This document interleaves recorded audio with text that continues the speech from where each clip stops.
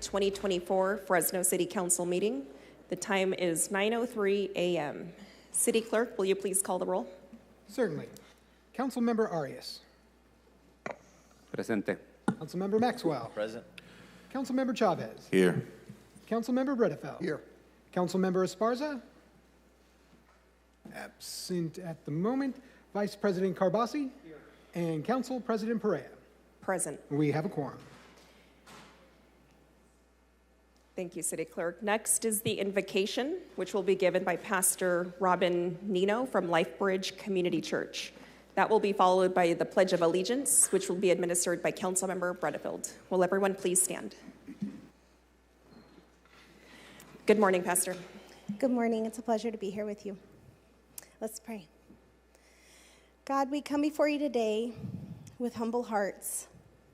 We lift up each of all of our city officials to you, Lord. We ask, Lord, that you would give them the knowledge and the discernment that they need as they approach situations within our community. There are people who are struggling, who are facing hardship. We ask that you give them the wisdom and the strength they need as they begin making decisions in our community. We lift up each and every city council member to you and their families. We thank you for them and for the position they hold. We ask for protection over them and their families. Would you keep them from harm's way? And we ask for all of this in your Son's name we pray. Amen.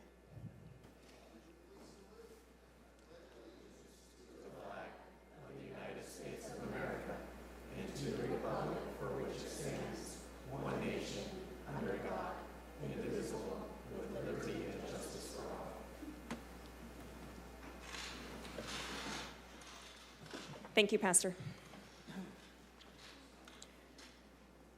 City Clerk, are there any changes or items removed from today's agenda? Yes, but first a quick few announcements. We do have Spanish, Hmong, and Punjabi translators available via Zoom. We also have some Spanish in-house translators, and they will quickly let the audience know their services. Hello, good morning. My name is Hayat, and this is my colleague Maria. We're from Focus Interpreting. We'll be your Spanish interpreters today, and so if you're in any need of assistance, please look for us towards the back of the auditorium. We have headsets there for you, and we're more than happy to help. Buenos días, mi nombre es María de Focus Interpreting y somos intérpretes de español. Estamos en la parte posterior del auditorio si alguien requiere asistencia en interpretación en español. Gracias. Thank you. And first, some announcements and corrections to be read into the record. We have consent calendar item 2A, that is file ID 241146, approval of the minutes for August 15th, 2024. The minutes for August 15th on item 2R, the title of 2R did not show up, and it should read, authorize the Chief of Police to enter into a Second Amendment to agreement with Sound Thinking, Inc., formerly ShotSpotter, Inc., for an additional 3 years of service for a total amount not to exceed $3,140,025 or $1,046,675 annually for the term of July 1st, 2024 through June 30th, 2027. Again, that's for the minutes of August 15th. On today's agenda, we have 2B, that is file ID 24-1159, regarding a catering and concession services award to Pardini's Inc. of Fresno. The staff report, the title and subject should be amended to remove the words "a contract to provide." So the beginning of that first sentence is approve the award of catering and concession services to Pardini's Inc. of Fresno. And also the staff report recommendation has a similar correction. The words "a contract to provide" should be stricken from the recommendation sections. So the beginning of that sentence will read, staff recommends council approve the award of catering and concession services to Pardini's Inc. of Fresno, California. And then we have a correction or an announcement for 3A. That is file ID 24-1141, resolution amending the Better Business Act. For the record, there will be a motion to approve this item with the following revision. Section 1A of the resolution is amended to read, "The ENA is for the purpose of negotiating the terms and conditions of a private project that will be located on city-owned property in Roding Park." And that amendment will be coming from Councilmember Arias. And then we have consent calendar item 2C. The announcement that needs to be made for 2C, which is file ID 241164, regarding the allocation of American Rescue Plan Act funding. Grant award for South Tower Land Trust to be set at $5,000 with remaining funds set aside for next round of grant making. And that change comes from Councilmember Arias. All right, and now we have items removed from today's agenda. First up, we have scheduled matter 1:30 p.m., file ID 241152. That is the workshop, Senator Ana Caballero's 2024 Young Legislators Program presentation. That has been tabled with no return date by Council President Perea. We have consent calendar item 2W. That is file ID 241120. That is the third amendment to service agreement with Poverello House for triage center services. That has been tabled with no return date by Councilmember Arias. Then we have consent calendar item 2DD, that is file ID 24980, a bill introducing an amendment to FMC section 13305 regarding tree preservation. That has been tabled to September 12th by sponsors Arias, Maxwell, and Esparza. Also, consent calendar item 2EE, that is file ID 24-1161, resolution repealing and restating Resolution 2022-86, establishing the City of Fresno tree policy. That has been tabled to September 12th by the sponsors Arias, Maxwell, and Esparza. Then we have General Administration Item 3C, that is ID 24-1109, actions regarding South Central Fresno AB 617 Community Truck Reroute Study. That item has been tabled to September 26th by Councilmember Carbasi, Councilmember Arias, and staff. And lastly, we have the items that have been moved to the contested consent calendar for further discussion.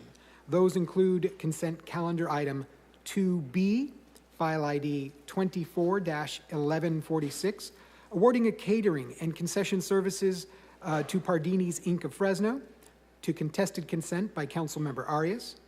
Then we have 2K, ID 24-1107, actions pertaining to emergency preparation and implementation of remediation action for the Fresno sanitary landfill. That's to contested consent by Councilmember Arias. And 2S, that is ID 24-1150, actions pertaining to the Fresno Police Officers Association, FPOA, Basic Unit 4. That has been moved to contested consent by Councilmember Arias. And just a reminder to our council members, please speak at a decent pace so our translators can keep up. I appreciate it. Thank you. Thank you, City Clerk. Council members, are there any other items you wish to remove, continue, or pull from consent for discussion? Councilmember Arias? No, thank you. Councilmember Maxwell? No changes, President. Councilmember Chavez? Councilmember Redfield? I will need to recuse myself on 2B due to contributions I've received, and I would register no vote on 2C. What was the first item you needed to recuse yourself on? 2B, as in boy. B as in boy. Where's in Bradford? And then I'd like to register no vote on 2C. And a no vote on 2C. All right, Councilmember Esparza. Council Vice President? None, Madam President. And I have none to pull as well. So is there a motion to approve the agenda as amended? Second. I have a motion by Councilmember Arias and a second by Councilmember Maxwell. Any objection? Seeing none, item passes 7-0. Up next are our ceremonial presentations. We have two today. The first one is a very exciting one for me. We are going to be honoring Fresno local native Xavier Worthy, Kansas City wide receiver.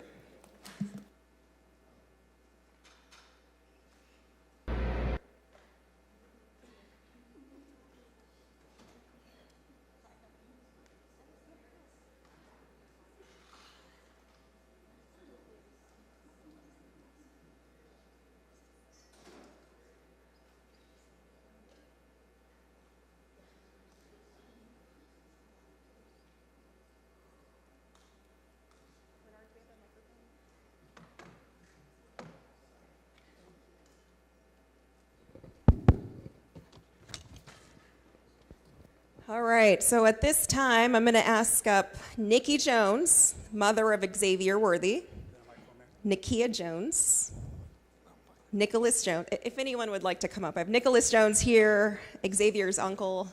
Okay. All right, so today we are recognizing a Fresno native. Xavier Worthy was born and raised in Fresno. He went to Central East High School, graduated in 2021. He got so many scholarships to different colleges, but he ended up choosing the Texas Longhorns, where he had an immediate impact. He set records for the most receiving yards and touchdowns in a season. By the end of his freshman year, he was recognized as a true freshman All-American by ESPN and 247 Sports. The reason I'm up here is because I firmly believe, and I know that I know more about football than all of my colleagues combined. And so... and I'll make a special note too. I was drafting my fantasy lineup last night, and I was just about to choose Xavier, but the person before me snagged him. And although it's not going to help me, I do wish him nothing but the best. I know he's going to have a lot of success with the Kansas City Chiefs. Go Chiefs. So he did make some headlines recently. He was the NFL's combined 40-yard dash record breaker. I don't know if anyone remembers that. But he was drafted in the first round by the Kansas City Chiefs as well. And so he will be playing alongside Patrick Mahomes. And then Tyler, I think you might know Taylor Swift's boyfriend, Travis Kelce. He'll be playing with him too. But I'm so proud to be here and to recognize his family. We do have a special video from Xavier, which I'm going to ask the clerk to play. And then right after the video, I'm going to pass off the mic to his mother to hear from her. Hey, this is Xavier Worthy. I just want to say a huge thank you to the city of Fresno and Councilmember Pereira for making this special moment and making this day of my honor. I was born and raised in Fresno, California, so it's a huge honor to continue to inspire our community and always look out and give back to the community as well. To continue and to inspire and help out the community.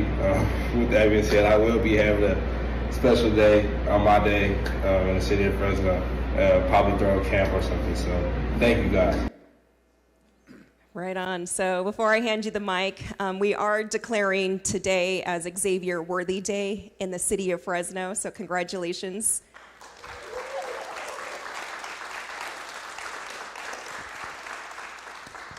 Thank you, and I'll be brief. Just tagging on to what Xavier said, thank you to the city of Fresno and you, Ms. Pereira, really appreciate it. I was a young mother when I had Xavier and lots of odds stacked against me, and so to be here standing today receiving this in his honor just really means a lot, and I hope that it's a double-edged sword and inspiring not only the youth that no matter where you're from, you can do great things, and it doesn't have to be football. You know, you can be doctors, you can be amazing things, and also just parents, just continuing to support your children because their dreams are reachable, seriously. And also I want to thank Mr. Fleming. He really made this happen.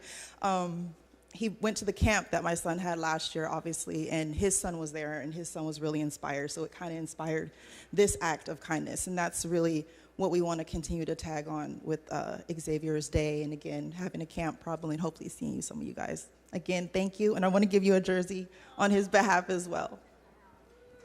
Thank you so much. Oh my God, it's autographed too. This is going to be worth millions someday. Thank you so much. We're just extremely proud to have the family here today. We know he's getting ready for his season opener, and I'm sure you're going to be there front and center. But Xavier is somebody that continues to set an example of not just being successful on the field, but off the field as well within his community. And so it's my great pleasure once again to welcome you here today. City Clerk, will you please call the roll? Call the roll. Will you please read the proclamation? Proudly. Whereas Xavier Worthy, a proud alumnus of Central East High in Fresno, California, has achieved remarkable success in his athletic career and is now a professional wide receiver in the National Football League. And whereas in 2019, as a junior, Xavier played a pivotal role in leading Central East to its first ever CIF Division 1AA state championship, completing an undefeated season with 15 wins and 0 losses. Whereas, as a freshman at the University of Texas at Austin, Xavier broke several freshman school records, including the most receiving yards and touchdowns in a single season, and in January 2024, Xavier entered the 2024 NFL Draft. And whereas, following a standout performance at the NFL Scouting Combine, where he set a new 40-yard dash record, Xavier was elected by the Kansas City Chiefs as their wide receiver. He has since earned the title of the fastest man in the NFL, demonstrating exceptional speed, dedication, and skill on the field. And whereas his achievements bring great pride to his hometown of Fresno, serving as an inspiration to young athletes and individuals striving for excellence. Xavier's success highlights the importance of hard work, perseverance, and the pursuit of greatness, qualities that we celebrate and encourage within our community. And whereas Xavier Worthy remains committed to giving back to his community through a range of initiatives focused on youth development, education, and athletic training in Fresno, his efforts, including organizing mentorship programs, providing scholarships, and supporting local sports teams, reflect his dedication to creating opportunities and fostering growth for future generations. And whereas Xavier's accomplishments and community involvement serve as positive role model in Fresno and beyond, his journey from playing football at Central East High School to excelling with the University of Texas Longhorns and now making his mark with the Kansas City Chiefs exemplifies the potential and talent that exists within our great city of Fresno. Now, therefore, be it resolved that we, Council President Annalisa Perea, Mayor Jerry Dyer, and the Fresno City Council members do hereby recognize and honor Xavier Worthy for his outstanding achievement in athletics, his dedication to giving back to the community, and his contributions to the pride and spirit of our city. Be it further resolved that we, Council President Annalisa Perea, Mayor Jerry Dyer, and the Fresno City Council members do hereby proclaim Thursday, August 29th, 2024 to be Kansas City wide receiver and City of Fresno native Xavier Worthy Day in the city of Fresno.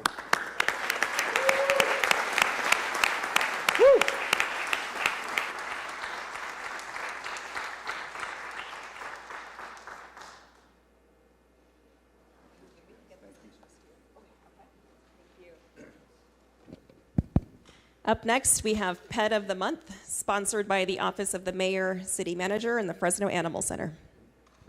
Thank you, Council President. And you know, as a Raider fan and a 49er fan, that was hard for me to do. But I sucked it up for the team here, but I'm going to be pulling, I may not be pulling for the Chiefs, but I'm definitely going to be pulling for Xavier. I was just telling, there's the Netflix series on the best receivers in the National Football League, and I just got through watching the 8 series, and it's incredible what those wide receivers go through and the pain that they suffer and how they suck it up and they get back in there, but they really are inspirational to all of us, so thank you for that. And now we have the opportunity, as the city manager here has Spyro. Spyro is our 12-week-old tabby cat, and he is a cuddler, as you can see, cuddling up here with the city manager. And we would like to just, we'll take a picture first. How's that?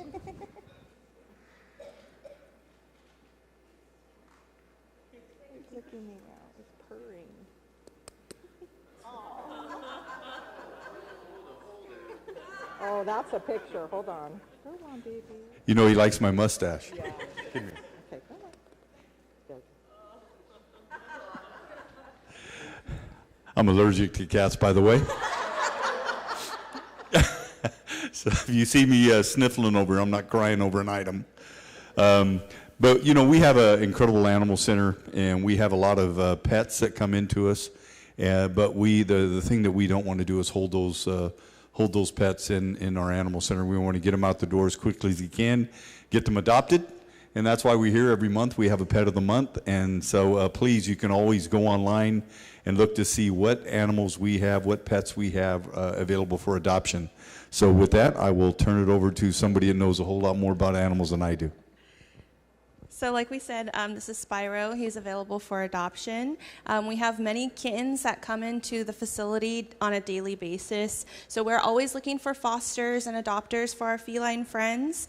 There is no cost to adopt. Adoption fees are waived, and that includes spay and neuter, microchip, vaccinations, flea and tick treatment, everything you need for your furry friend. If you can't adopt or foster, you can always help by spreading the word about the Animal Center. You can follow us on social media at Fresno Animal Center on Instagram, Facebook, and TikTok. And you can visit us. We are open every day from 10 a.m. to 4 p.m. except Thursdays, and we are located at 5277 East Airways Boulevard. Thank you. There's your chance, Tyler.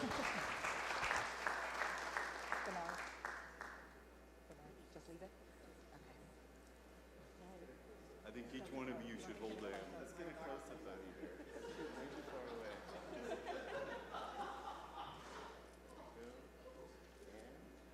Thank you. Thanks, Spyro. Could be a support cat for you, Nelson. Jerry, why don't you come hand the cat to me so I can sneeze all over you? That's come a little closer.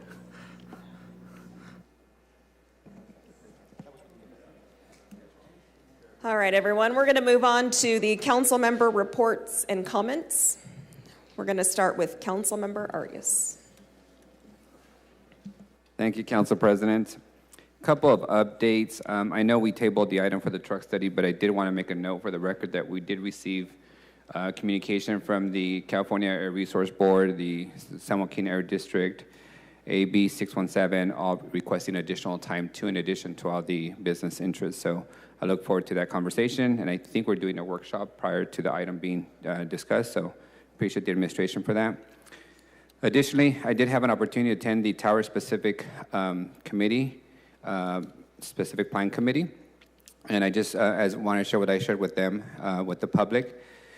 You know, so far that process has identified homelessness and the need for more housing as a top issue in the Tower District planning process, but yet the draft plan called for the reduction of density in the Tower District. And so what I shared with the members of the committee is that they're going through the process of the same, you know, public policy making tension that we struggle with on a biweekly basis, where the public in general is asking for more housing, but yet residents want less density in the respective neighborhoods. And as I told them, if you don't want more density, if you don't want apartments, if you don't want shelters in your backyard, you're going to have encampments in your front yard. And it's unfair for folks to simply ask the city police department to show up and clear people out when they're intentionally adding to the challenge by insisting on less housing options in the respective neighborhoods. It's also the challenge of traffic. You know, what I've learned so far is that everyone in this city would like us to reduce the speed of traffic in their own neighborhood to ensure the safety of their kids that play outside and those who walk in their neighborhood, while at the same time, those same individuals ask us to speed up the traffic speed in somebody else's neighborhood so they can get to work and to school faster. So what I ask of everyone in the process is to be empathetic, to be thoughtful, and to, you know, look out for the greater good of the whole community, because it is a difficult balance.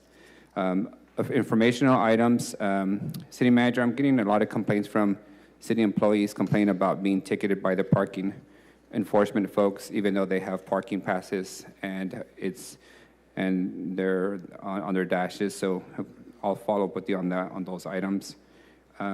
We will be doing the code enforcement sweeps at Low Elementary soon. That's when we go and make sure everybody is operating in compliance, do quite a bit of warnings, and then clean up the general area. As is noted a few months ago, the city will start regulating And this past week, it started regulating mobile food vendors in city parks. So our code enforcement team has been out in city parks enforcing the new rules for vending. If those of you who are not familiar with the rules, please look them up on the city website. Essentially, we want to encourage healthy vending and food in our city parks, but we also don't want grease and live cooking in city parks. Those parks have significant sidewalks, playground structures. We want to keep them safe for kids. So there is new rules in place, and I do want to thank the Mobile Food Association for helping us draft those rules and for being a part of the solution and making sure that we're providing healthy food options for our kids at the parks while not damaging city property and creating a health and safety risk for kids who are literally running in the park. As was noted before, the mayor and I have worked with the Downtown Association, partnership to be exact, organizers to establish Why Not Wednesdays, street fair that starts on September 18th from 5 to 9 p.m. We have been managing the great response from vendors.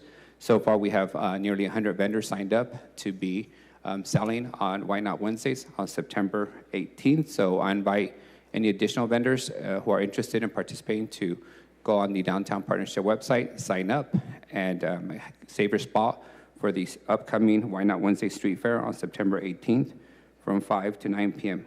And lastly, Council, I want to thank you for your support by approving the consent agenda as we did earlier. We also officially recognize the Les Kimber family.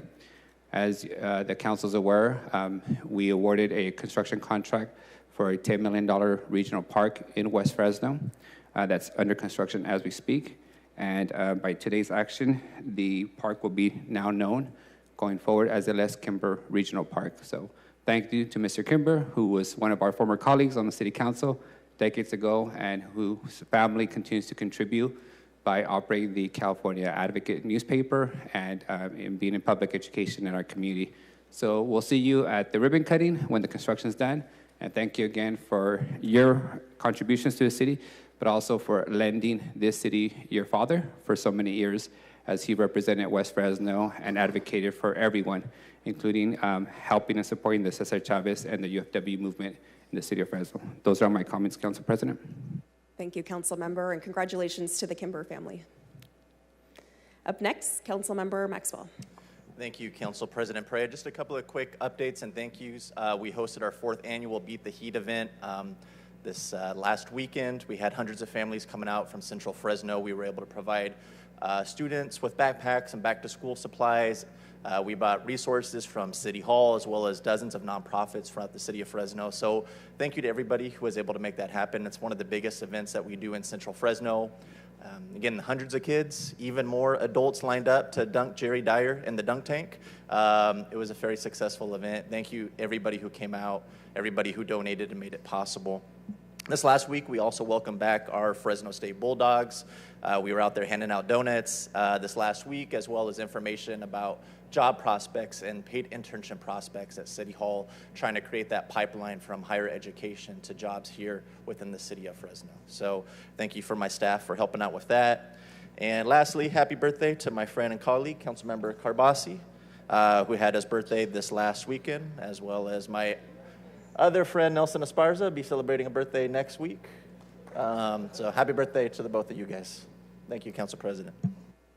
Thank you, Council Member. A lot of birthday parties in store.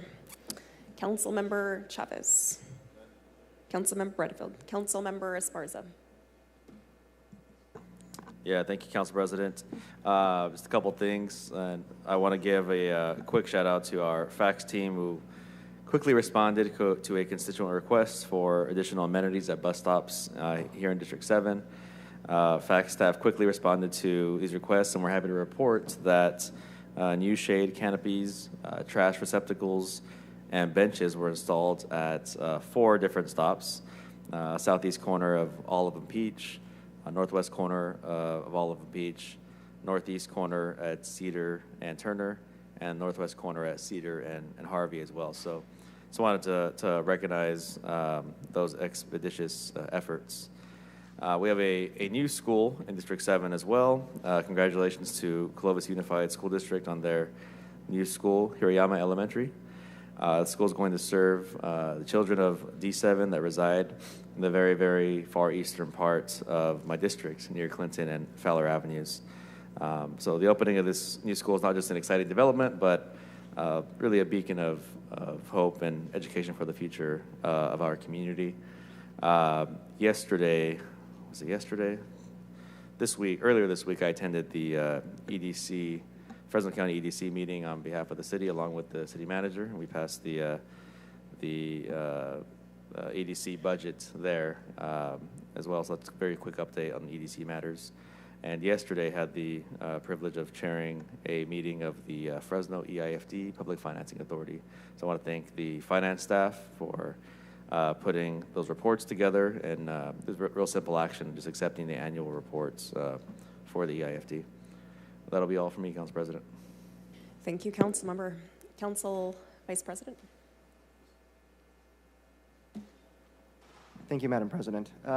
Couple things. I want to give definite kudos to the Parks Department, to Aaron Aguirre and everyone on the team. We had issues with the Pinedale Pool. It is now open. We got to go out there last week. Thank you, City Manager, for your help with that. It was really great seeing the kids. That's what makes the job worth it. And they were out there on the very first day in droves, and they were enjoying the pools. So thank you so much for working with us on that. And TJ, great job. Public Works. Definitely, again, thank you so much. And Mayor, thank you as well. Audubon, Del Mar. A lot of the residents came out when we had the press conference, and they were very grateful, as you saw. And already they're telling me traffic's backed up, and they like it. They want traffic slowing down. People stop. They can cross the street and ride their bikes. It's wonderful. Thank you for that. Also, Van Ness and Herndon, that left turn phasing. Great job, Scott and your team. Thank you so much for doing that. You guys move very fast, and residents are looking forward to having a protected left turn lane traveling down that road. I also want to thank Fresno PD and our HEART team and Phil Sky and your team, Pinedale. Pinedale is a very special community. People often forget it's part of District 2. Pinedale Elementary is back in session, and Debbie Bowles is probably the most tenacious principal we have in all of Fresno, and she really loves her kids. And for those kids to have to see regularly certain people exhibiting bad behaviors, like, I'm sorry to say this, having intercourse in public or shooting up drugs in public, it's not pleasant, it's not the majority, but it happens. And PD has been out there trying to help these people get to services and protect those kids as they are coming to and from school in the community center. So I'm very grateful to your hard work and continued efforts to address that. Also want a lot of congratulations today. Congratulate the governor. Governor's taken a lot of steps, which I know it's surprising, but very welcome, to actually combat the unhoused crisis and the housing crisis we have in Fresno, in not just Fresno, but all over the state. He signed AB 2835, which will help us to attract more, hopefully, motel owners and hotel owners to help us with the Home Key program and convert motels and hotels into shelter with services for the unhoused so they can have beds. And then AB 3057, which helps to streamline the process for junior ADUs. So good job, Governor Newsom, for that. Thank you, Councilmember Maxwell, for reminding me I'm old. How old are you, Councilmember Esparza? Younger than me, that's the answer. There you go. Okay, there you go. And Council President, I just want to ask if we can, 2 weeks ago, when we had our last council meeting, Captain Walter Sickler passed away, and his memorial service was on the council meeting day, so we couldn't go. But if we can adjourn in his memory, and it just reminds us of the dangers of being a firefighter and the higher likelihood of getting cancer and the carcinogens you encounter. We've done a lot to invest to prevent that from happening, from the extractors to extra turnouts. So I applaud the city for doing that, but we did lose Captain Sickler, and if we can adjourn in his memory, that'd be great. Absolutely. That's my report. Thank you. Yes, thank you, Council Vice President. I'll keep my remarks brief, and I, too, just want to extend some thanks to a few folks, starting with the team at Beautify Fresno. We had a very successful cleanup on Ashland and West last weekend. So thank you to Beautify Fresno and for all the volunteers that came out to help us clean up that shopping center. And then again, kudos to my team, District 1 team. We have been actively visiting various neighborhoods all over the district. We are reporting potholes and graffiti, illegal dumping, and just doing what we can to proactively keep our neighborhoods clean. And lastly, another extension of gratitude to United Way. We have been partnering with PG&E and United Way to host pop-up events all over my district. And the purpose of these is to coordinate with individuals that are having a hard time paying their past due PG&E bills. So PG&E is offering a program to pay past due bills up to $2,000 per household for those who qualify.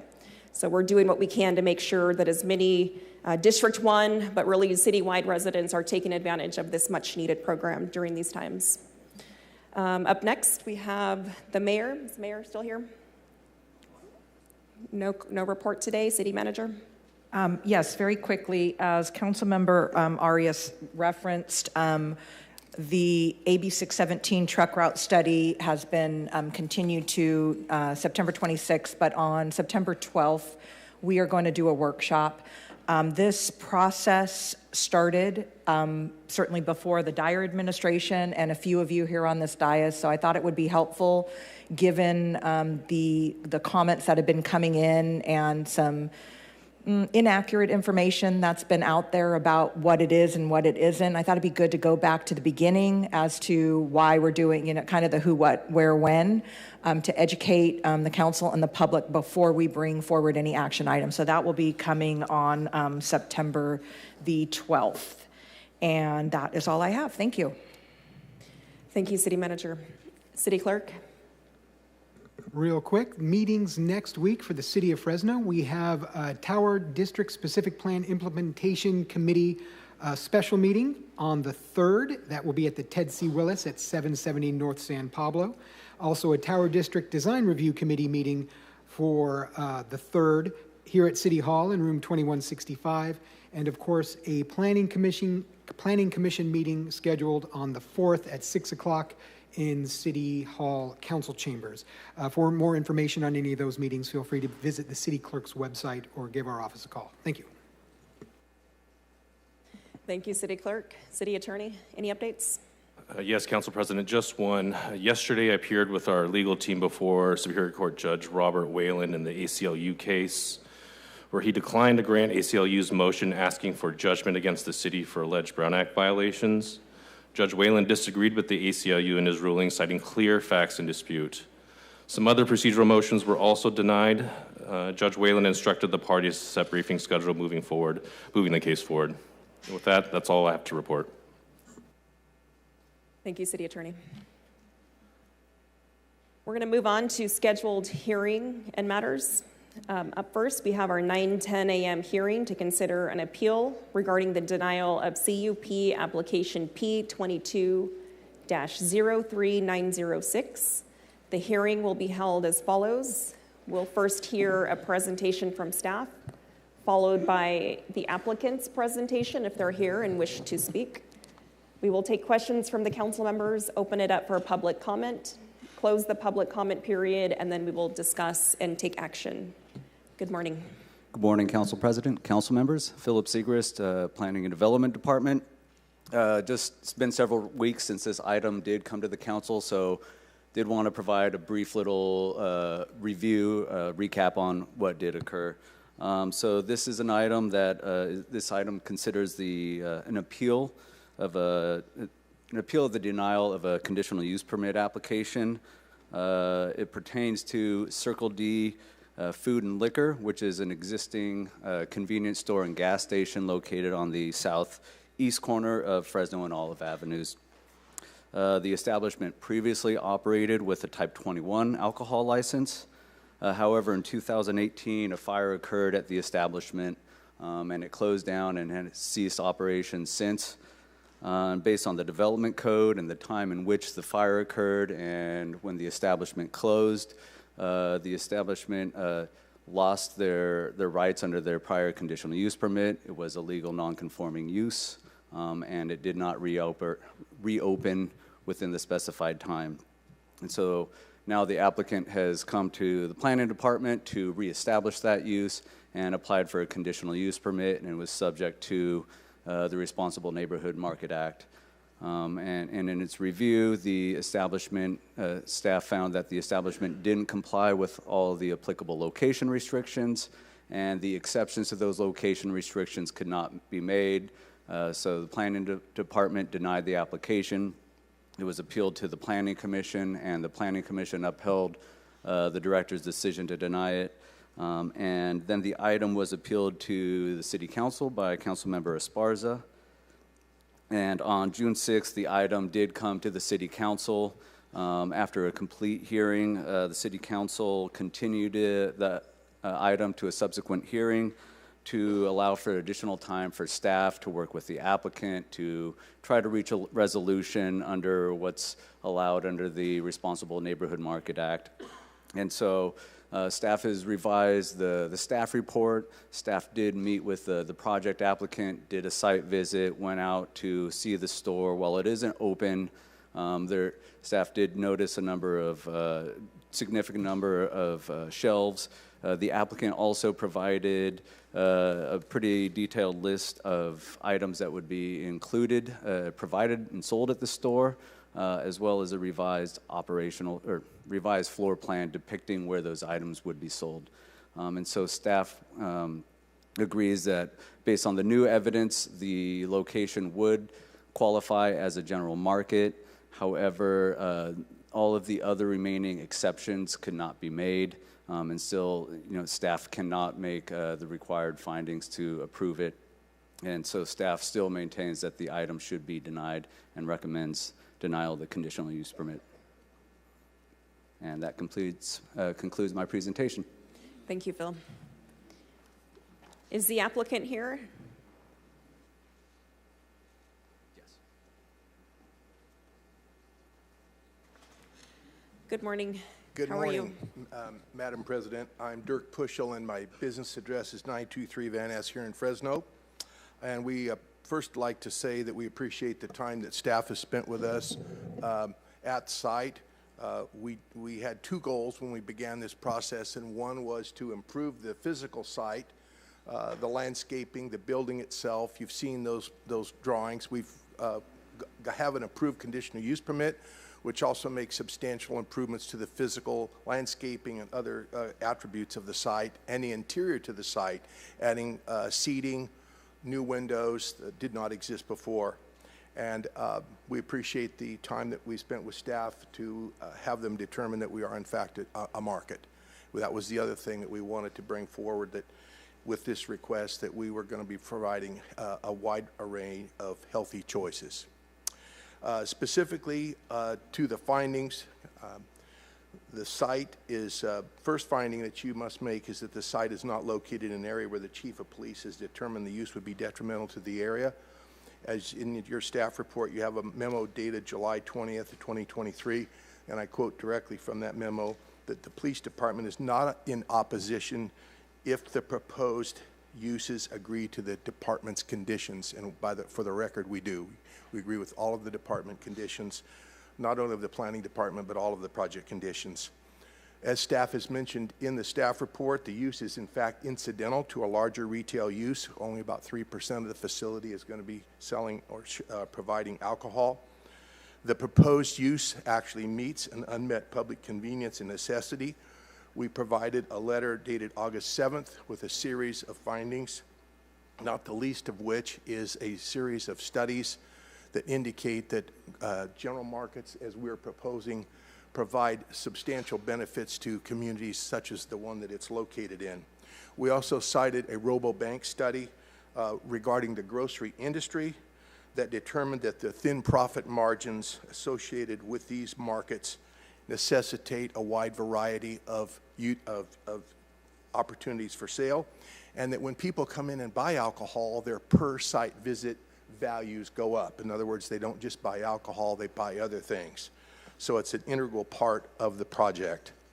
And the fourth finding that you must make is that the primary use of the establishment meets the definition of a general market. There's no dispute about that. If I may, and with all due respect, add that the use was terminated due to an act of God and unrelated to the applicant's negligence or willful noncompliance with the law, that the circumstances of this request are in fact unique and do not establish a precedent for other projects, that the applicant has a 34-year record of being a good neighbor, which is why 50 of his immediate neighbors supported the project in written testimony to the Planning Commission and to your council, that the proximity of sensitive uses is acknowledged. We acknowledge that there are sensitive uses nearby. However, the proposed use has been compatible with this neighborhood for decades, so we have not been incompatible with those sensitive uses. Fifth, the proposal offers an opportunity for reinvestment in a building and site in a challenged portion of Fresno. The investment will probably be somewhere in the neighborhood of at least $1 million. We ask that the approval of this appeal be granted and let this family wake up from this horrific nightmare. We thank you for your time and your consideration. I'd be happy to answer any questions if you have them of me. Thank you, Mr. Puschel. Thank you. I'm going to take questions from council members at this time. Up first, I have Council Member Arias. City Manager, since the police department weighed in on this matter, are they present to address my questions? I don't think so, but we can get somebody on the horn. Can you get somebody on the horn? Because when they go on the record suggesting that, you know, one more liquor license in a saturated area is not a problem, that's contrary to what they've told us in a high crime area. Jennifer, where's Philip? Oh, can you come around and talk? Okay, I'll work on it. Thank you. My other question for the applicant, I just drove by the property yesterday in preparation for this meeting today, and I've noticed for about 2 weeks now there's several encampments, a lot of rubbish. The property is not being maintained. Why haven't you been maintaining the property since it's now become a nuisance to the area?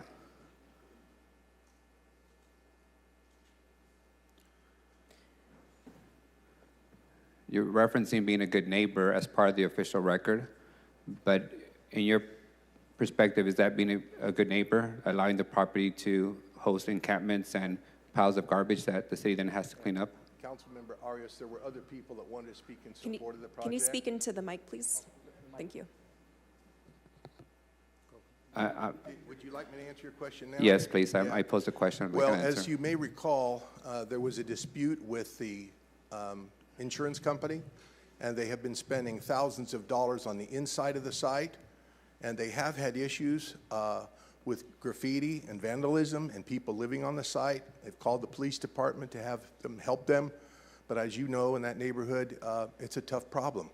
But I believe that... So you acknowledge that it's a tough problem, it's a tough neighborhood? Absolutely. Yes, absolutely. Okay. And you acknowledge that there's been encampments and trash on the property that has not been addressed? No, I'm not suggesting that. They've done all that they can. They're there almost every day trying to keep the place clean. They break into the back. If you walk through the site, there's a back fence. The people have broken down the fence. They've got inside of the building. They've got on the inside of the property. All the more reason why having an active business there will clean the site up.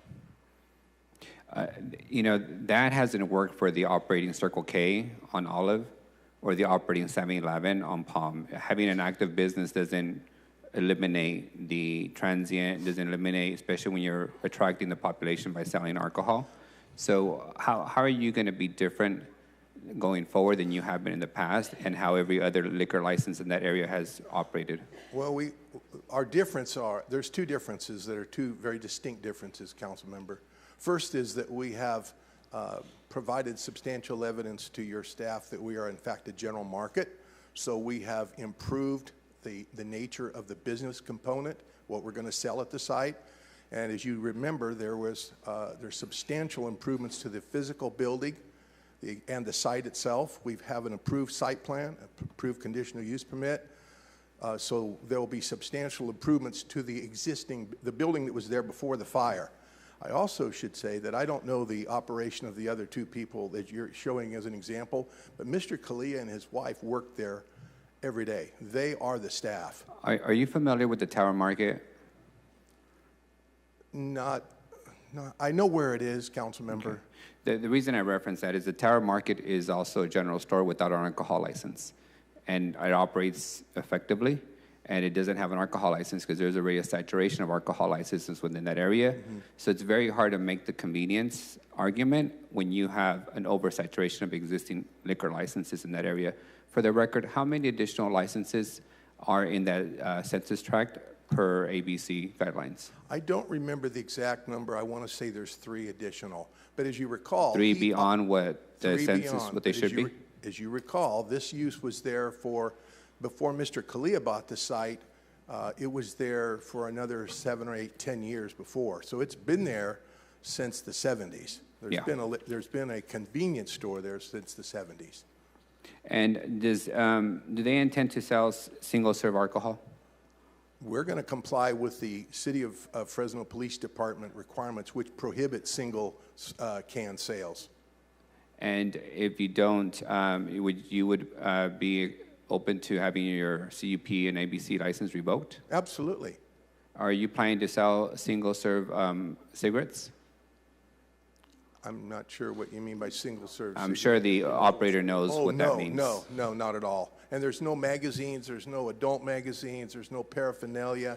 None of that is going to be sold at the facility. Are you planning to sell anything related to smoke shops and vape pens? Absolutely not. I'd like to hear from the owner and operator, because this is for the record. I understand. We understand how important it is. Yeah.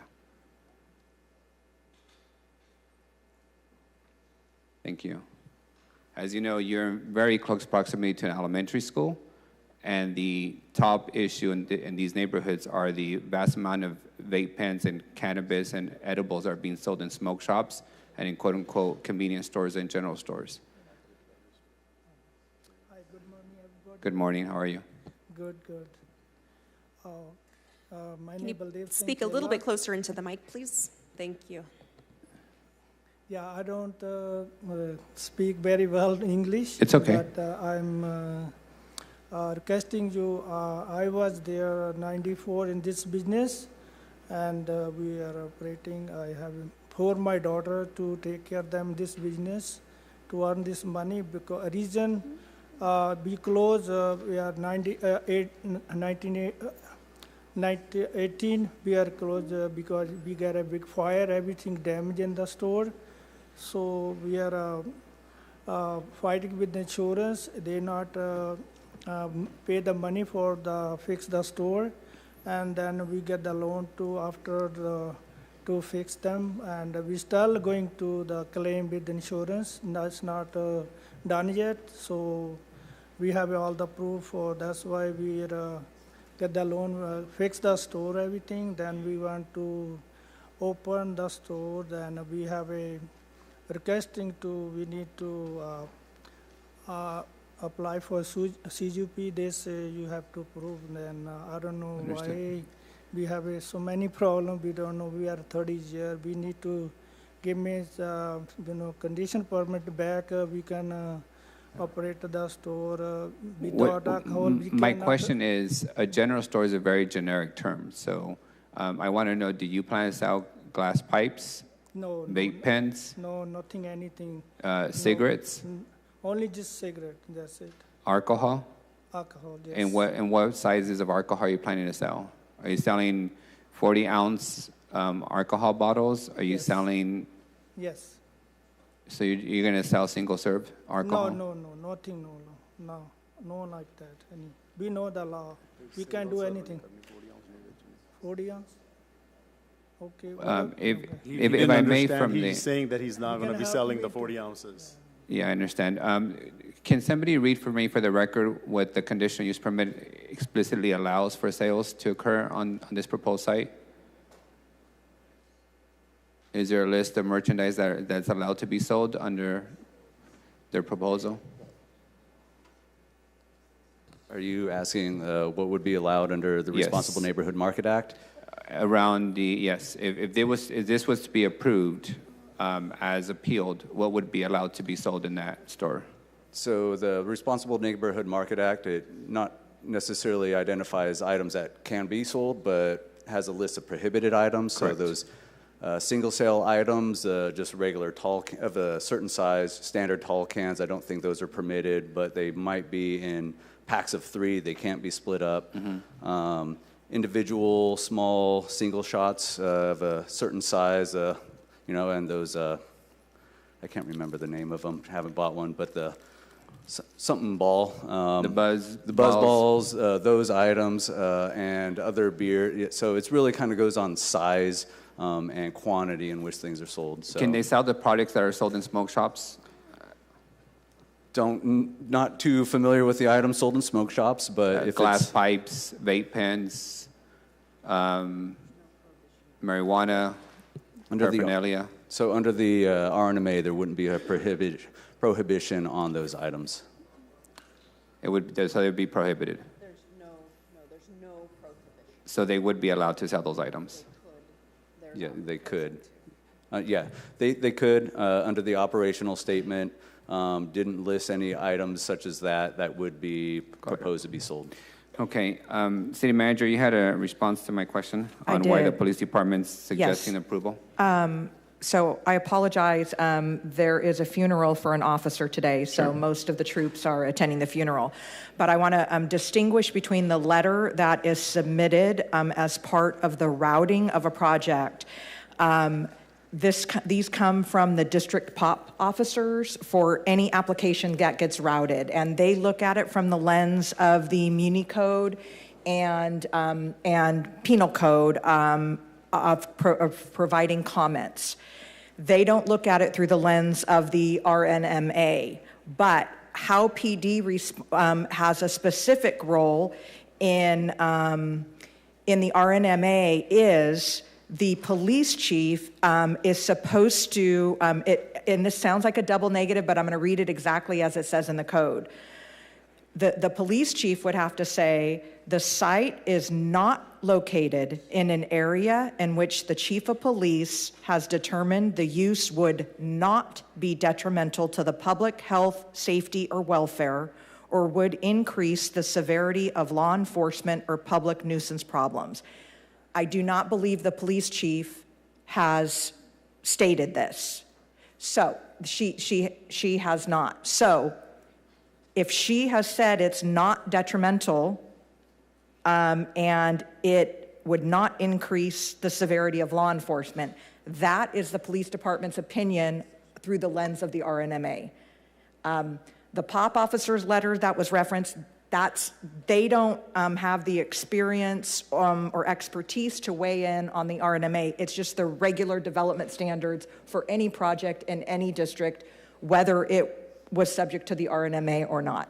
So you can see from our perspective or my perspective in the public that when you have a letter that's such included in the record suggesting that a liquor license in an already saturated census tract with more liquor stores than are supposed to be there, within close proximity of an elementary school, in a high crime area, in a property that has a long history of nuisance and blight, and somehow the police department is being suggested that they're on the record saying that they're okay with that arrangement. Yeah, I think we could probably revise how the district office responds to routing for items that are subject to the RNMA, which have a specific role. I can understand the confusion, but we have to defer to what's in the RNMA, and that statement was not made. Great. So for the record, the police department is not taking the position that they're recommending the CUP. Correct. All right. I want to make sure that record's clear.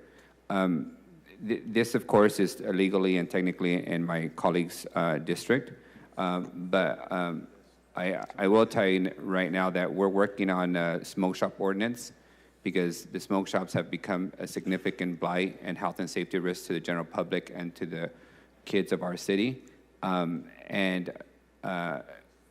now, as proposed, the applicant would be allowed to operate this like a smoke shop in extremely close. That's not correct. You're allowed to sell those items. We're not going to sell those items, and they were eliminated from our operational statement, so that needs to be made clear. Where exactly is it where you're not going to sell? It's in the operational statement. Can you point me to a language that states that you're not going to sell glass pipes? We are not going to sell any of that, and the applicant. Can you point me to the statement? What page is that on? Because if it's not part of your CUP, your word is not sufficient for the record and for revocation.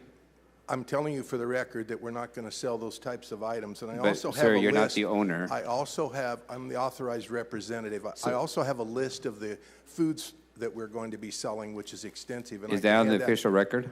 Yes, it is. What page would that be on? It was Exhibit A to our findings of need and necessity, which were presented to the staff in August of this year. Thank you.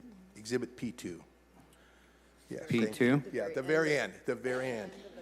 And counsel, the applicant received a letter some months ago that the police department did not oppose the project. It seems vastly unfair to come to this hearing after spending thousands of dollars through the use permit process and to be told today that this letter is not what it says it says. I would agree that And is we confusing. wouldn't have come forward if we thought that the police department was going to oppose the project. Okay. So we get to the very end of the process and we say the letter that's real clear, does not oppose the conditional use permit providing the applicant agrees to the listed conditions. We agree to those conditions. Did the chief make the finding that is required in the Responsible Neighborhood Market Act? No. She did not. Georgianne, we rely on the comments from the department. Council President, if I may just Mr. Bushel. take this back. I've already expressed my concerns, the close proximity to elementary school, the fact that it was suggested the police department is supportive. That clearly is not the case. I'm willing to move this to a different date and table it for more time for people to get clear on what is and what is not. But again, we're talking about a high crime neighborhood within hundreds of feet of an elementary school. With a long record of blight and nuisance, with a high level of costs for police services, in an already saturated census tract that has more liquor license than the state calls for and the Responsible Neighborhood Market Act calls for. I recognize that the business owner is in a predicament, but we're responsible for the neighborhood and for the quality of life in the neighborhood.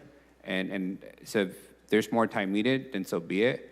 But if people force a vote today, I'm going to be absolutely against this because I don't see how this adds to the quality of life of that area. I've seen other markets in the same area, like the Tower Market, operate successfully without the alcohol license.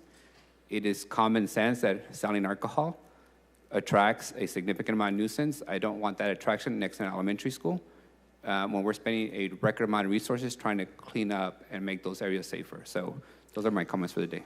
Well, those circumstances with respect to the sensitive uses I mentioned earlier have existed for decades, and he was a good neighbor. He's been a good neighbor. That's why 50 of his immediate neighbors supported the project. Thank you, Mr. Bushel. With all due respect, we just as soon have the council Mr. take Bushel, a that vote concludes today. his remarks and comments. Thank you. Up next is Councilmember Esparza. Yeah, thanks, Council President. So I appreciate staff and the applicants going to back to the drawing board and coming as close as they can to solving this issue. Doesn't seem that we are there fully quite yet. As I had said the last time we heard this item, these are extenuating circumstances where this market has existed there for quite some time, long before the fire, which was ultimately out of the applicant's control. And so I acknowledge, again, that this is rather... I'm sorry, Councilmember. Mr. Elizondo, can you please leave the applicants alone? They're trying to listen to Councilmember. Councilmember, you have the floor again. Thank you. Where was I?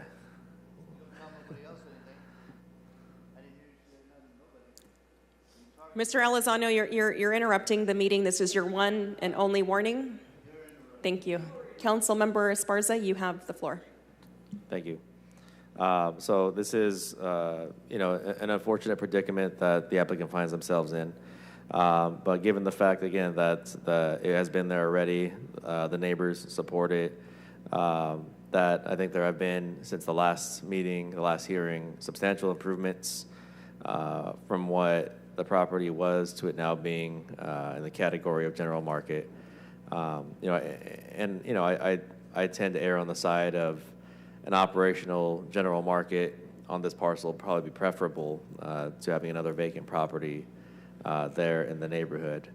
And so that being said, there's a lot to consider here. And I'm probably going to ask for just one more meeting, just a little bit more time. It's a tough predicament for the applicant, tough predicament here for the council, where we want to do the right thing here and get it right when we make a final decision. So I'm going to ask for more time from my colleagues if they'll entertain the tabling of this till the next meeting, just to consider these variables. And I'm not sure there's any more work to be done. If there is, I mean, between the applicant and staff, I mean, I'd like if that happens. But I think at this point it's just a little more time to weigh out these variables. I'll make a motion on the table to, what's the next meeting? September 12th. Councilmember, can we hold off until we hear from the public Oh, yes. on the Yeah. motion making? Yeah, Okay. sure. All right. Does that conclude your remarks? Yes, yeah, I think that does. I think that gets my point across, that just we're between a rock and a hard place here as a body. So I think a little bit more time give us the opportunity to be able to make the right decision in a couple weeks. Thank you. Up next is Council Vice President. Thank you. I have some questions for the applicant and for staff as well. And I actually concur with a lot of what Councilmember Esparza said. After all, it is his district and he knows it better than any of us do. Now, Mr. Poschel, I have some questions for you. First, this business has been operating in this neighborhood for how long? Well over 30 years. Okay. And operated by the applicant for 34. 34.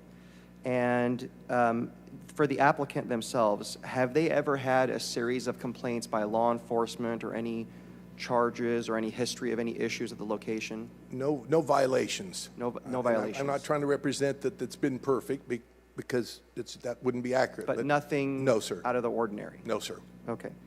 And no ABC violations of No any ABC kind. violations. Now, and that's in over 30 years. That's correct. You mentioned there are people here to speak in support of it.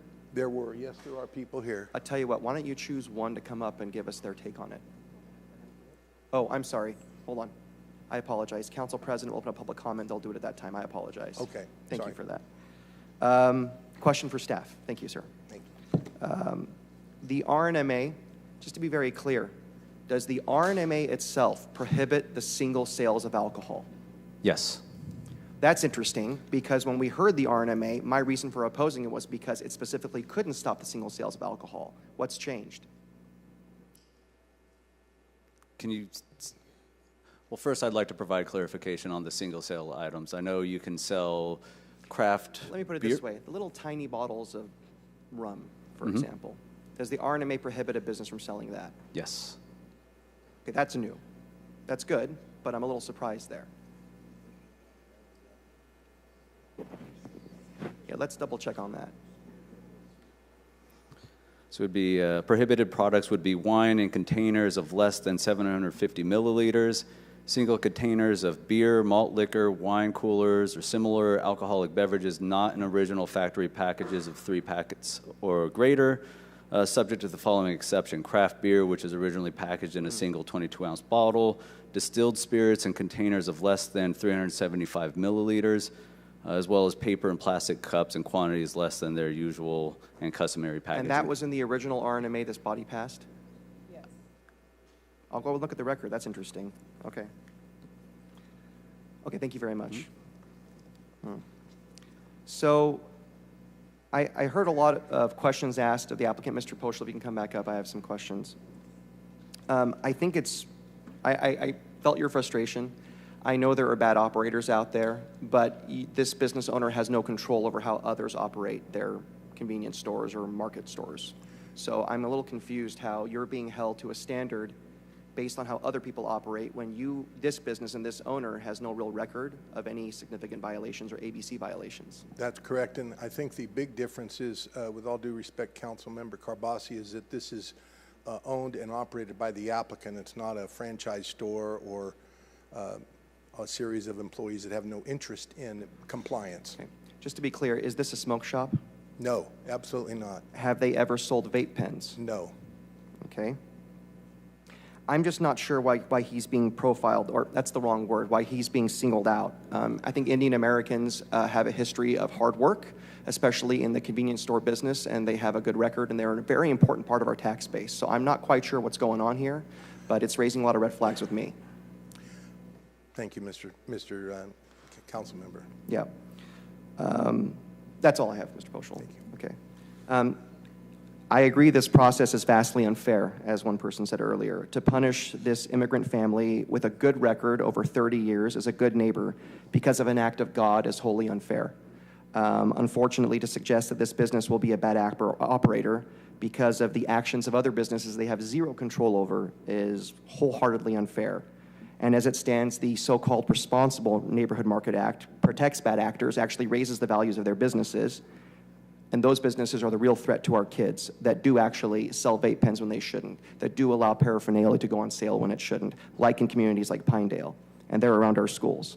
And it actually punishes responsible business owners whose businesses are basically destroyed because of an act of God. Now, this is Council District 7. I have a lot of respect for my colleague, and I'll be looking to see what he thinks is the best path forward, and I'll be supporting him on that. Thank you. Thank you, Council Member. City Manager, did you have a few comments? Yeah, just really quickly, I'm not going to talk specifics to this project, but obviously it's staff's responsibility to implement the code and the policies. They're not supposed to distinguish whether somebody's a good operator or a bad operator except through the lens of the code. I would encourage council that if there are certain instances like an act of God that they feel that creates an unfair, unlevel playing field, that perhaps we should have a conversation if we need to go in and make any tweaks to the act itself.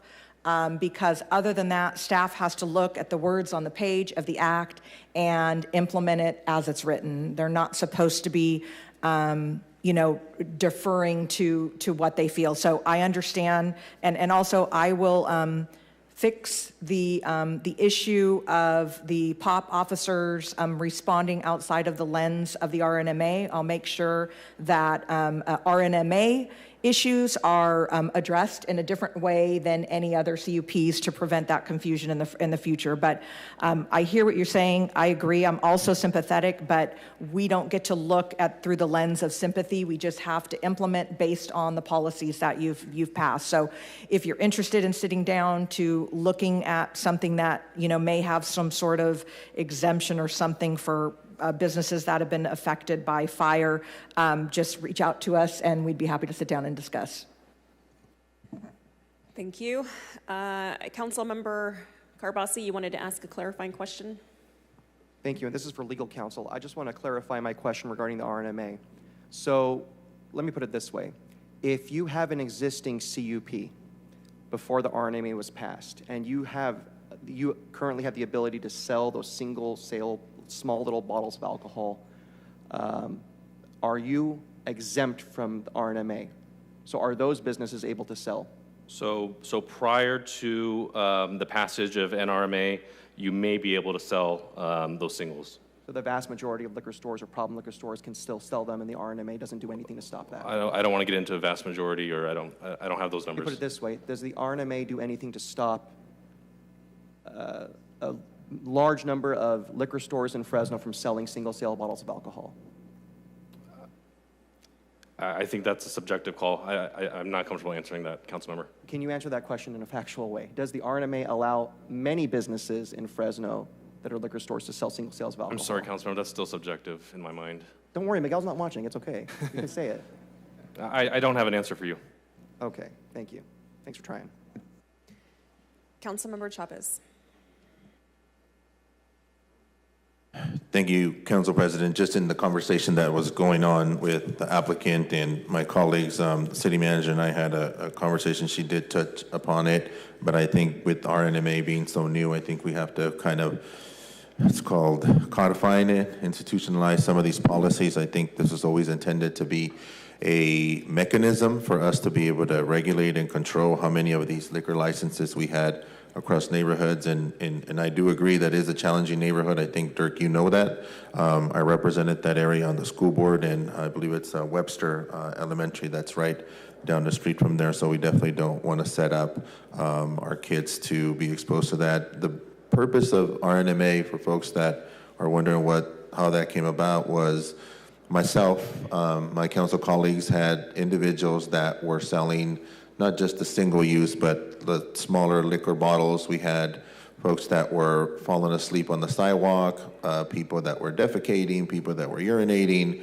We know that alcohol, those single sales particularly, cause and attract a lot of issues. And what I also want to flag is the city manager did confirm that our police chief did not sign off on attesting, essentially, a criteria that has to be met. I would like to see that before we even consider moving forward. But this being Councilmember Esparza's district, I do want to see you where you're going to land on this. I think that'll be important. You do represent that area, and I know you're going to get the calls. So I want to be mindful and respectful of that. But I think going forward, for the benefit of the public, I do want to publicly say that RNMA has been successful. We just did a modification a couple of months ago, and I think the preliminary numbers were we were able to reduce liquor licenses in the city of Fresno by about 23% or so. So it's working. It's not perfect. We're going to have to go through these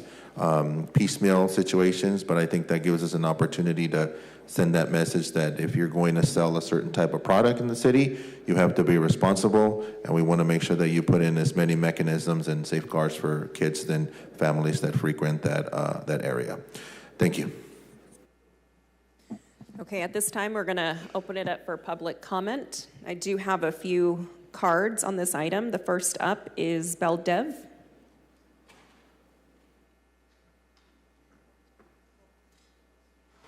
If you would like to speak, now would be the time.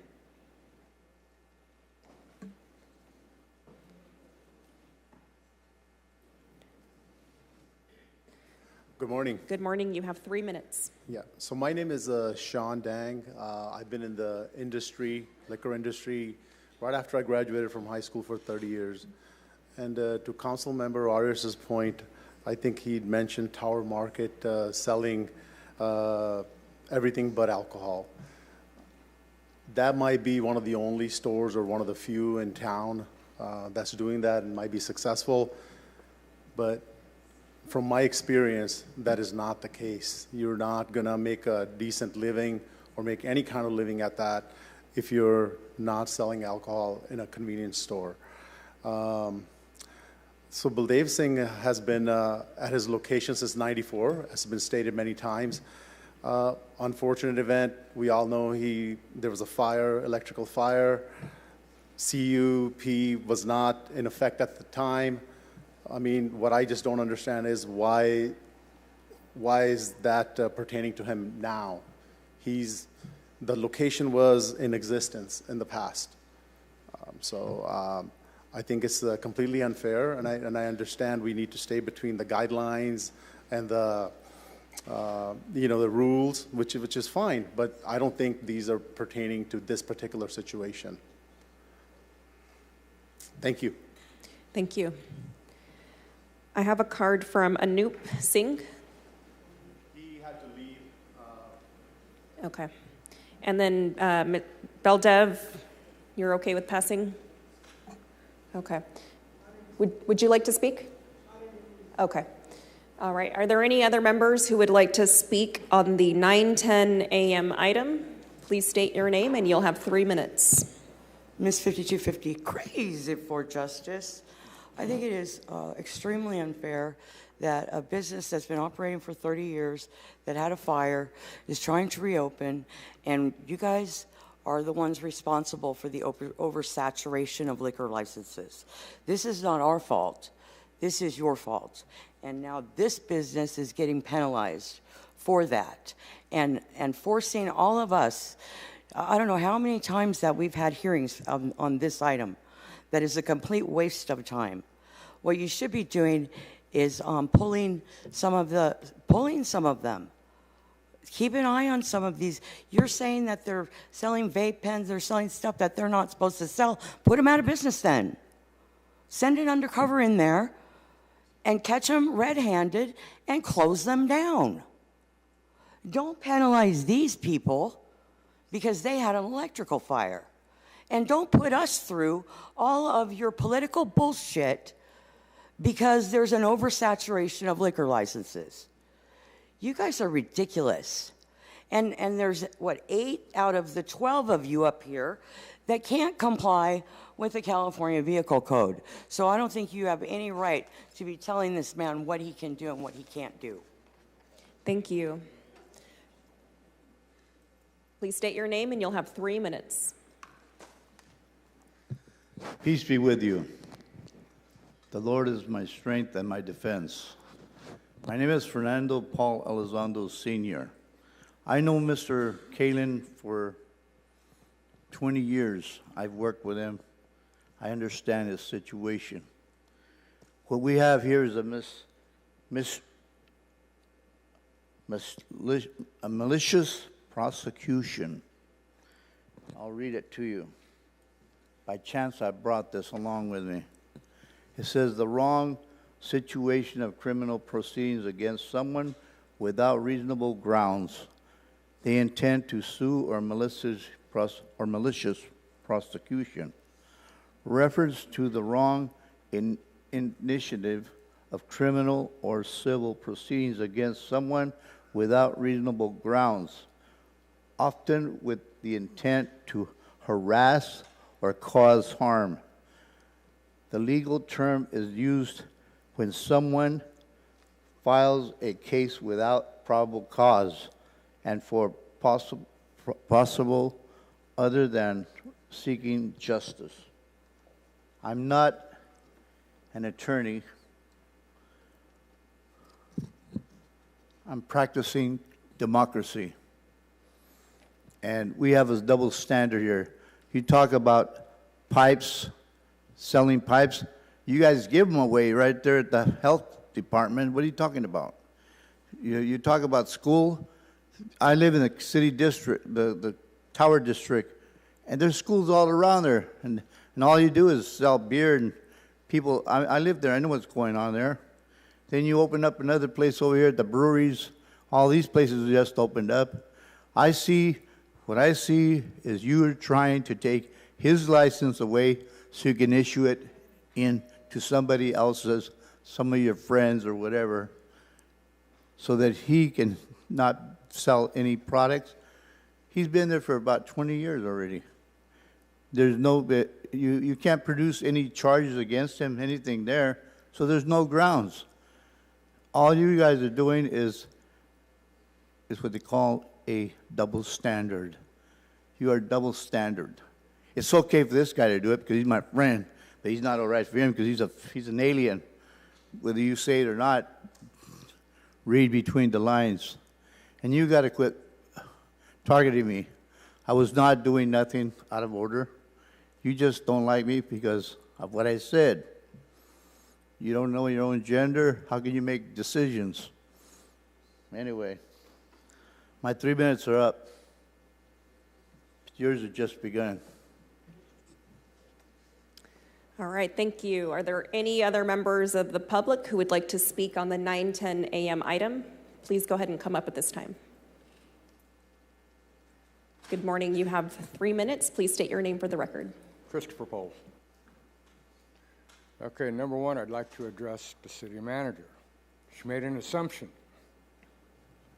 Her words were, she knows the police chief did not say something. Just because she knows her doesn't mean she knows she didn't say it. She couldn't contact her. That's an assumption. Then we have Mr. Arias comparing Circle D to Tower Market. Tower Market doesn't need to sell liquor because that whole area is saturated with bars. Okay? And I guess I get no respect up here, Mr. Arias.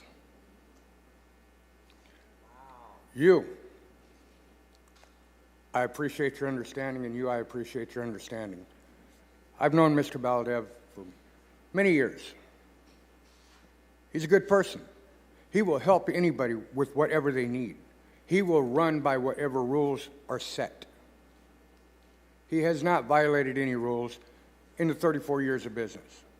What's the problem now? New laws or just new people? Prejudiced people. That's the way I see it. I see prejudice. Okay? You guys should be ashamed. You really should. Especially the city manager. Thank you. Thank you. Are there any additional members of the public who would like to speak on this item? Please come up at this time.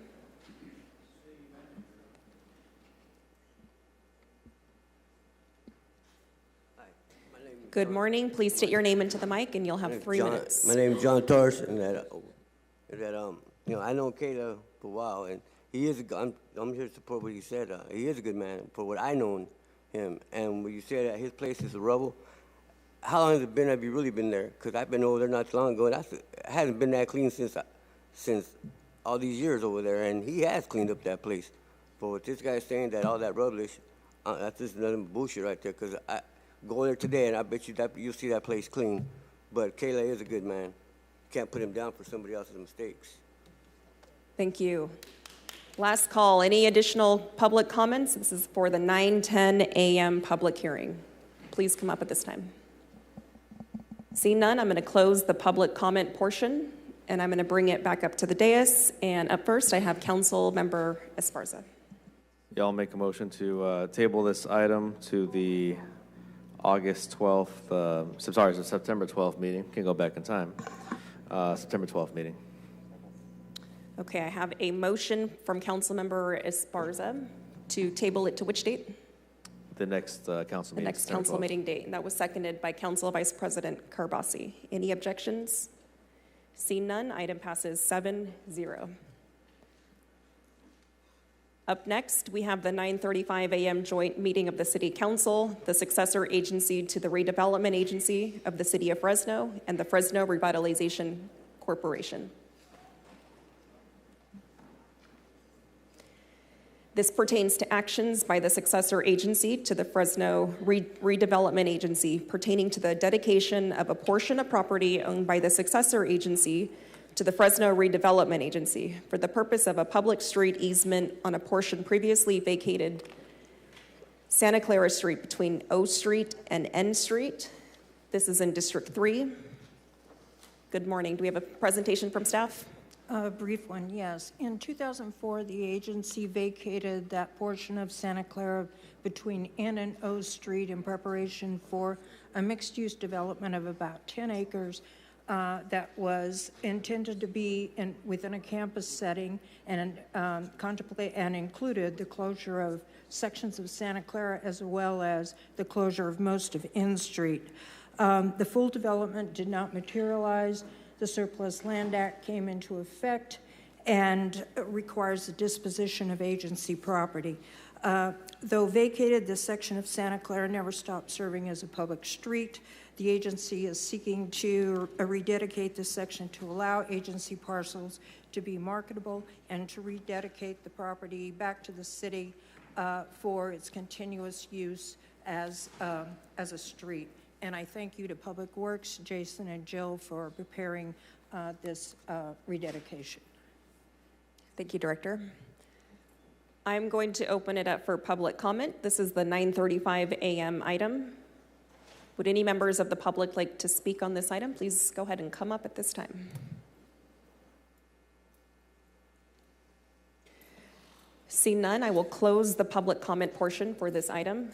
This will require. I just want to say to the people watching at home. This will require that they 2 have made votes. A change. I'm sorry, you are out of line. This is your one and only warning. Please do not interrupt again, or else we will have you removed. This item will take 2 votes. The first vote will be the Fresno Revitalization Corporation, which includes the Fresno City Council as well as the mayor. Any questions, or can I get a motion for action? So move. I have a motion by Councilmember Arias and a second by Councilmember Butterfield. Any objection? Seeing none, item passes 7-0. I believe that 8-0 with the mayor. I'm missing one council member. Correct. 7-0. Up next is a vote by the Fresno City Council. Can I get a motion? So move.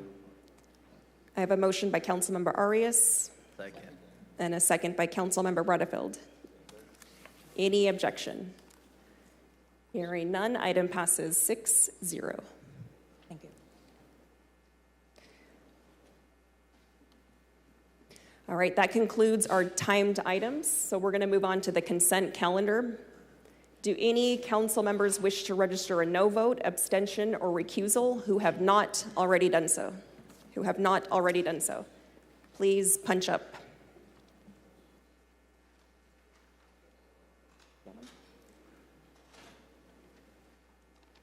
All right, we are now going to take public comment. This public comment period will be on agenda items, so those that are on consent, contested consent, or closed session items. Would any member of the public like to speak? If so, you'll have 3 minutes. Before you speak, please state the agenda name you would like to speak on. First, I have Jim Ellis. Jim Ellis would like to speak on 4A.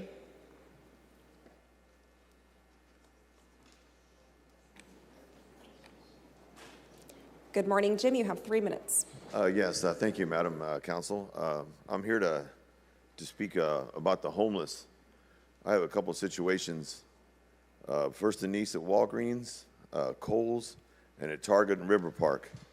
I don't really know what council member that is at this time, but I was at First and Nice at Walgreens and doing my shopping, and I told the manager there that the place you're being ripped off.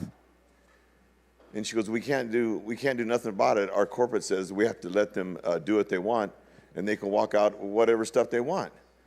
And the manager came up to me and said, you're harassing my employee. I go, no, I'm telling you that you're getting ripped off. And our corporate says we can't do it because he's a vicious person. And then at Kohl's, I was doing the same thing, doing my shopping, and the guy was stuffing his thing full of clothes, and they said the same thing. And then I was at Target, and there was a guy that stole a car seat. It was still in a box, right? And he went going out the side door. I knew what he's doing. He wasn't paid for, but he ran over this little old lady. And I think she broke her arm and cut her arm. So there's a problem there that we need to address with these people going inside stores and ripping people off. Because I told the person at Kohl's, I go, what if we all just rip things off and just walk out? Well, of course I couldn't. I'd be arrested. I'm a paying customer. And then at Walgreens, I was just paying for a 12-ounce bottle of lotion, and they're being ripped off. So now you're raising your prices just to compensate for this guy could walk out the door? And he wasn't taking cheap stuff either, you know. That's why you go to Walmart and half of it's locked up, even deodorant.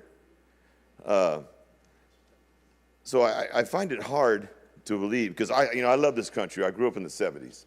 You know, we worked hard and didn't do that kind of stuff because we got disciplined. And like another place, and then I'll close. But on Costco, there's a KFC on Abbey and Blackstone. That is like a war zone.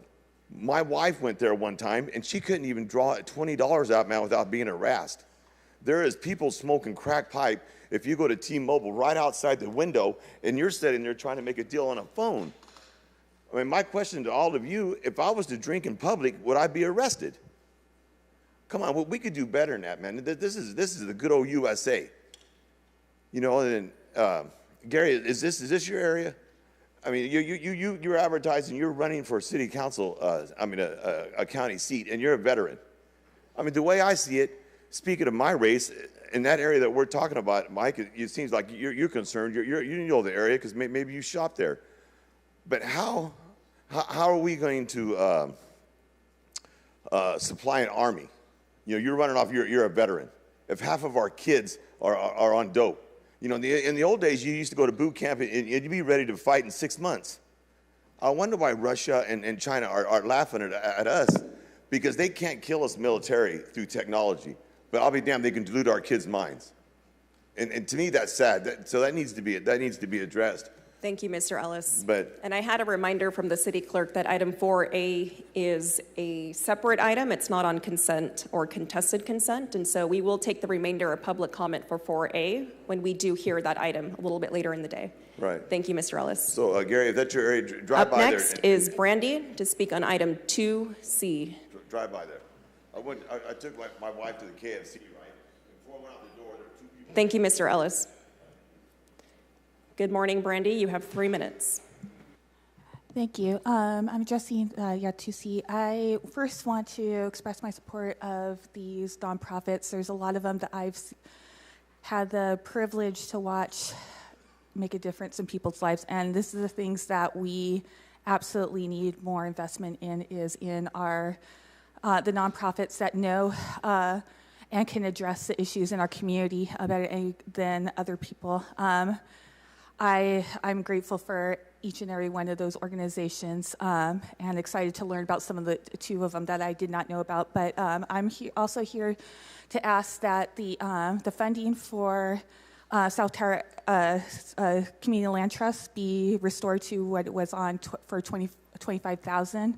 I saw the tremendous amount of work that went into the Queer Housing Summit that occurred this past weekend. And even though I could not go because of other commitments, I heard and saw how much of it, how huge, how important it was to our community members, what a difference, the amount of resources, the amount of investment that was put into this, and the tremendous amount of work that I saw for months and months and months and months going into this. So I ask that in respecting the tremendous community-based resource that was brought to Fresno for our community members, that this funding, that the funding for Community Land Trust, as well as all the other ones on there, be the original allocation that was set in the agenda. Thank you. Thank you, Brandy. Up next, I have Lisa Oliveira speaking on file ID number 24-1159. Good morning, Lisa. You have 3 minutes. Good morning, Council President, Council members. It's good to see everyone. I am here just on behalf of the hotels and motels in Fresno and Clovis. We are tasked with the promotion, selling, and marketing of Fresno and Clovis with the intention of overnight stays to fill hotel rooms and continue to raise TOT as high as possible so that you guys get to spend that. This is absolutely not against Pardini's by any means. We work with meeting planners all across the United States, and they are always competitive with the options that we're giving them. It has limited us significantly with the exclusivity aspect, and that is the biggest aspect that I'm asking for you to remove. Give us an option. Give us some choices whenever we're working with the convention center. That is the only thing that I'm asking. I don't think that a client should be penalized because they would like to use a different catering company. Let's highly recommend Pardini's, but do not penalize them and continue to raise the costs. $1.3 million has been lost in revenue just from the convention center, just because of Pardini's. Cost is a huge issue at that convention center, and this is just one more option for us to be able to lower that and continue to grow this area. Thank you. Thank you, Lisa. Up next, I have Elliot Bailey speaking on item 2C.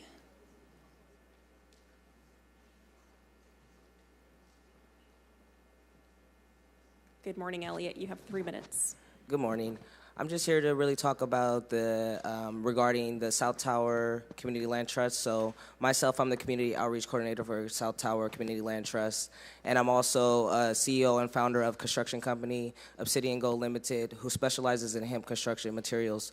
And so this past weekend, we were able to attend the Queer Housing Summit, which had a significant effect not only on my company, but on my position in South Tower.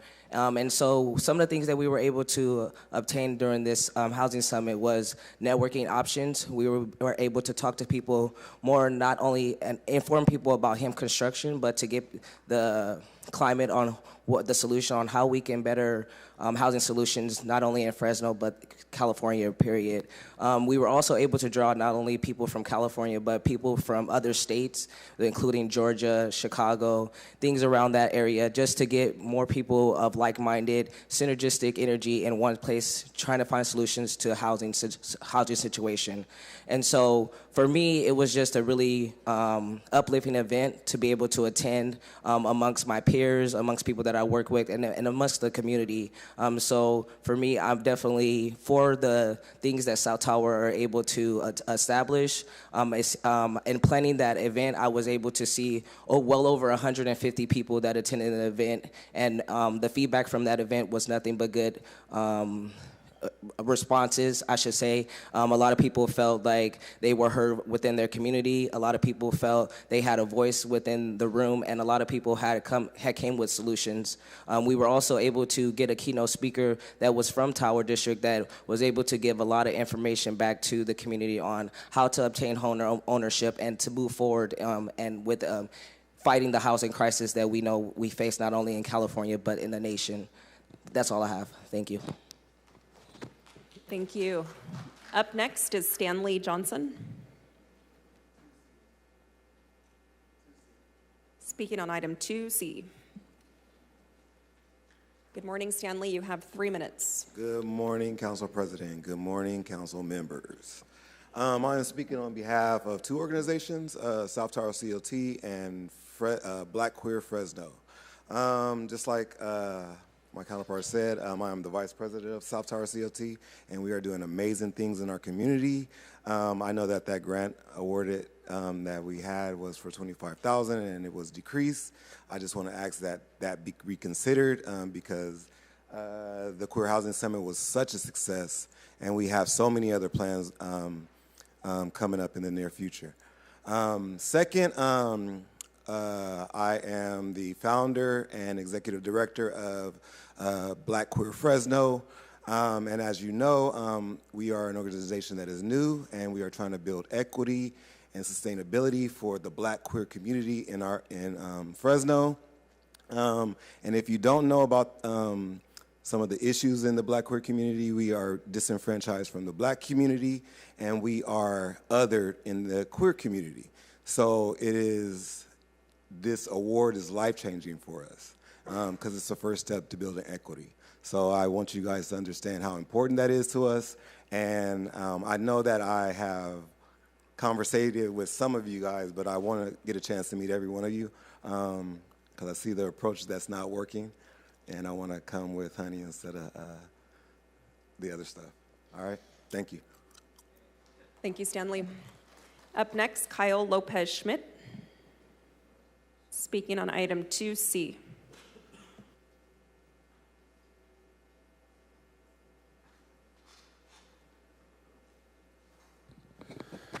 Good morning, City Council. Kyle Lopez-Schmidt, the founding executive director of the South Tower Community Land Trust. I come to you today overjoyed. We had an amazing event on Saturday, the Queer Housing Summit at the Tower District, filled with community members that came across the country to have these important conversations in Fresno about the housing experiences of people who are identify as LGBTQ+, and not only the challenges that we face, but the immense creativity and passions that we bring to the table. A perfect example is Elliot Bailey on our team. Really did an astounding job at planning that event, brought his full self. Really proud that he's on our team, and want to speak a little bit about our organization, what we're doing that's different than a typical nonprofit. We believe strongly in creating quality jobs in our neighborhood. We started with full-time staff just in January, myself and Irman, our community development manager. We were able to add Elliot to the team in May as our community outreach coordinator. And some of our employment practices are that we believe in a four-day work week. So folks are working Monday through Thursday, except when we have an event. Folks are given full health benefits, including health benefits for their family, vacation time, as well as contributions to their retirement without any sort of match. So we're trying to create these quality community development jobs in our neighborhood that we want to transform the health and vibrancy of our neighborhood. And through that, we need to make sure that our team is well cared for too. So really proud of Elliot. This was his first time speaking at City Council. So we're developing people, bringing skills and bringing accessibility to spaces like this to our team. So really proud of that. Wanted to also highlight that the Queer Housing Summit is, from this great success, is not only just an annual event now. We are looking at, from the conversations that happened on Saturday, doing a carve-out workshop with Dulce up front about the elder care for folks that are in the LGBTQ community, as well as those that are in the community that are caring for their elders.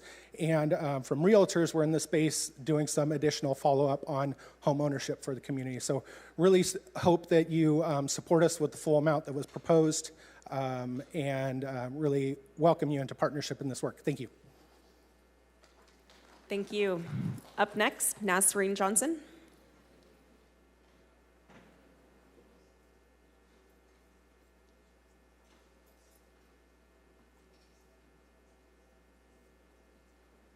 Good morning. You have 3 minutes. Good morning, Council President, Council members. I didn't anticipate speaking today, but after hearing that some of the awards to our one award in particular to our LGBTQ community might be reduced, I felt compelled. As a queer individual who lives in Fresno, I found that these orgs are doing really great work in really specific niche areas.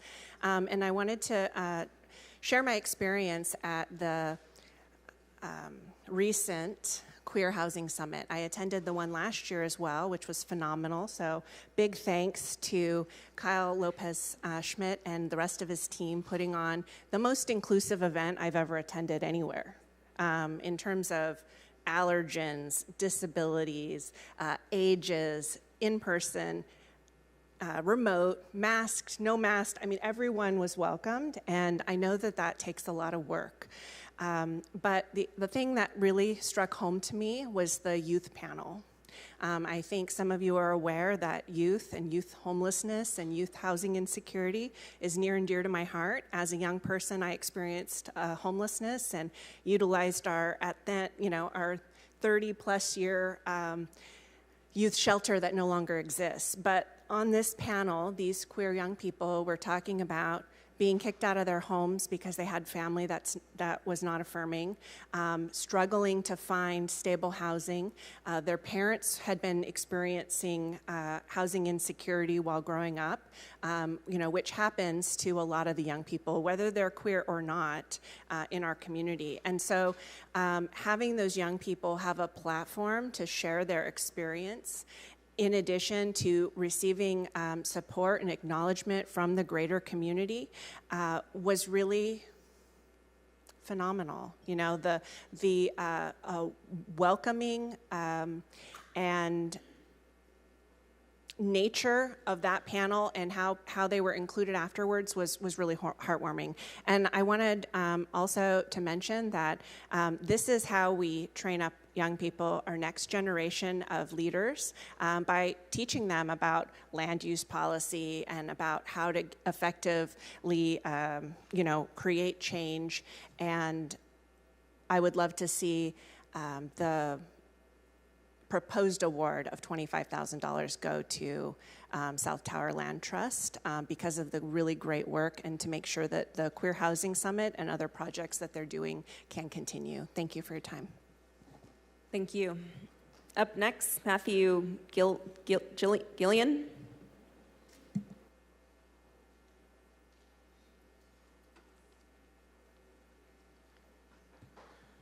Thank you, Council. Good morning. Yes. You have 3 minutes. Thank you. Yes, Matthew Gillian. I am also here to speak on behalf of all of the organizations and to advocate for them to receive, from 2C to receive their proposed awards. I too would also like to echo what Nasreen just said. The level of inclusivity that was experienced at that event everybody on this dais could learn from that. And so you should all take the opportunity and privilege to work with the South Tower Community Land Trust and just experience how they are engaging not only their community, but others' communities. And you heard from Elliot Bailey there. I have been harping or trumpeting utilizing things like that since 2016. I've been in Kyle's ear because he has expertise around those things. He's got degrees in it, and he's brought people around him that can help bolster those types of ideas. The panel that Nasreen mentioned of those young folks also moved me. It was at that time that I text messaged or Instagram messaged many of you and sent you a link of an organization that is working in Austin, Texas. They are utilizing 3D printing, pumping materials through it. They could be pumping hempcrete, utilized by from Elliot's company through 3D printing machines, and in 40 hours creating housing for young folks that may be experiencing homelessness. They may be able to print housing and get people removed from in front of business owners, businesses, and into housing, and not housing that looks like a tough shed. If you go and look at Icon Building, and there are many other companies, I'm not promoting that one company, but they are 3D printing in 40 hours, 400 square foot buildings that are aesthetically pleasing. They do not look like tough sheds. Nobody in the city of Fresno, in the county of Fresno, wants to see a bunch of tough sheds lined up in any community anywhere. I surely know that Councilmember Carbasi doesn't want to see them in District 2. So let's start looking at some ideas that don't walk this city into many more unnecessary lawsuits and actually start to raise the quality of life for our youth, for our seniors, and for everybody in between. Doesn't matter their economic status, doesn't matter their race, religion, creed. It just matters that they are a resident of the city of Fresno, and we all want to see the quality of life for Fresnans be better. Right, Mike? I think we do. Thank you. Up next, we have Ms. 5250.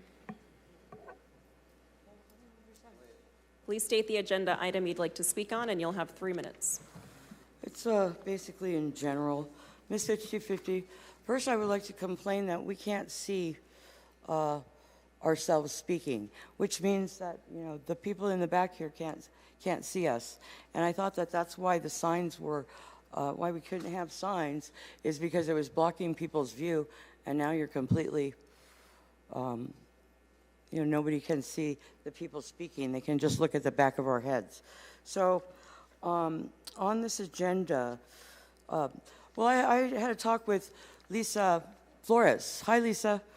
And I asked her about the closed session thing, because Lisa Flores worked for Caltrans for many, many years, and so she's familiar with the way government works.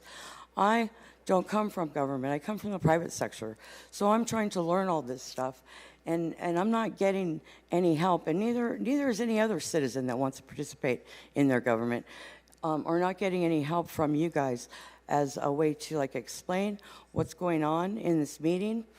What I see is the council, the media, all these media are empty. That no one, what I was talking to Lisa about is, what is this constant labor negotiation? Every single meeting, the labor negotiation stuff is on the closed session. It's like, how can it be constant? Shouldn't this be an annual thing? Well, what she understands is that this is just a placeholder in case something comes up. So I understand that. But I would like that confirmed, that if that is just in case some kind of crisis comes up. You've changed the Zoom, which there is not a single council person absent. So will Zoom be able to participate this week? Is that, or are we not going to hear from Lisa today? Well, I guess we'll see. Because that is targeting and retaliation and trying to limit the public voice. The rules that I read state that council people have a limit of 2 items that they can add to the agenda. Miguel has 3. There's several council people that have more than 1.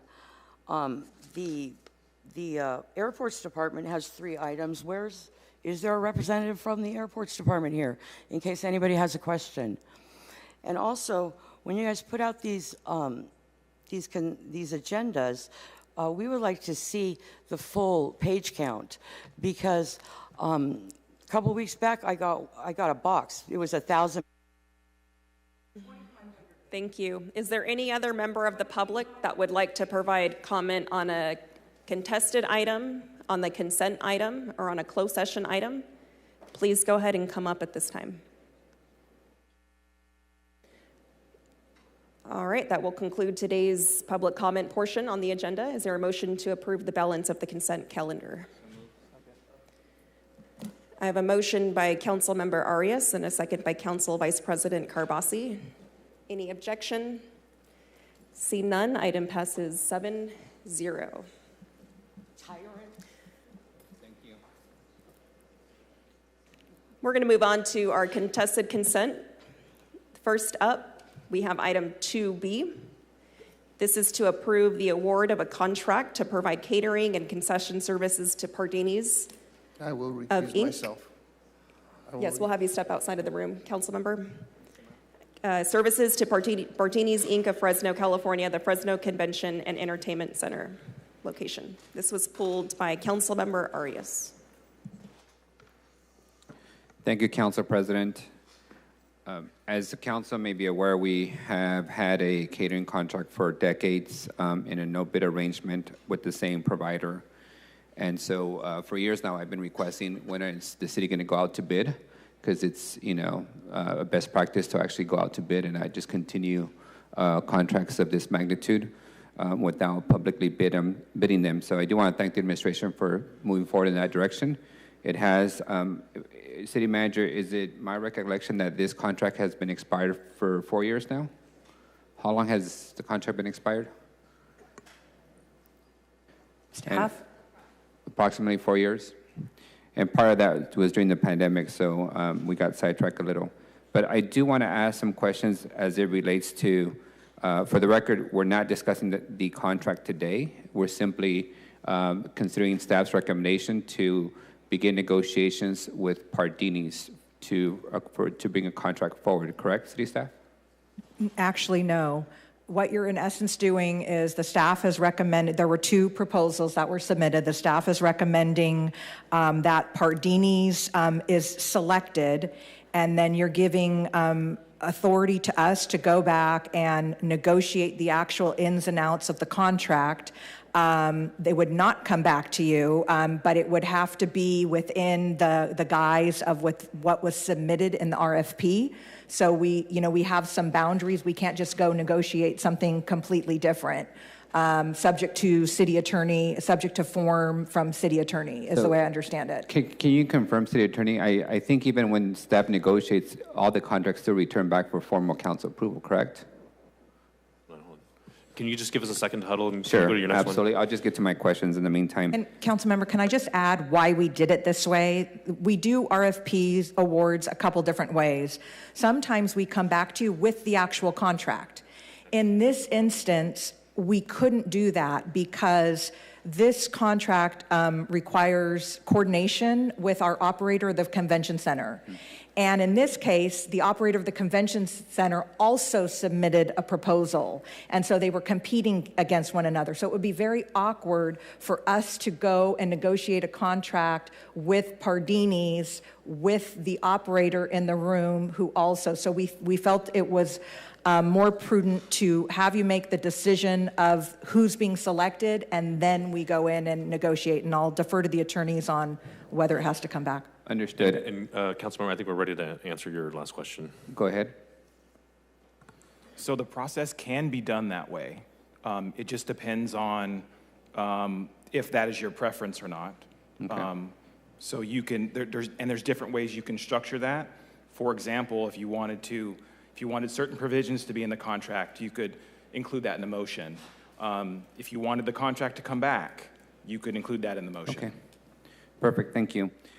Just some background from my recollection, since being here since 2019, historically, and staff can correct me if I'm wrong in this, the catering contract and the operation of the convention center were the same contract. And I want to say in 2019, when we looked at reawarding the operations management contract to Convention Center, Pardini's requested that they be separated from the SMG agreement and that we put out a separate agreement just for catering. Is that correct? Good morning, Council President and members of Council. I wasn't here during that time, and I am not familiar with that as the history. However, I do have a copy of the current, or of the agreement from 2009. That was a separate agreement and was the second amended and restated agreement. It was for concessions and catering for Pardini. So there was a separate agreement at that time, so I'm not sure if there was... it was conflated or separate. I think it was conflated when we put out the management of Convention Center out, and there was conversations around combining both catering and management of Convention Center together, and I think we decided against it. So, all right, to my questions on the actual contract. So one of the concerns that I've received since my time started in 2019 was the fact that we are consistently and routinely losing events, specifically cultural events. Indian Punjabi weddings, Mexican weddings, quinceañeras, Hmong events and weddings to Visalia's Convention Center and to neighboring convention centers, primarily because the catering contract was structured in a way that if you use a caterer that was not Pardini's, if you wanted something outside of chicken, you were then charged a surcharge, which then would make the food and the alcohol so much more expensive than what you can get down the street in Visalia and other neighboring facilities. City staff, have we addressed the surcharge component of the contract as proposed?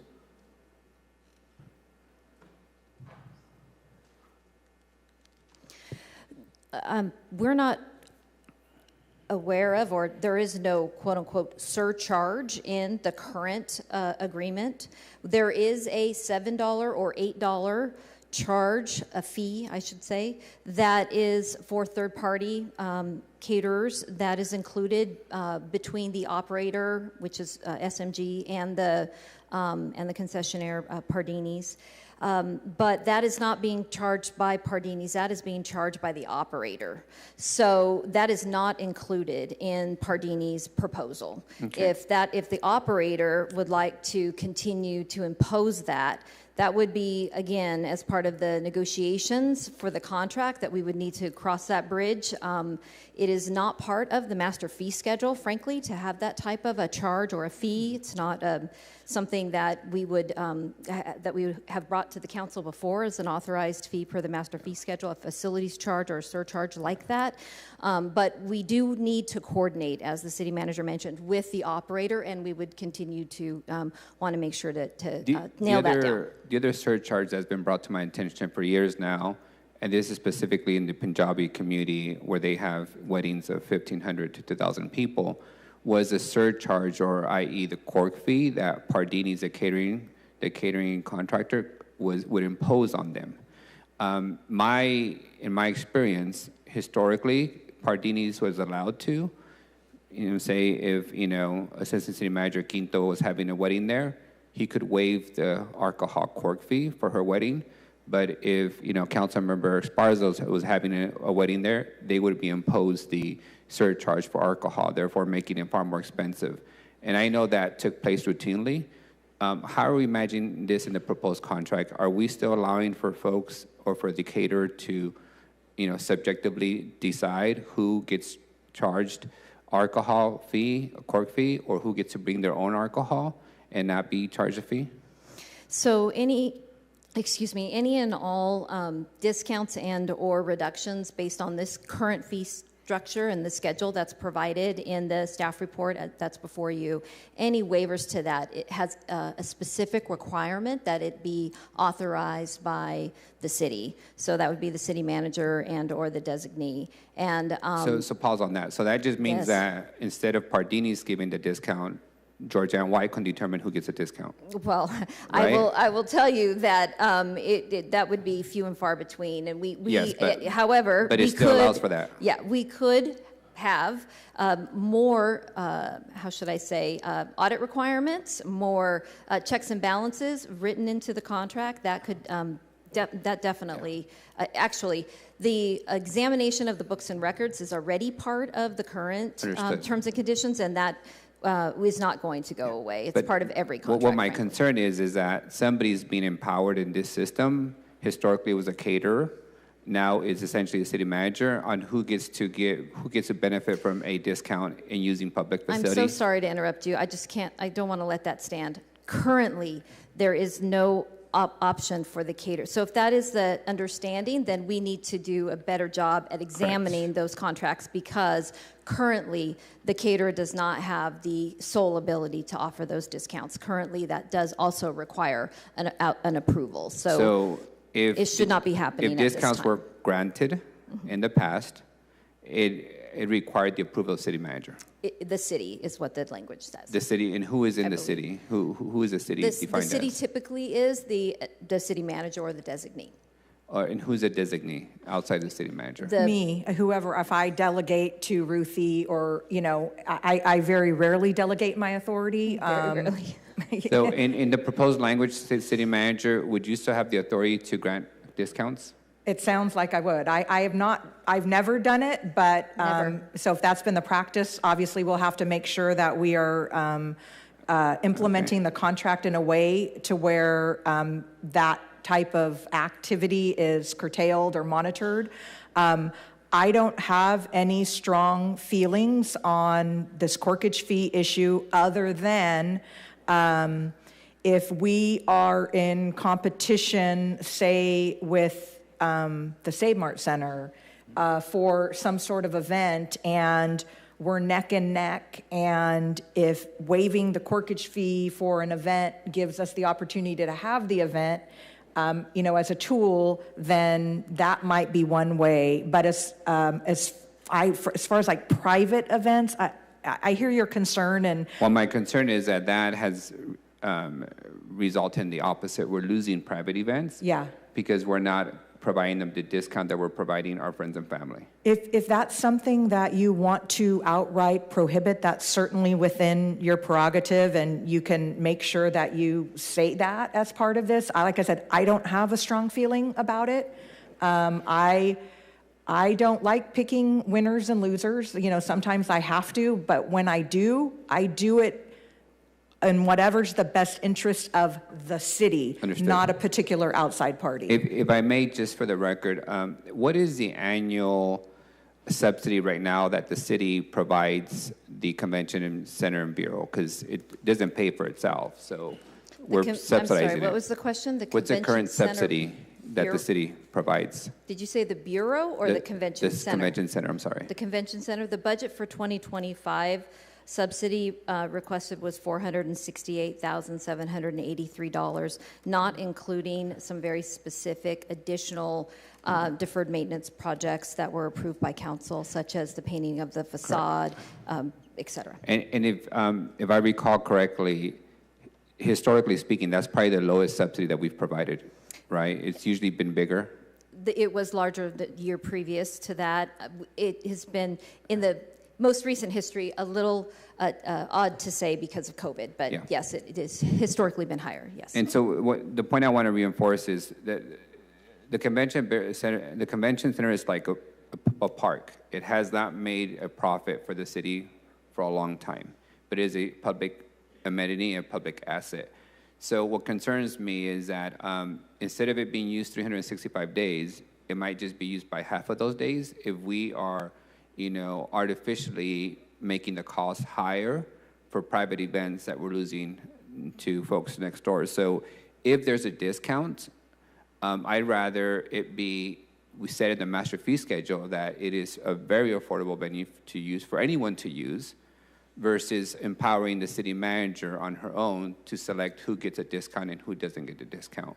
And I did note that in your proposal, you do know a 5% discount for city-sponsored events, correct? No, it's not city-sponsored events. It's City of Fresno events. Okay. So how do we define City of Fresno events? I will defer to the purchasing director. Yes, and if you can give me examples of what a City of Fresno event is under your definition as proposed. Good morning, council member. Brian Barr, Director of General Services over Purchasing. The City of Fresno event that we would use for a definition would be any event where city funds are directly paying the contractor. I will give you an caterer. example.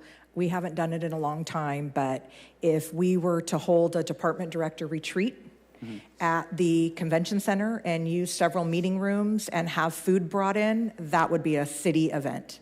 So is the State of the City a city event under your definition? No, it is not. What about the swearing in of officers in the convention center? Yes. I That's the Fresno Police Department. Correct. If they were using concessions and catering, that would be a city. Got it. So any event in which the city is contributing towards the cost of the event. So, for example, if the South Tower Land Trust hosted the next, queer summit in the convention center, and our office provides $1,000 towards that effort, or they use the $5,000 allocated to them by the city, American Rescue Funds, would that qualify for a 5% discount? It has to be a payment directly to the caterer.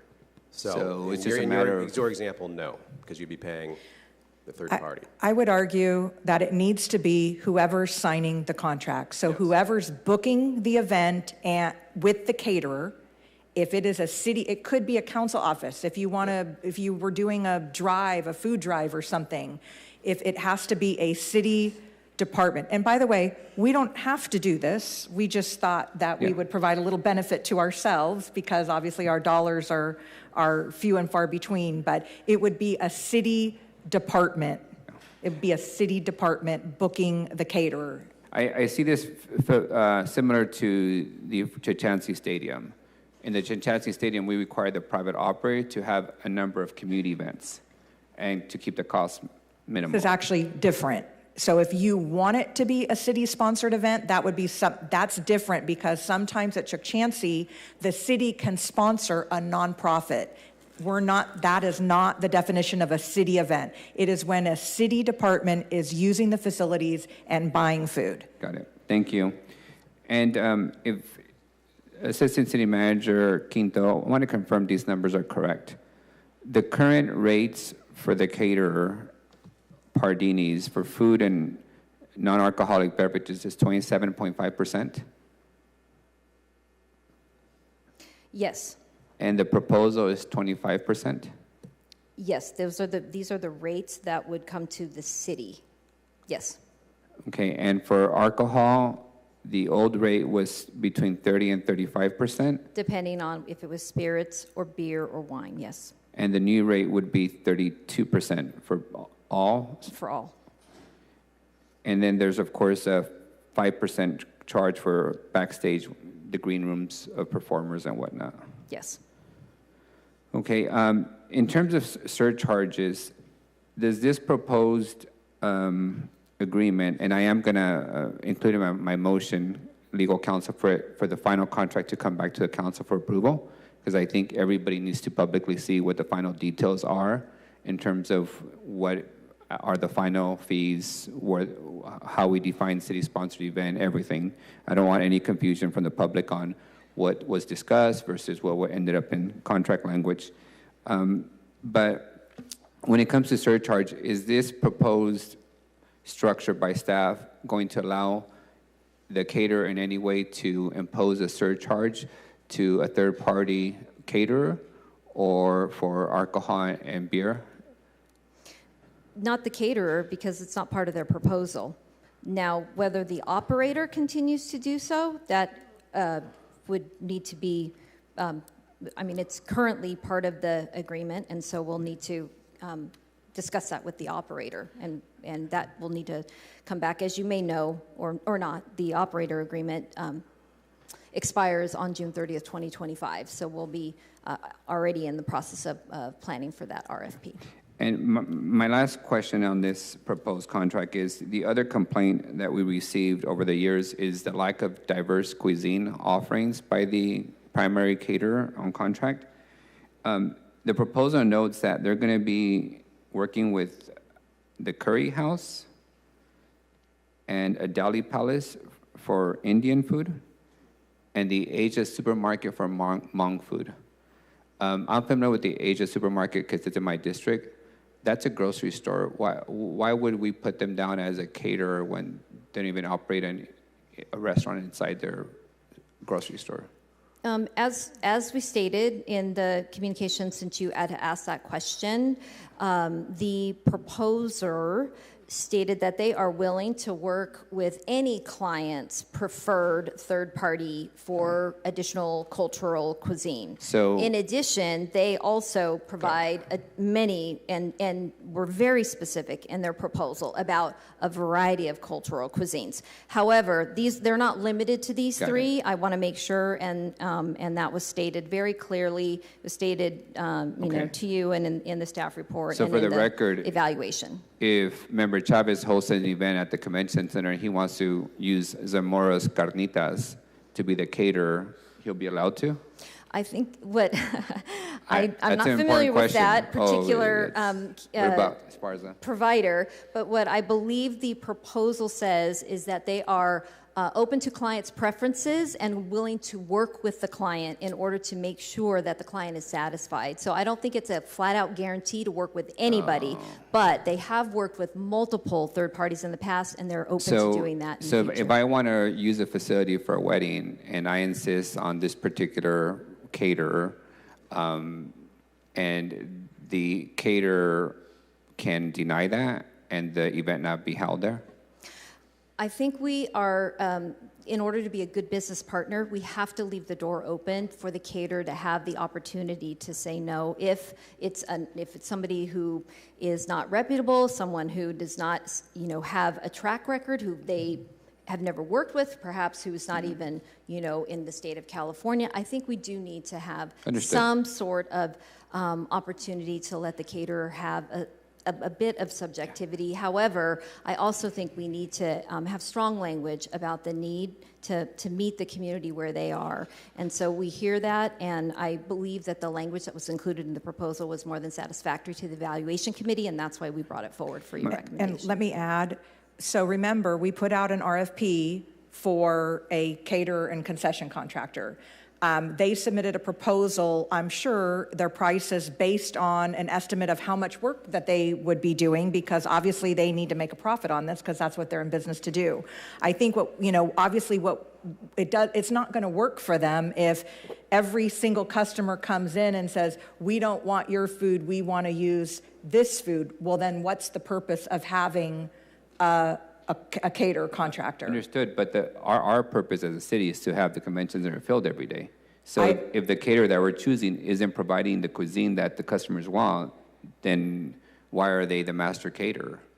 I hear you, but I want to make sure when we start talking about opening up to we probably have 100 more Mexican food places in Fresno. And I think and to Ruthie's point, we can work on fine-tuning the language. That will come back to you, but I think it's unrealistic to think that, and I'm not going to speak on behalf of Pardini's, and they can, speak on behalf of themselves, but I think it's unrealistic to think that it's going to just be open to anybody and everybody. I understand that, but what I'm trying to get at is Mexican food is something different to me, Nelson, and Chavez, and it's not Taco Bell.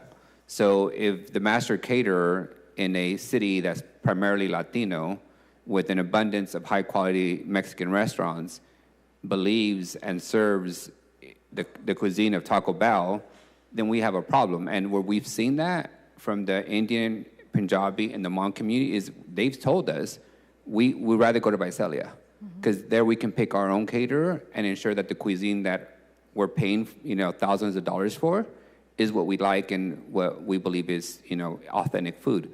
So I guess I'll end with this.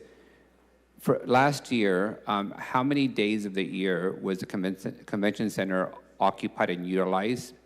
What was the usage of the facility? We'll get you that information. I don't have that for today. Although I will say I think your Taco Bell example is really quite on point. I don't think that having a wedding and having a client insist on Taco Bell is the kind of event that we necessarily would want Pardini's to be responsible to serve. And I think that's part of the point. I understand, but I think the challenge is that we've been saying you can only get rubber chicken if you want a cultural wedding at this facility. And that that's just doesn't part work of the for point people. as well. Right? So no judgment on rubber chickens. We all attend a lot of events. They're all good, but sometimes you don't want that for your wedding or your special ceremony. With that said, I'll make a motion to approve the staff's recommendation with the inclusion that the full contract come back to council for final approval, and that we receive the additional information as it relates to the usage of the convention center and of how many days it was used, what days there was catering provided for those events. All right, I have a motion by Councilmember Arias and a second by Councilmember Chavez. Up next, Council Vice President. Okay, Assistant City Manager, I have some questions for you, if you don't mind. Council Vice President, can you talk a little closer to your microphone? I'm sorry, having a hard time hearing you. Thank you. Better? There we go. Okay. I have some questions. Okay, let's start with this. Yes, if possible. So just to be clear, there was a public bidding process. Yes, sir. Okay. And how many applicants were there? 2. So 2 respondents. Yes. And who were they? They were Pardini's, and SMG was the name on the proposal, At but that time. it's ASM Global. SMG Subor. And ASM Global also has the contract to operate the convention center. Yes. Okay. Can you give me an idea of the quality of both proposals? Would you say they were apples to apples? There are certain parameters that are set. Clearly, Pardini's won, but can you give me a little more background on that?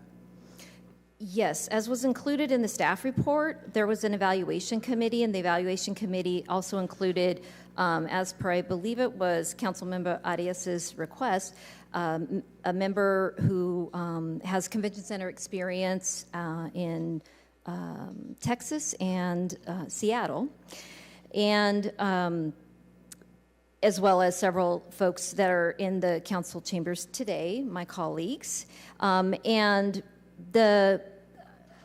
unfortunately, SMG's proposal contained one alternative that we had to exclude outright, as it conflated these services with their operating agreement. So that was not considered, and that is the details of that are included in the evaluation memo that was part of the staff part report. of the concern too. I mean, is there kind of a conflict when you have both?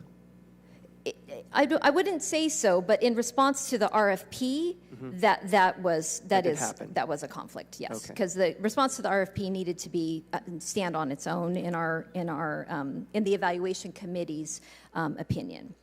And then, so that left 2 options for SMG, and both of those options turned out to be more costly to the city. And in fact, when we asked questions about some of the backup and detail as to why, unfortunately, SMG did not adequately demonstrate in the evaluation interview their ability to have an intimate knowledge of how the cost proposals were put together and or how they could be described or explained in some way different. So that was raised some doubts as well.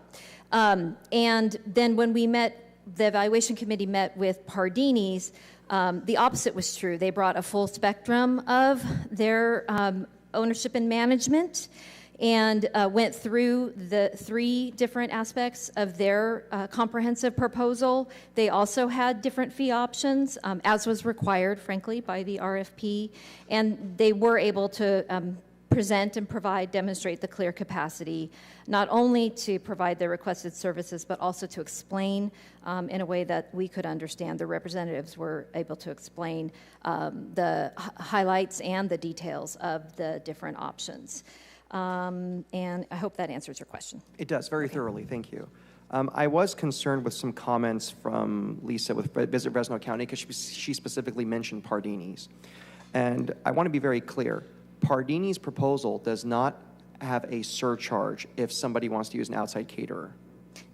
Correct. But right now, our contract with ASM Global does have a surcharge. The agreement does have a surcharge that the operator, ASM Global, charges. I just want to be clear on who's actually charging people. Okay. And I do want to thank the council member for reminding us that under the contract, we're actually losing money under the management of ASM Global, and where the taxpayers every single year have to bail out the convention center. So that was very helpful to understand.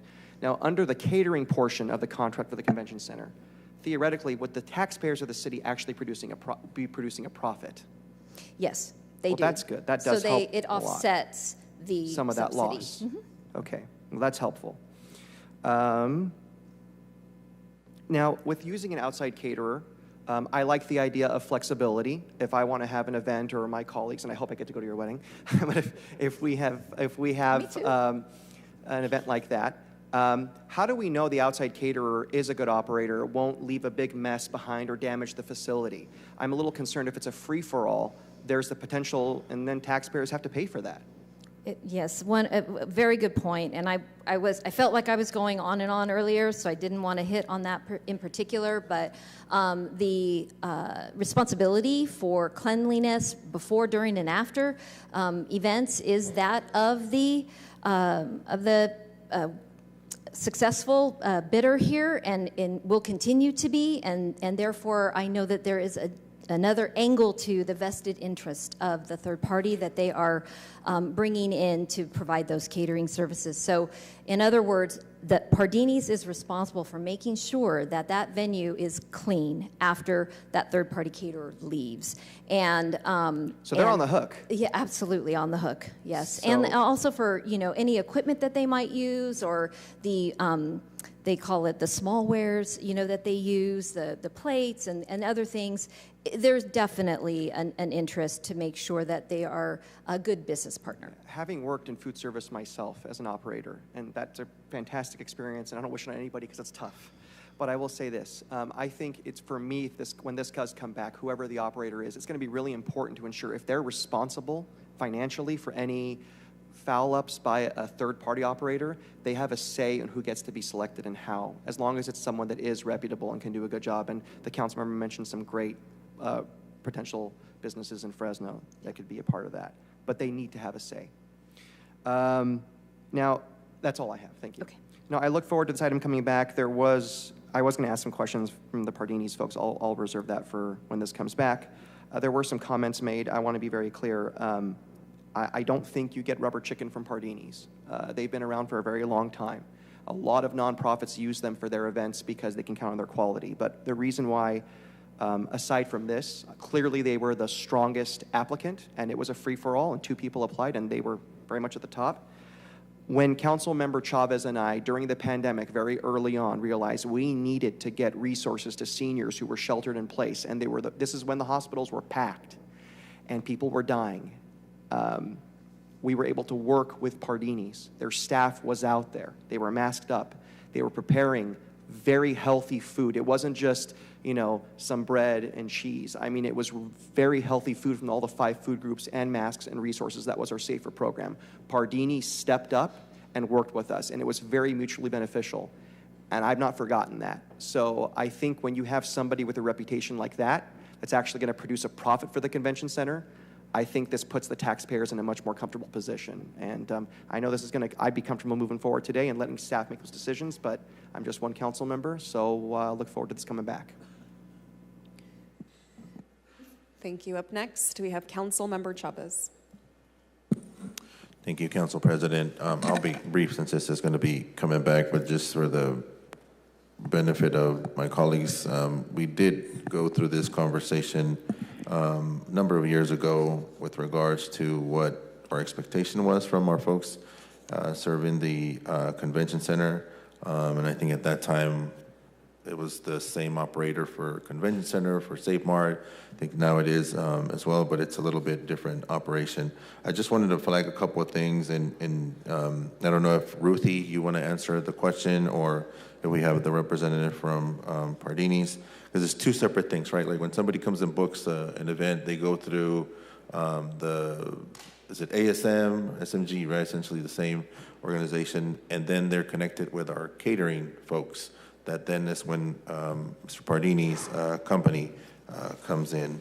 So what would under this current contract and the language, what would that model look like if somebody comes in and says, hey, you know, like the examples we gave, whether it's a monk funeral or a Punjabi wedding, and they want some flexibility, walk me through what that would look like. Yeah, and Mr. Pardini, if you could answer that question. Let Jeff do it. Morning, Council. Basically, the way that would Jeff, work, introduce yourself. Jeff Pardini, owner, I'm sorry. Basically, the way that would work is we talk with the client and also the operator, ASM, and we kind of collaborate on what the needs are and what the requests are. And if they have a specific vendor that they want to use, then we let them go ahead and do that. We make arrangements to usually have a staff member in the kitchen to help facilitate any use of the equipment, ensure that they're cleaning it properly. And that's pretty much it. In the case of some of the events, we actually provide service for the event where a lot of the Indian caterers, they will just cook the food. We will actually provide the buffet equipment. We will provide the service. We will provide the setup and everything that is required to service the event. So there's a collaboration there with the client on their needs. And we try to make it as seamless as possible because our goal is to get as many events at the convention center as possible. And so we are open to being flexible, but our agreement in the past has kind of tied our hands a little bit, and we're open to discussing these issues and making sure that we can work together to drive as much business there as we can. No, that's helpful. And I think for regular events, obviously you have your fixed menu, right, of what items are available. I think the concern, and I have received those calls too, I think, Ruthie, you might remember when we had the funeral for General Vang Pao and Fresno Unified, and Councilman Barrios and I had a chance to work on that, accommodations that you make for certain food preparations or certain things that might be part of your religion or ritual that are necessary for these types of events. I think for me, I want us to have that flexibility in this agreement so that it's not something that, you know, they have to contact the city manager or the council member. You already have that in place. I think that would be helpful. What is the current language for the liquor and alcohol sales that we have right now? Is there a markup that is incurred? Well, we are the liquor license holder for the convention center, and so any event that comes in, we have to legally provide that service unless we were to completely waive our liquor license, which would allow a client to come in and do their own alcohol.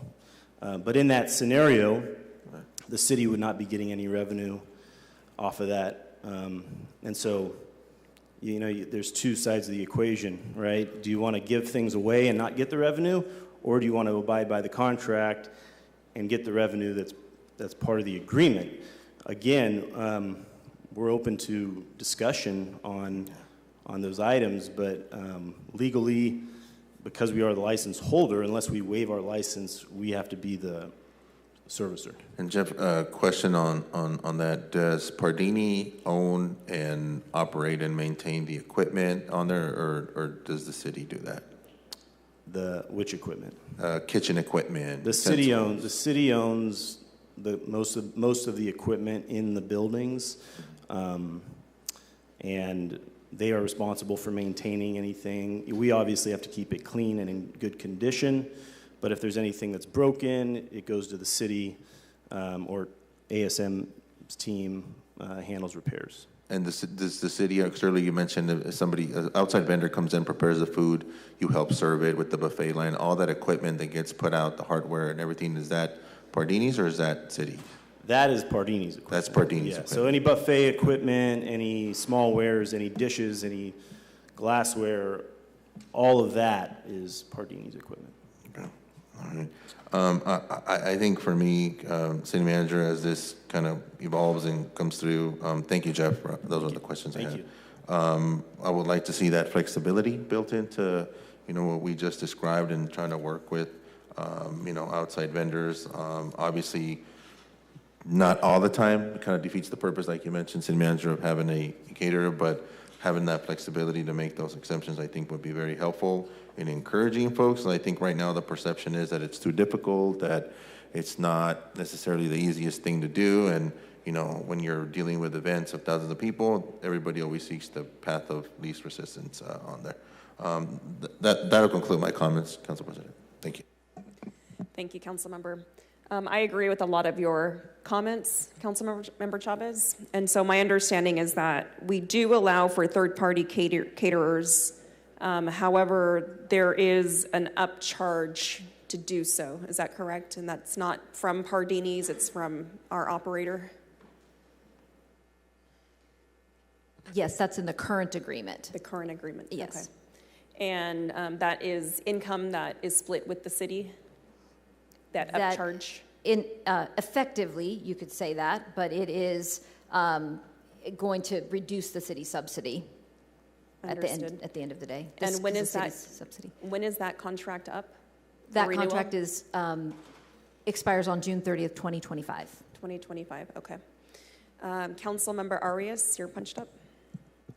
So we've been discussing surcharging of alcohol and food, but what we haven't touched on is the price point of the food and alcohol. Under the proposed contract, who controls the price point? The sample menus were provided, and the price, those sample menus are controlled by the exclusive provider, which would be Pardini's. So does the provider get to charge $40 for a plate of chicken instead of the $20 last year? Is there no controls and regulations on price controls for alcohol or for food? I believe the set menus were not part of the cost proposal, so in effect. So who Brian, controls yes, the prices of what the caterer is providing? I would leave that to the purchasing director to answer. If somebody would, because here's the other complaint that I want to put on the record. We've lost several events to the Save Mart Center because the price that the caterer at the Save Mart Center is cheaper than the price at the Sandrina. So how do you manage the price control? So the pricing actually in the RFP, there is specific language that pricing can only increase, I think, like 3% a year is the maximum. So that is in the RFP. From the original price point that we approved? Yes, from the proposed menus and pricing that we proposed, 3% a year is the maximum that it can go up. So what's your current proposed cost per plate? Give me an example. Can somebody speak to that? What's a proposed menu cost? There you go. And Assistant City Manager, if you don't have this today, I don't want to put you on the spot, but for when this returns, I'd like to see what the proposed meal cost is compared to what Save Mart Center charges for meals. I want to understand whether or not we're actually competitive or whether we're overcharging for the downtown facility compared to the market, which is next door at the Save Mart Center. Mm-hmm.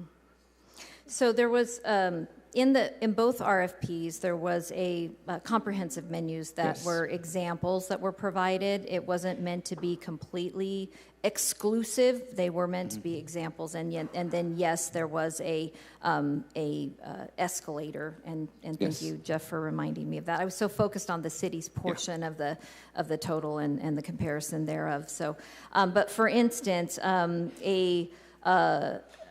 our favorite thing to talk about, lemon, garlic, or a cilantro lime chimichurri or masala chicken is $31.95. Or a chicken kebab plate, which does include all of the sides, bread, etc., the whole thing, coffee, water, iced tea, the whole bit. It would be $32.95. Okay, perfect. So if you can just provide that to us in a memo with the same comparables with our neighbors at the Save Mart Center and what the Visalia catering option, is also. I'd like to know are we competitive or are we not going to be with the market that we're competing with? Thank you, Assistant City Manager. Council Vice President Carbasi. Yeah, just some more clarifying questions. I always worry about a bunch of politicians getting into the topic of price controls.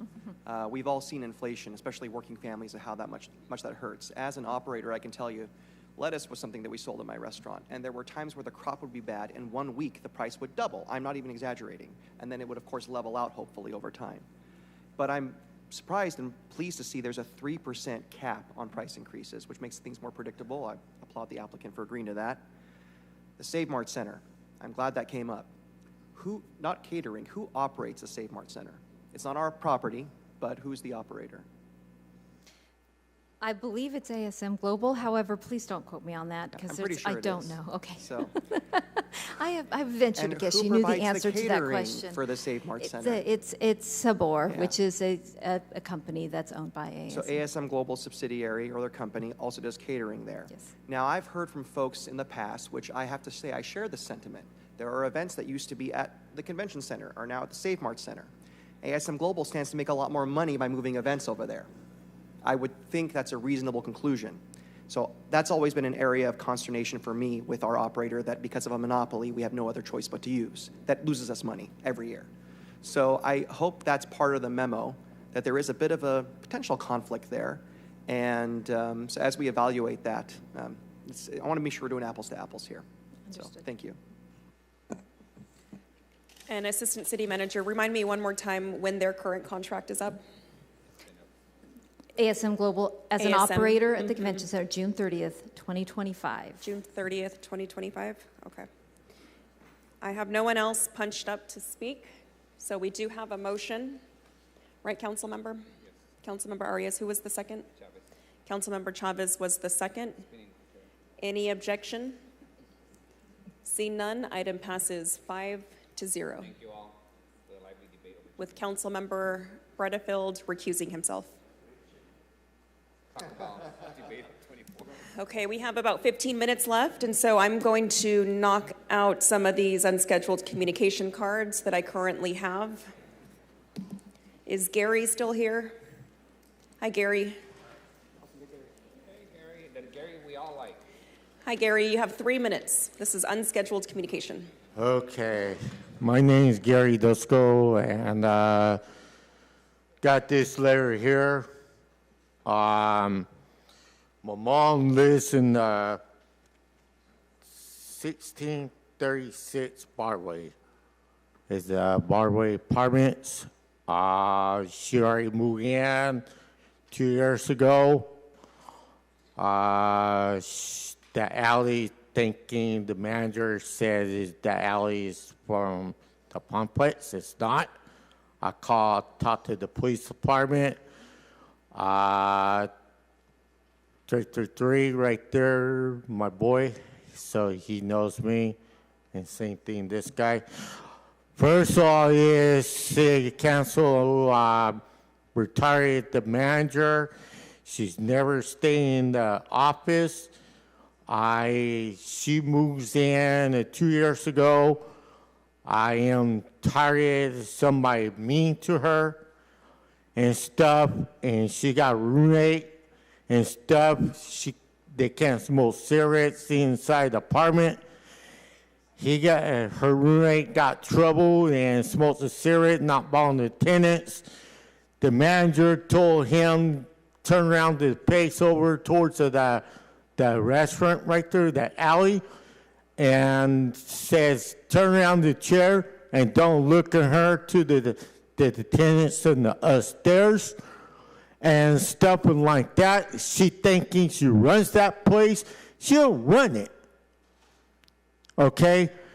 So I did talk to my mom about it. I said, look, Mom, go write that letter, and that way I get the 33 to my brother, city council.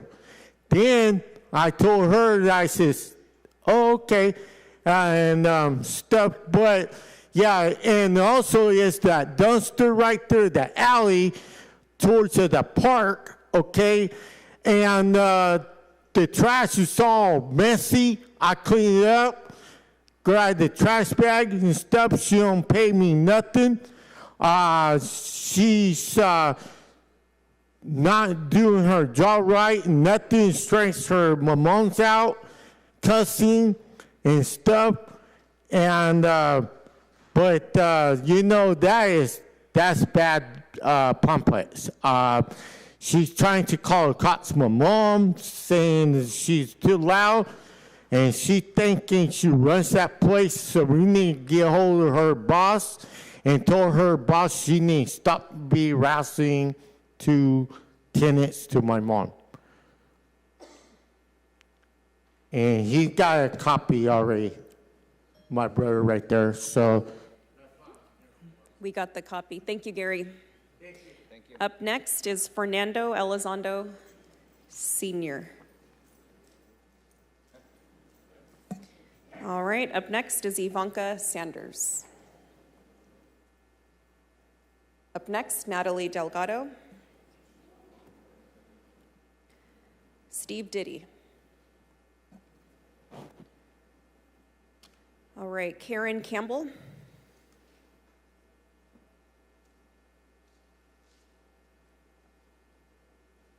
Good morning, Karen. You have 3 minutes. Good morning, Fresno City Council.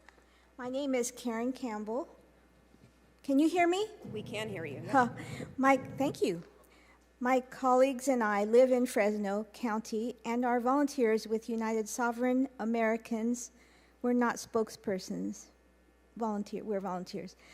United Sovereign Americans is a nationwide organization with thousands of active volunteers in over 20 states. Today, we come to you as concerned citizens sharing alarming information about our state's voter roll database. Research of the state's voter database was done through hundreds of hours of research conducted by highly qualified and credentialed data teams. An analysis of the 2022 election research by the highly qualified data teams using only official data provided by California election officials indicates serious issues with compliance of federal law. We are here to present to you and the public the results of the aforementioned analysis showing the votes cast, counted, and certified may not all be valid and accurate under the Constitution and under the law. We are not here to cast any blame or aspersions on any elected official. We do not suggest any candidate or any race have wrongly won or lost their races, nor do we advocate for the overturning or rerunning of any past elections. Today, we will present you with a resolution demanding an end to the inaccuracy and uncertainty plaguing our elections, along with a summary of our findings and the laws that apply. Though you bear no direct responsibility for anything in the electoral process, we come to you, our closest elected representatives, for support and action. We ask that you listen to the resolution and take the necessity for valid elections seriously by adding the resolution to your next meeting agenda. Thank you.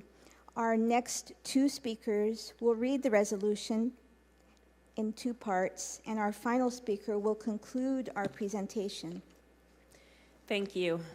Up next, I have Leslie Swan.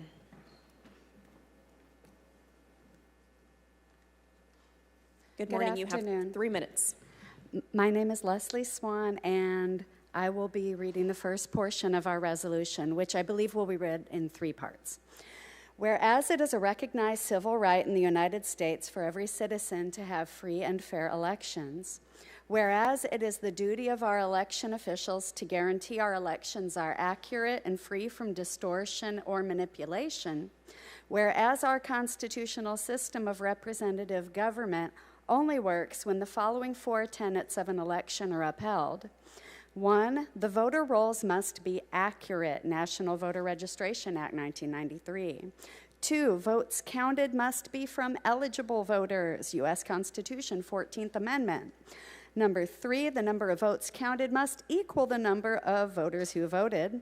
And number 4, there can be no more than 1 in 125,000 ballots in error by the voting system. That's from the Help America Vote Act 2002. Whereas the analysis of the California 2022 general election has uncovered evidence of massive inaccuracies that appear to violate both federal and state laws, including 5,886,198 ineligible or uncertain vote registration violations found within the California State Voter Roll Database, 2,776,939 votes cast by ineligible or uncertain registrations, 123,785 more votes counted than voters who voted. No one knows who cast them. 2,776,849 apparent voting violations in excess of the legal standard of system accuracy for a valid federal election. The maximum allowable system errors for the 2022 general election was 90. Certification as defined by law is an attestation of accuracy and compliance. The certification of the 2022 election appears to have been fraudulent and illegal. These findings trample legal accuracy requirements of the voting system during a federal election. The intent of the voters must be known factually before certification can be lawfully conducted. The 2022 general election appears to have been invalid, depriving us of the guaranteed protection of our natural rights under a government duly and provably chosen by us, the American people, resulting in incalculable damage to our families, our way of life, and the fabric of these United States. Thank you. Up next is Tammy Richardson.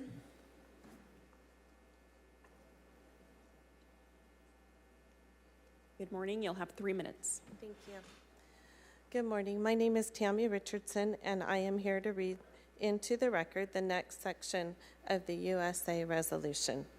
Therefore, we call upon our representatives to provide relief to the people and the assurance of domestic tranquility by joining us in demanding a valid 2024 general election that upholds these existing laws and equitable principles of law. Number 1, proof of citizenship, identity, and eligibility required to register and vote, not anonymous attestation. Number 2, voter rolls certified, accurate, and available for public review and challenged 30 days before the start of early voting. Voters added after that date must bring proof of citizenship, identity, and address in person to a qualified official at each polling place. Number 3, hand-marked secure ballots similar to currency. Where imaging technology is used for tabulation, the security features must be verifiable in the ballot image. Number 4, systems, machines, security measures, infrastructure, and conduct are required to be compliant with federal law for fraud prevention regarding risk assessment, certification, testing, and implementation. Number 5, adjudication must be signed off by party, candidate, and trained citizen witness after being given full and effective observation rights. Candidates and trained citizens must be allowed immediate access to ballots, ballot imaging, and cast vote records. Thank you. Thank you. Up next, Cindy. Yukuyama. That's a tough one, huh? That was tough. Yeah, you don't want to mispronounce that one. By the way, we will give you a copy of the resolution when we're done here. Number 6, ballots, regardless of entry source, election operations and systems must maintain end-to-end chain of custody from voter to vote count to final canvass, including auditability and witness transfer with paper records. Number 7, a National Institute of Standards and Technology compliant, randomized, statistically valid end-to-end audit with a 95% confidence level of all elections pursuant to the 14th Amendment, Section 2, must be performed. These audits are to be conducted by qualified, insured, and bonded security forensic or financial auditors, not personal personnel from within the election system. 8, if the total of unique variances from an audit above is more than 10% of the margin of victory, a new election must be held in the state for those candidates affected, unless the issues can be provably corrected by a manual hand count or recount and a full review of records. Number 9, a waiver of requirements is not allowed. Only end-to-end system compliance from registration through certification can guarantee the intent of the people is accurately recorded. Be it resolved that the Fresno City Council members stand in support with the concerns and remedies presented here. We implore the Fresno Board of Supervisors, California Legislature, federal legislatures, law enforcement, federal and state prosecutors, judges, and both California Secretary of State and county registrars of voters to cooperate and fulfill these firm requests of the people. Thank you. Thank you. Last speaker is Sharon Teroyan. Sharon Teroyan. Good morning. You have 3 minutes. What you've heard tonight is a powerfully written resolution outlining massive inaccuracies in our 2022 election, from registration through certification. The resolution delineates meaningful remedies that will proactively protect the validity of the 2024 general election for all Americans. Your written copy cites many U.S. Supreme Court precedents and federal and constitutional mandates that support the need for such actions. Large numbers of Californians have questions about the trustworthiness of our elections. Official data show these concerns are valid, and the law says resolving them is essential in securing our liberty. The cost for not fixing the enumerated problems is immeasurable, so we urge you to put this resolution on the agenda for the next City Council meeting, where you can vote to join us in support of fair, honest, and valid elections. The United Sovereign Americans website showcases our initiatives nationwide and features some extremely informative election videos. We encourage you to visit uniteforfreedom.com and learn more about our organization and our goal to restore valid elections throughout our country. I have copies of the resolution that we just shared and would like to leave them with you, with the clerk, for your review. Thank you, Sharon. We'll go ahead and accept those. You can hand them to our clerk right here. Are there any members of the public who would like to provide public comment at this time? This is unscheduled communication. Seeing none, I will close the unscheduled communication portion of today's agenda. We will recess for lunch and come back at 1:30. We will pick up with contested consent items. Thank you.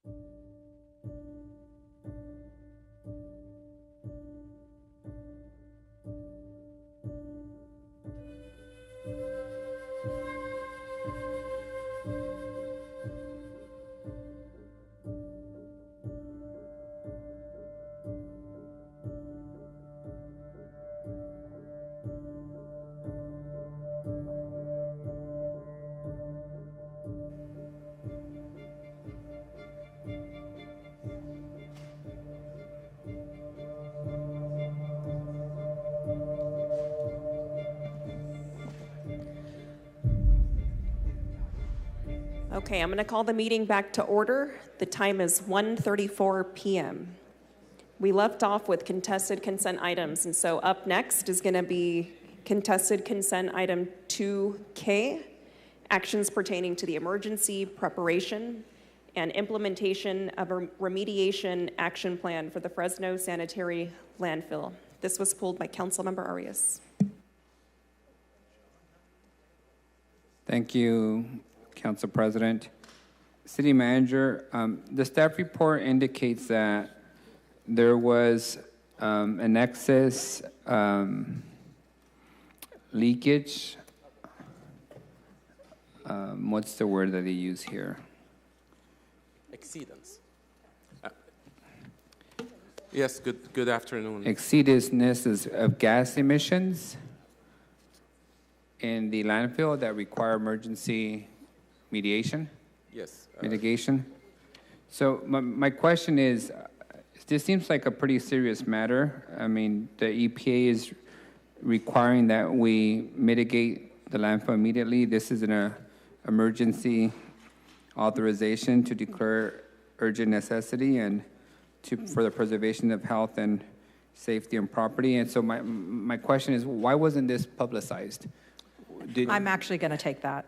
Yeah, did we notify the neighbors? Did we notify the public of the So emergency? you may recall this discussion from budget. Mhm. When we provided the letter from the EPA notifying us of their concerns about our plan, and we were behind on the remediation program for the landfill. And the reason why we were was because we didn't have sufficient funding in the solid waste fund. So as you may recall, part of the rate plan that was just adopted provided funding in order to accomplish this work. But because we have waited so long, it became more and more urgent. So I just want to make sure that that you are all clear that we've talked about it here. I'll let Ahmad, the assistant director, answer as to any sort of public notification. I understand you didn't have the money available to address into the rate adjustment, correct? I'm sorry, say that again? If it wasn't for the rate adjustment, you wouldn't have had the resources to address it. Correct. Okay. Without tapping into the general fund. Correct. So my question is much more specific. On June 24th of 2024, you detected a high percentage of methane gas in the perimeters, exceeding what the EPA has identified as safe. So my question is, that occurred June of 2024. When was the public notified? Did we notify the neighbors? Did we notify the general public? And do we have a legal obligation, legal counsel, to provide that notice given the severity of the emergency? Okay, good afternoon, Council President, Council Member Arias. Very good question. Our main concern here is the public health and safety. The situation that we're in, per the circular regulations which governs the landfill, we are not required to notify the property owners or the tenants on this situation, simply because of the percentage of the exceedance and also the proximity to the next neighbor and the location, how deep the detection is. If I can just draw a picture, these are perimeter probes. We have probes, 13 of them, all around the landfill, outside the limits of the waste. So, and then the landfill gas collection system, what it does is we have a header and wells in the landfill that will Ahmad, speak into the microphone, please. That will vacuum the gas into the flare station, and we get rid of it. So what we just detected in one of the probes at 25 feet deep, more than 5% methane per volume. So that's over the 5%. Then we have actions to do. First of all, we have to fix it within 60 days, which we fixed it on August 13th, less than 60 days. Secondly, we have to just notify the state director, DTSC, and also the EPA, and go on with the plan and mitigation. Okay, so just to confirm, there is no requirement to notify the public or residents in this case? Correct. Thank you for that. Motion to approve.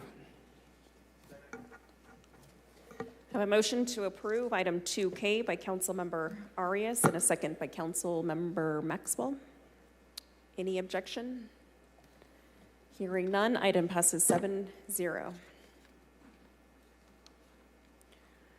Up next is item 2S. This is actions pertaining to the Fresno Police Officers Association FPOA Basic for Unit 4-1. This was pulled by Council Member Arias.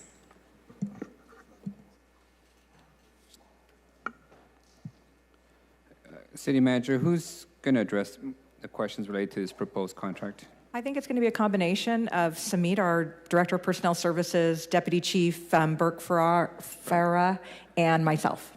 Thank you. Farah. For the Deputy Chief, I do have one request before we begin. If we can receive the list of all the contracted police services that have been approved for this upcoming year and for last year. I'd like to know what businesses have approved contracting services. I'd like to get that information. I'll be as happy follow-up. to get those for the last year. Those book weekly though, so I can't predict what's going to happen in the future. The last year would work. Okay, I'll get to work on it Thank right you. now. And in terms of the contract itself, it's proposing a 3% ongoing increase for officers, correct, for 1 year? Correct. And I noticed on page 11, which may not be the same page as staff has, that we inserted new language as it relates to the president and vice president of the association when their term is up. Why was that new language added to this contract? Samit, why don't you go ahead? Yeah, good afternoon, Council. So the question is on the association dues paid by the members. So this allows... It's not about the dues. It's specifically the reassignment of the president and the vice president when they finish their term. As their term ends, it's near the end of the patrol matrix. So in practicality, they would have to be introduced back into the current matrix with about 5 to 6 weeks left. From a practical standpoint, the members are paying for the dues for the president and vice president. So this proposal speaks to not introducing them at the matrix where they wouldn't have been doing the work for previous years at that point. So who requested this modification? This was a proposal from the union. From the union, and this is different than it's been in the past, correct? Yes, because previously they would have to be introduced into the patrol matrix. And this would delay their reintroduction back to their old job? It would allow for them to wait until the new matrix sign-up occurs, which is at the end of fall, December, which takes in effect January. So how long would this delay their reintroduction back to their normal duties after their term expires? It's typically about a 5 to 6 week period that we're talking about. All right, thank you. And council members also want to make sure it's clear that the city won't be paying for... I understand. Okay, I just want to make sure you know that. But you're accommodating leadership not going back into their regular duties for a few weeks, Yes. right? Which means less officers on the ground to assign to duties. Fair. Thank you. Does this contract include or address the overstaffing on Wednesdays? If the question is, did we make a change to the scheduling? We did not. Was that requested by the administration at all in this round of negotiations? Yes, it was a proposal that we introduced. Was that approved by the labor group? How do you mean by approved by labor group? Did they agree to the change? They did not. And that's why it's not on the contract? Correct. Thank you. Just want to make that crystal clear for the record. The city requested it, and it was denied by the labor group. I wouldn't say denied. I would say they, as a proposal, They didn't agree did to not it. accept it. Okay. They did not accept it. I also noticed that you provide $100 of additional pay for officers that are bilingual.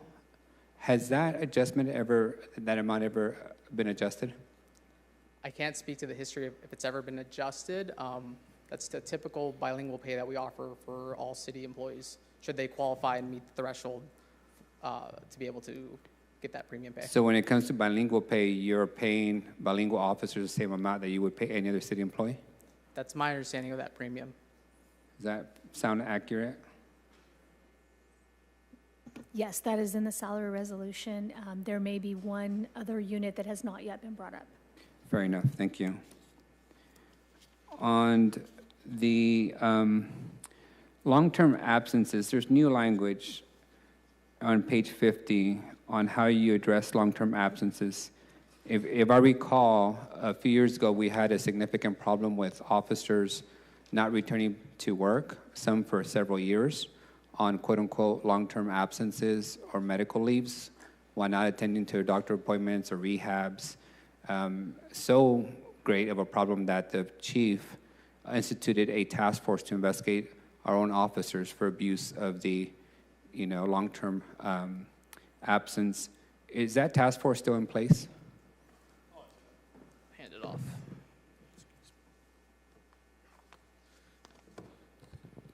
We have a workers' comp unit within our wellness unit that assists our officers in making sure that they're coming off the long-term absence list as quickly as possible.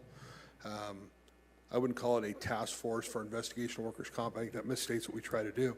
Try to do is move people through. That's what the police chief referred to it as when he initiated it. Okay, well, he's not here anymore, and I'm telling you that we do things a little differently.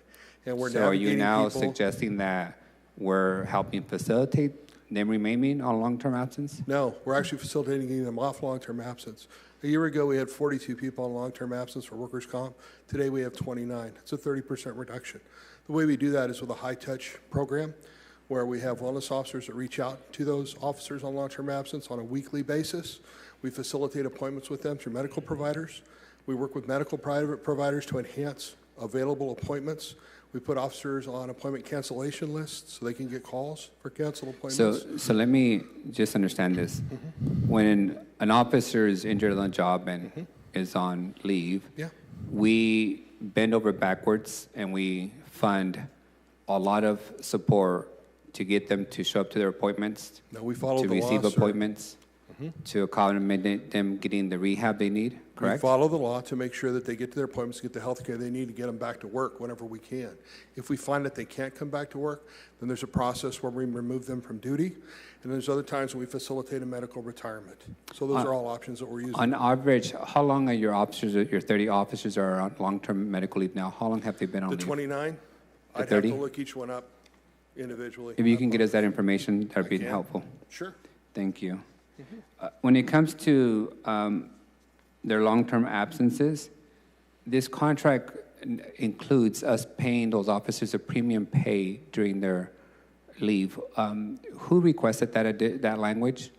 And do we offer premium pay for any other employee group when they're on long-term medical leave? So this language was introduced in this set of contracts, and to ask the question, I'd have to go through every other MOU to see what's specifically allowed in those MOUs for the premium pays. Do you not know we don't pay any other group premium pay during their long-term absences? So I want to clarify, though, 4850 only applies to Peace officers. only police, not fire? Peace Oh, officers. peace officers. Peace, so police, fire. Okay, so it's not really an apples to apples comparison. Well, from my perspective, an employee is an employee. The question is, do we offer other employees premium pay when they're out? I would have to look at that history. Because the law doesn't stop us from doing that for the garbage workers, right? Or for the office workers. I don't correct? think there's a prohibition. Correct. That I'm sure we could do whatever we want on the proactive side. I don't think there's a prohibition. We'll have to look to the other agreements to see if we do. So why did we add this provision now if it didn't exist before? Why are we proactively paying officers premium pay, which is above their baseline when they're out on medical leave, which we know can be years? I'm going to actually take this. So 4850, California Labor Code 4850 language says that employees are entitled to their full salaries. When 4850 came into play, I don't know what year, we were implementing it, that they were making their full salaries, I believe including premium pay.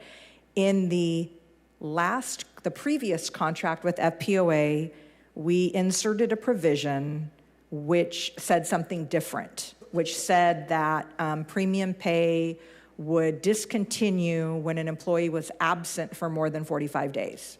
So what this contract does is that provision was specifically negotiated in to help address the long-term absent list. When we were in negotiations, most of the people in the room doing the negotiating did not have the historical reference of why that specific paragraph was in.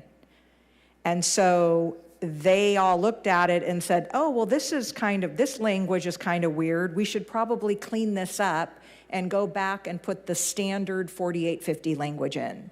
So it was negotiated out. So it wasn't so much about, hey, let's keep paying them premium pay while they're off. It was more about putting standard 4850 language in that is more standard within other agencies. I guess what I'm struggling with, City Manager, is we had hundreds of officers who've been on long-term leave for several years. A few years ago. I wouldn't say hundreds. We did. It was over 100. Well, they hadn't been on the list for, It was over 100 officers, which in a department of 800 officers is a significant amount of officers not working. So at that time, and in that negotiation, we asked ourselves, why are we paying officers extra pay when they're on long-term medical leave and they're not making any progress to returning to work? You're so correct. That provision was removed. Prior, I don't think you were here in those negotiations. Yeah. That premium pay was removed. Now it seems that contract language allowed us to get to a point of having only 30 officers on long-term medical leave, and now we're putting premium pay back. I would disagree with that. Is that not factual? Are we not putting it back? I would disagree with the statement you made previous. I think you gave credit to this provision resulting in the reduction of the long-term absent list. And what I'm telling you is it's not the provision that stopped the premium pay from being paid, which helped us reduce our long-term absent list, because unfortunately, the department never fully implemented the language in the contract which removed the premium pay. It was not ever fully implemented within the department. So the reason why we got down on the LTA list was because of what Deputy Chief just mentioned and our personnel department of being very, very aggressive on workers' comp claims and making sure that our employees on comp were making their way through the system and there was not any unnecessary delay. So it was, while that provision was a tool in our toolbox, it was not the tool that was used to reduce the LTA list. So then what's the rationale then for providing officers premium pay when they're on long-term medical leave? Isn't premium pay by definition extra pay and overtime, and that's not a right of a baseline salary? You help me out here, City Attorney, because I don't want to get into legal, if you can help me out on what I can say about our belief on the 4850. Do you guys want to come up? Can somebody explain to me? Because premium pay for me is extra pay, and that's not a guarantee when it comes to base salary. I understand the notion of the state law, which is the employee should not lose their base pay when they're on recovering from an injury. Doesn't say base pay, but I'll let... What's the question? Tina Griffin, sorry, everyone. Is premium pay considered base pay? No.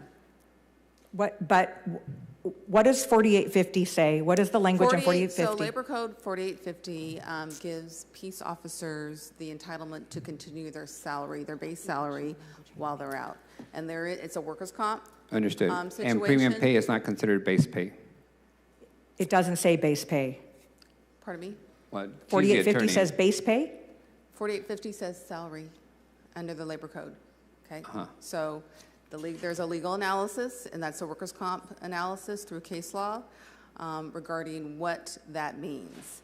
Obviously, I'm not going to tell you on the dais Correct. what our legal opinion is, but I can tell you that is, we do have a legal opinion as to that effect. So for more layman's terms for me, if an officer makes an additional $50,000 on overtime on an annually basis, officer gets injured, he's on long-term medical leave for 2 years in his recovery, does that officer have a right to 50,000 of overtime that he lost annually?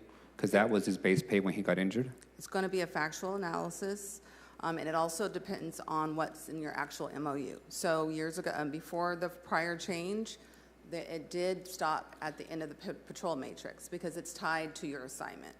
So the analysis is a totality analysis in terms of not only what the law is, but also what your MOU says and the what MOU your before would medical- say you don't get premium pay during a long-term medical leave or absence. Now the MOU states that you do get premium pay. Yes, it cut off after a certain amount of time, and then that was put back in to define it as salary shall mean base salary plus the premium pay. Who requested the premium pay language returned to the MOU?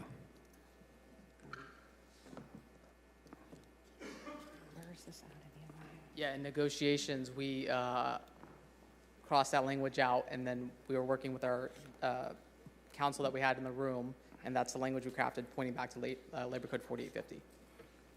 All right. Minimum staffing, what does that mean in layman's term, minimum staffing, and who determines what minimum staffing is? And just for the minimum staffing, that's an existing side letter that we incorporated, but I'll let DC Correct. Vera answer. And is the side letter part of the contract that you provided us? So minimum staffing is the minimum number of officers that are needed to work in a certain patrol district on a certain shift. What is the minimum staffing now? For day shift, I believe it's 7 per district. For graveyard shift, it's 8, and I believe swing shift is 11. So 7, 8, and 11 per precinct, per shift? And when you don't meet your minimum staffing requirements, what happens then We have to order back an officer at overtime. in overtime? All right. And what's the overtime? Is that time and a half? Time and a half, sir. Time and a half? How often do you run into not meeting your staffing levels? We can do an analysis. Lately, staffing's been very good. We've been focused on making sure we have enough officers assigned to patrol to meet the minimum staffing. The problem is it can fluctuate based on events. So, for instance, if we had, it was a real challenge during COVID. You know, we'd have entire shifts get exposed to COVID and have to be out for 10 days, those kinds of things. Fortunately, we've had reductions in officer-involved shootings. That can take out an entire shift as well, as all those people are put on admin leave. Vacations come up, so it's our duty office does a good job of forecasting and staffing. And, So in general terms, do you find yourself on a weekly basis, any given precinct, not meeting minimum staffing levels? well, the good news is we share. So we use minimum staffing as a citywide when it comes to overtime. So if I'm +2 officers in Southeast and they're -2 in Central, we'll send those officers over to Central. That's just being fiscally responsible. Got it. And on average, do you not meet minimum staffing twice a year, a dozen times a year? Oh, no, we're probably below minimum staffing by a body or 2 on different shifts, maybe a couple times a week. A couple times a week? So it is kind of normal. Yeah, it's not unusual. Yeah.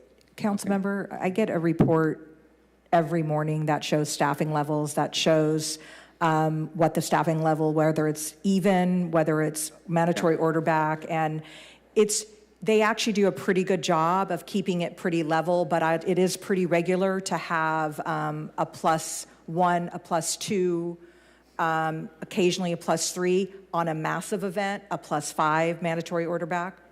Yeah, that's fair. I saw the language on page 62 as it relates to sworn officers while assigned to any special unit engaging in drug or vice enforcement shall be placed into a pool from which the names will be randomly drawn for drug testing. Each employee shall have an equal chance to be tested, but no more than 50% of the eligible folks will be tested. Why are we limiting only testing 15% of the individuals for drug tests when they're engaging in drug enforcement? I'll be honest with you, Councilman, I don't know the history of that provision, but it's been in that MOU forever. It might be cost. It's very expensive to drug test everybody.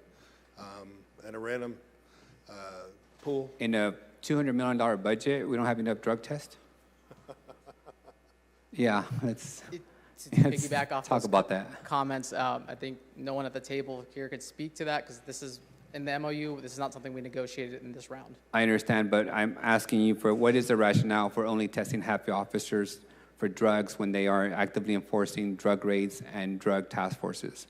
Yeah, I would have to go through the archives of previous tables to see kind of what the direction conversation was at the time to get you an answer. Let me ask it differently.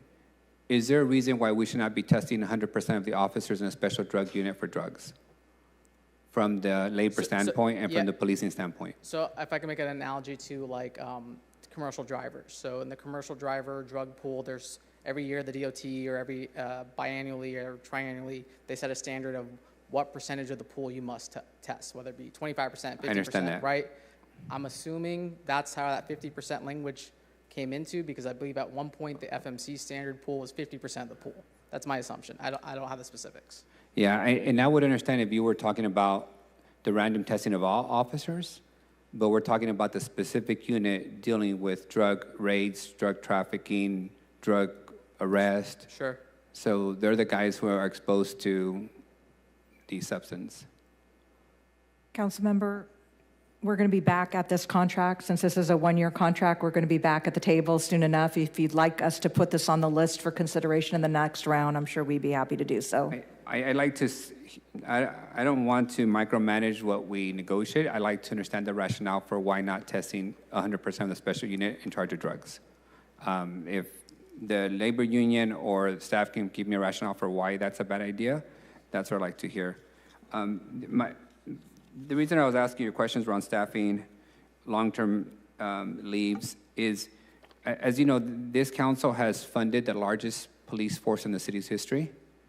And even when we've done that and given you half the city resources, we continue to get feedback that there isn't enough officers to address the, petty crimes, the trespassing, the encampments, things of that nature across the city, whether it's festivals or other things of that nature. So what I'm trying to ascertain is, does this contract help us ensure that more officers are available to work every day?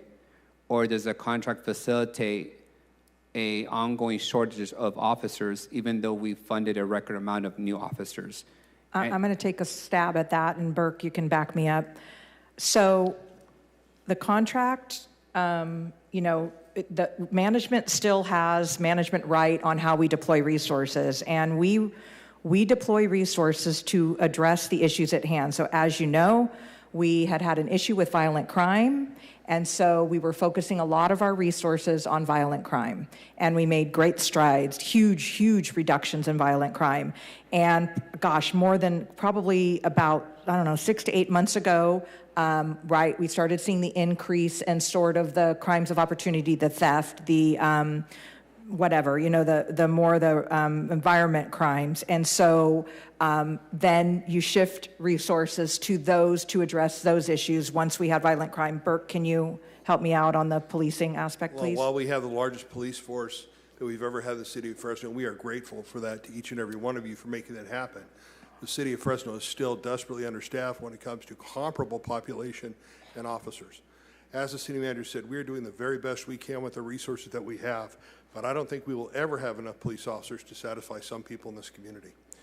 We'll never have enough officers to stop every vehicle that runs every red light. We'll never have enough officers to deal with every homeless person on every corner. We'll never have enough officers to deal with every shoplifter. So the city manager is absolutely right. We do our very best to allocate those officers to the areas that are issued. One of the things we'll bring up is the ORT grant, where we went out and found state money and brought it home to hire 25 police officers to focus on organized retail theft and auto theft. I think it's that kind of creativity, our use of technology, that's allowing us to be nimble, flexible, and address all these issues. We will always make violent crime our first priority, and I know that's what you want. You don't ever want me to stop going to the stabbing, the shooting, the domestic violence. But it is nice now, with another reduction in shootings, 40% this year over last year, to have more of our officer available time to go out and respond to burglar alarms and catch burglars and follow up on cases and put people in jail that are wanted. I appreciate that. And we're data driven. Yeah. I think, can you touch on that about how you use data? I'm sorry, I know you're filling in for our chief here. That's all right. But I mean, remember, this department is very active in utilizing data and crime stats to proactively address issues in the community. If you could take a stab at that, Burke. I can. If we have 4 hours, I'd be happy to go into the whole thing. It's a workshop probably on all the data-driven and technology uses that we use in the police department in order to focus our folks in on real crimes. the amount of personal effort that we've put into fighting violent crime when it comes to our gangs and interceding with gang members and working with Advanced Peace and other groups in order to limit violent crime. I mean, we could go on and on and on. I appreciate it, So- Chief, but I want to focus on two areas Sure. that, as you noted, we've given you a record amount of new officers. Yes. At the expense of funding parks and other areas of the city that equally reduce crime. We've attracted state resources to add additional officers to retail crime. But although all that is good with additional bodies and resources, however, it gets zeroed out if on the backside we have long-term leaves continuing to grow and to be extended. If on the backside we have officers moonlighting while claiming that we don't have enough officers on the ground to do the work.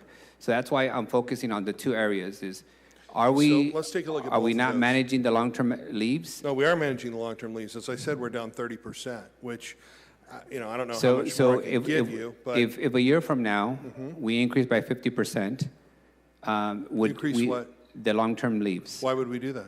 I don't know. Well- If folks get injured, if those who are in long-term leave now continue to be there for a year or 2 years from now, if that continues, No, see, but that's not the trend, sir. The trend is actually the opposite. We're down 30% this year to last year. If that trend continues, then we'll be down to less than 20. and if the trend doesn't continue, what would you do about it? Well, first of all, I think it's important that we continue what we're doing now because it seems to be working. So we're going to continue to focus on making sure that our officers get the medical care. Understood. But what we're doing differently under this contract is we're returning to premium pay during long-term leaves. And That was not Councilmember- the case. And let me, hold on, Burke, stop. As I said, this is a one-year contract. Yes. If we see a shift in the trend and we need to go back and address to try and obtain this tool back into the contract, then we can deal with that. I'll say. That's all I wanted to hear. The department is successful with the tools that they have right now. If we need additional tools, we'll come back and approach it at the labor table. We've got a saying at the police department, this isn't working, put the dumpster fire out and let's try something new. And we're open to trying something new. And Understood. I think that's why we've been successful. Understood. And what gave me pause in this contract is it took us a long time to remove premium pay for long-term absences. And we finally are making progress to reducing that amount, and now we're putting it back. Understand And the that's what concern. concerns me, because that's public policy that doesn't match up with what's worked. Well, and that's what's important too, is to make sure that that change is legal. And that's why I'm waiting for the legal opinion from City Hall. And again, I look forward to negotiations next year as well. Understood. Thank you, Deputy Chief. Thank Those are you, my sir. questions. With that, I'll make a motion to approve. There was a motion to approve item 2S by Councilmember Arias and seconded by Councilmember Bredefield. Any objection? All right.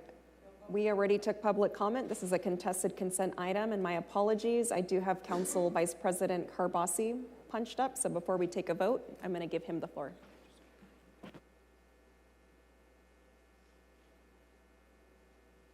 Thank you, Madam President. I want to thank staff for working for a long time on negotiations to get us to this point.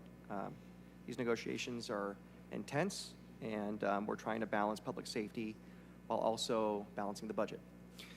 My colleague does bring up some fair questions just in terms of premium pay, but I also think some things were said from a glass half empty characterization, and the public watches these meetings, and I don't want anyone left with the impression that we have a problem with long-term absences and that officers aren't out there protecting our neighborhoods. So I think I want to just clarify a few things. A comment was made that an employee is an employee, but I think that our Fresno firefighters, for example, by the nature of their work environment, are exposed to things that most other employees in the city of Fresno aren't exposed to. Same goes for our ATU drivers. They deal with the public regularly. It's part of their job. And they were facing increased amounts of violence and assault by customers, so we funded several years ago protective barriers for them. We didn't do that for all employees. We did it for them because it's significant to their work environment. But when it comes to police officers and firefighters, I think we expect them to be exposed to certain things at greater risk than any other type of employee in the city of Fresno. All employees matter.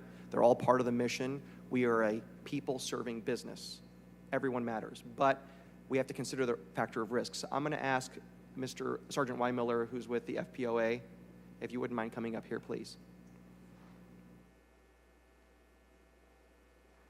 on this issue of risk,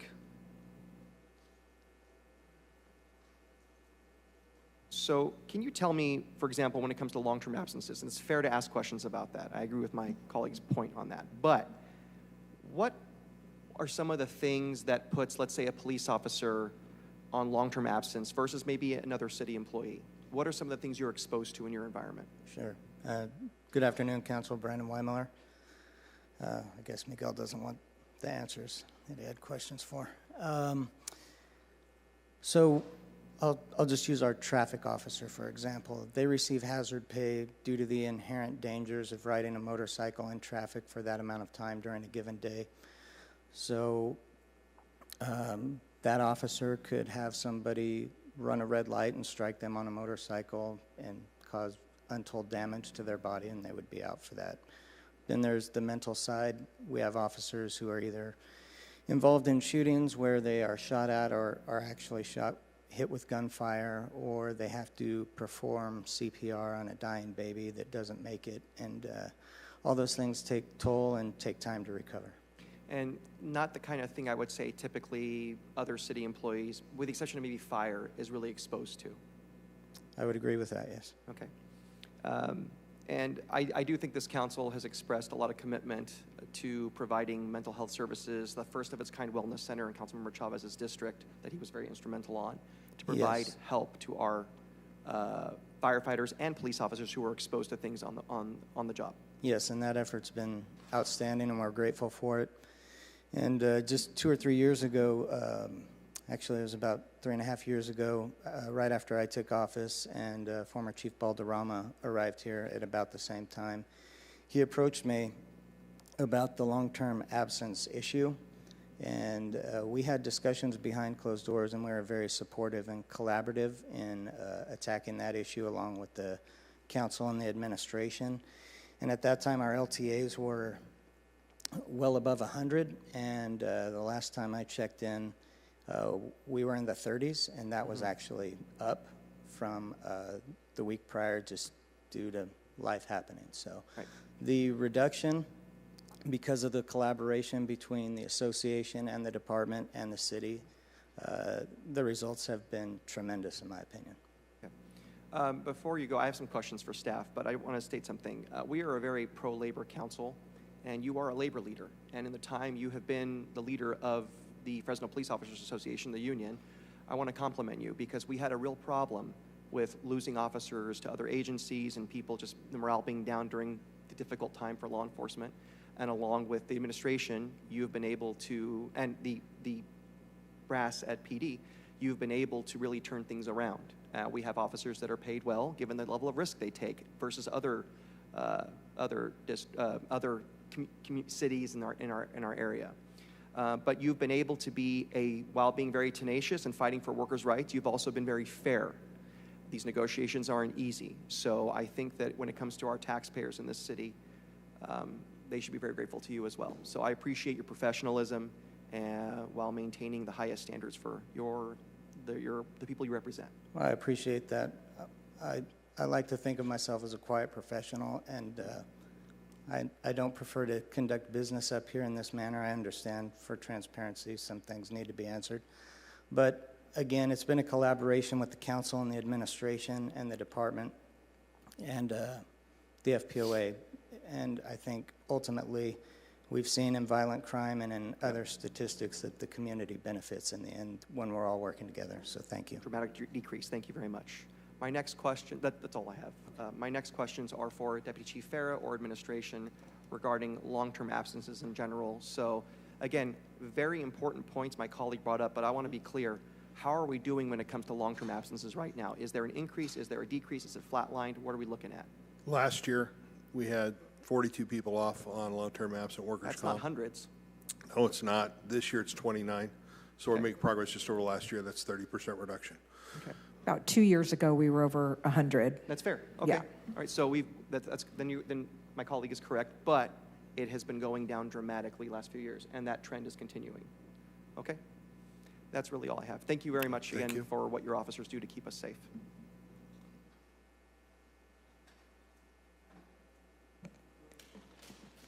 I have no one else punched up, so at this time, we're going to take a vote on item 2S. This was motioned for approval by Councilmember Arias, seconded by Councilmember Bredefeld. Any objection? Seeing none, item passes 7-0. Thank you very much. That concludes contested consent, so we're going to move on to item 3A. 3A is a resolution amending the Better Business Act to add an exception for exclusive negotiating agreements pertaining to private projects contemplated on city-owned property that are anticipated to provide a substantial public benefit. This item is sponsored by Councilmember Arias. Thank you, Council President. I do want to read a correction into the record. I know there's questions about the exemption to the Better Business Act. The way it was originally drafted, it read as if we were exempting all operators on city property from the Better Business Act. That is not the case, nor the intention. The intention is to simply exempt this project at the zoo, as the zoo is on city property. The folks may not know, when Measure Z was established, prior to Measure Z, the zoo was a city asset. When the conversion occurred, the property remained city property, owned by the city in a long-term lease with the Zoo Corporation to operate the Fresno Chaffee Zoo. So the motion is to approve with the following revisions. In Section 1A of the resolution is amended to read, quote, "The ENA is for the purpose of negotiating the terms and conditions of a private project that will be located on the city-owned property in Roding Park," quote.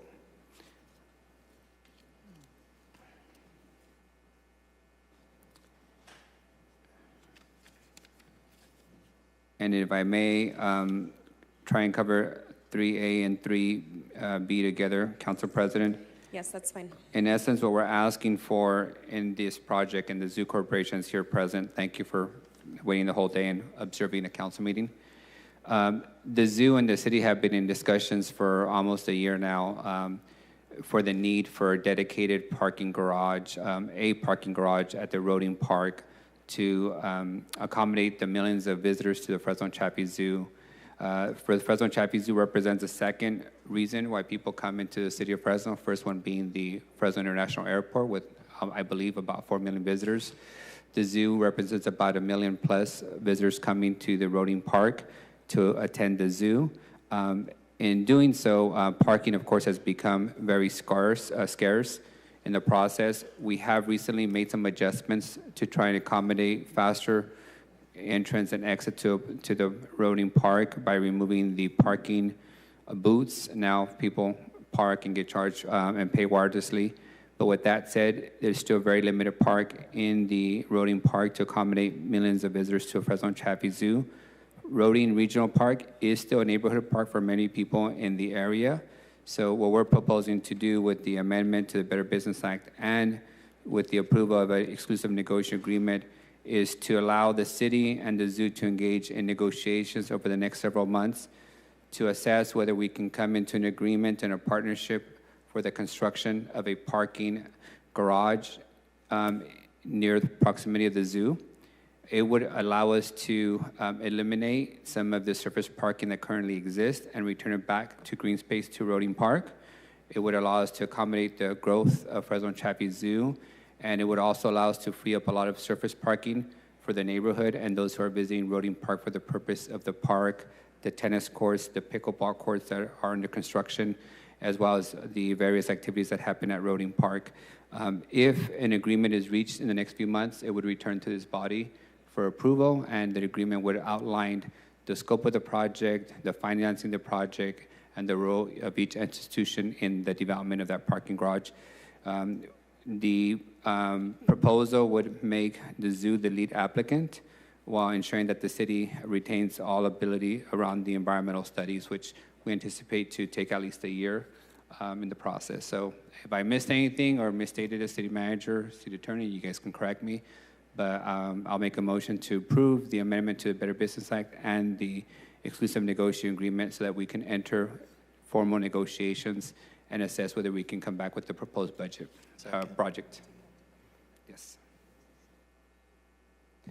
All right, thank you, Council Member. We have not yet taken public comment on item 3A. So at this time, if there's any member of the public who would like to speak on 3A, now would be the time to come up. And Council President, just to clarify the motion, it wasn't a motion to amend the Better Business Act. It was basically to exempt this specific project. Please state your name for the record, and you'll have 3 minutes to comment on item 3A. Ms. 6250, this is the first I've heard of. I know the parking is horrible over there for the zoo. I know that. But I believe that we own some parking across the street from the zoo, or a vacant lot. Where would a parking garage go? And I heard it was going to be like 3 stories. We've already lost enough green space, so much so that Fresno is so desperate that they use medians as green space. So, and we've already lost so much space to the zoo itself that there's not much of that park left. We do need parking, but I believe the zoo owns a lot across the street from the park.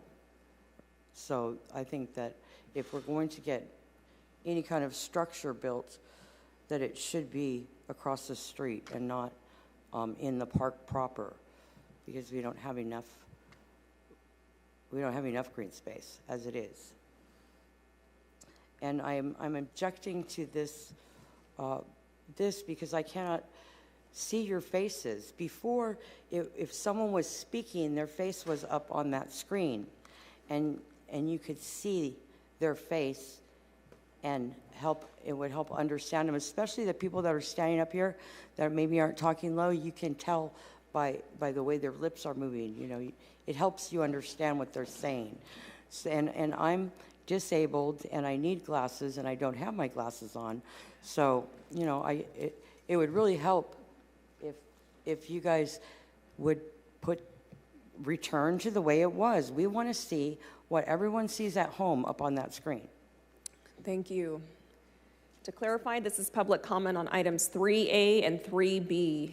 Are there any additional members who would like to provide comment on 3A or 3B? Please come up at this time.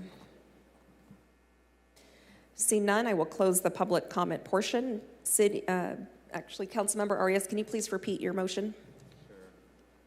The motion is to amend a motion is to approve the following revision on item 3A.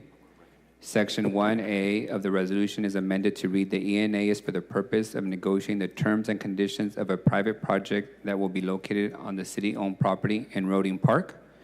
And secondly, to approve the entering into exclusive negotiating agreement with the Fresno Chavez Zoo Corporation. I'll second it.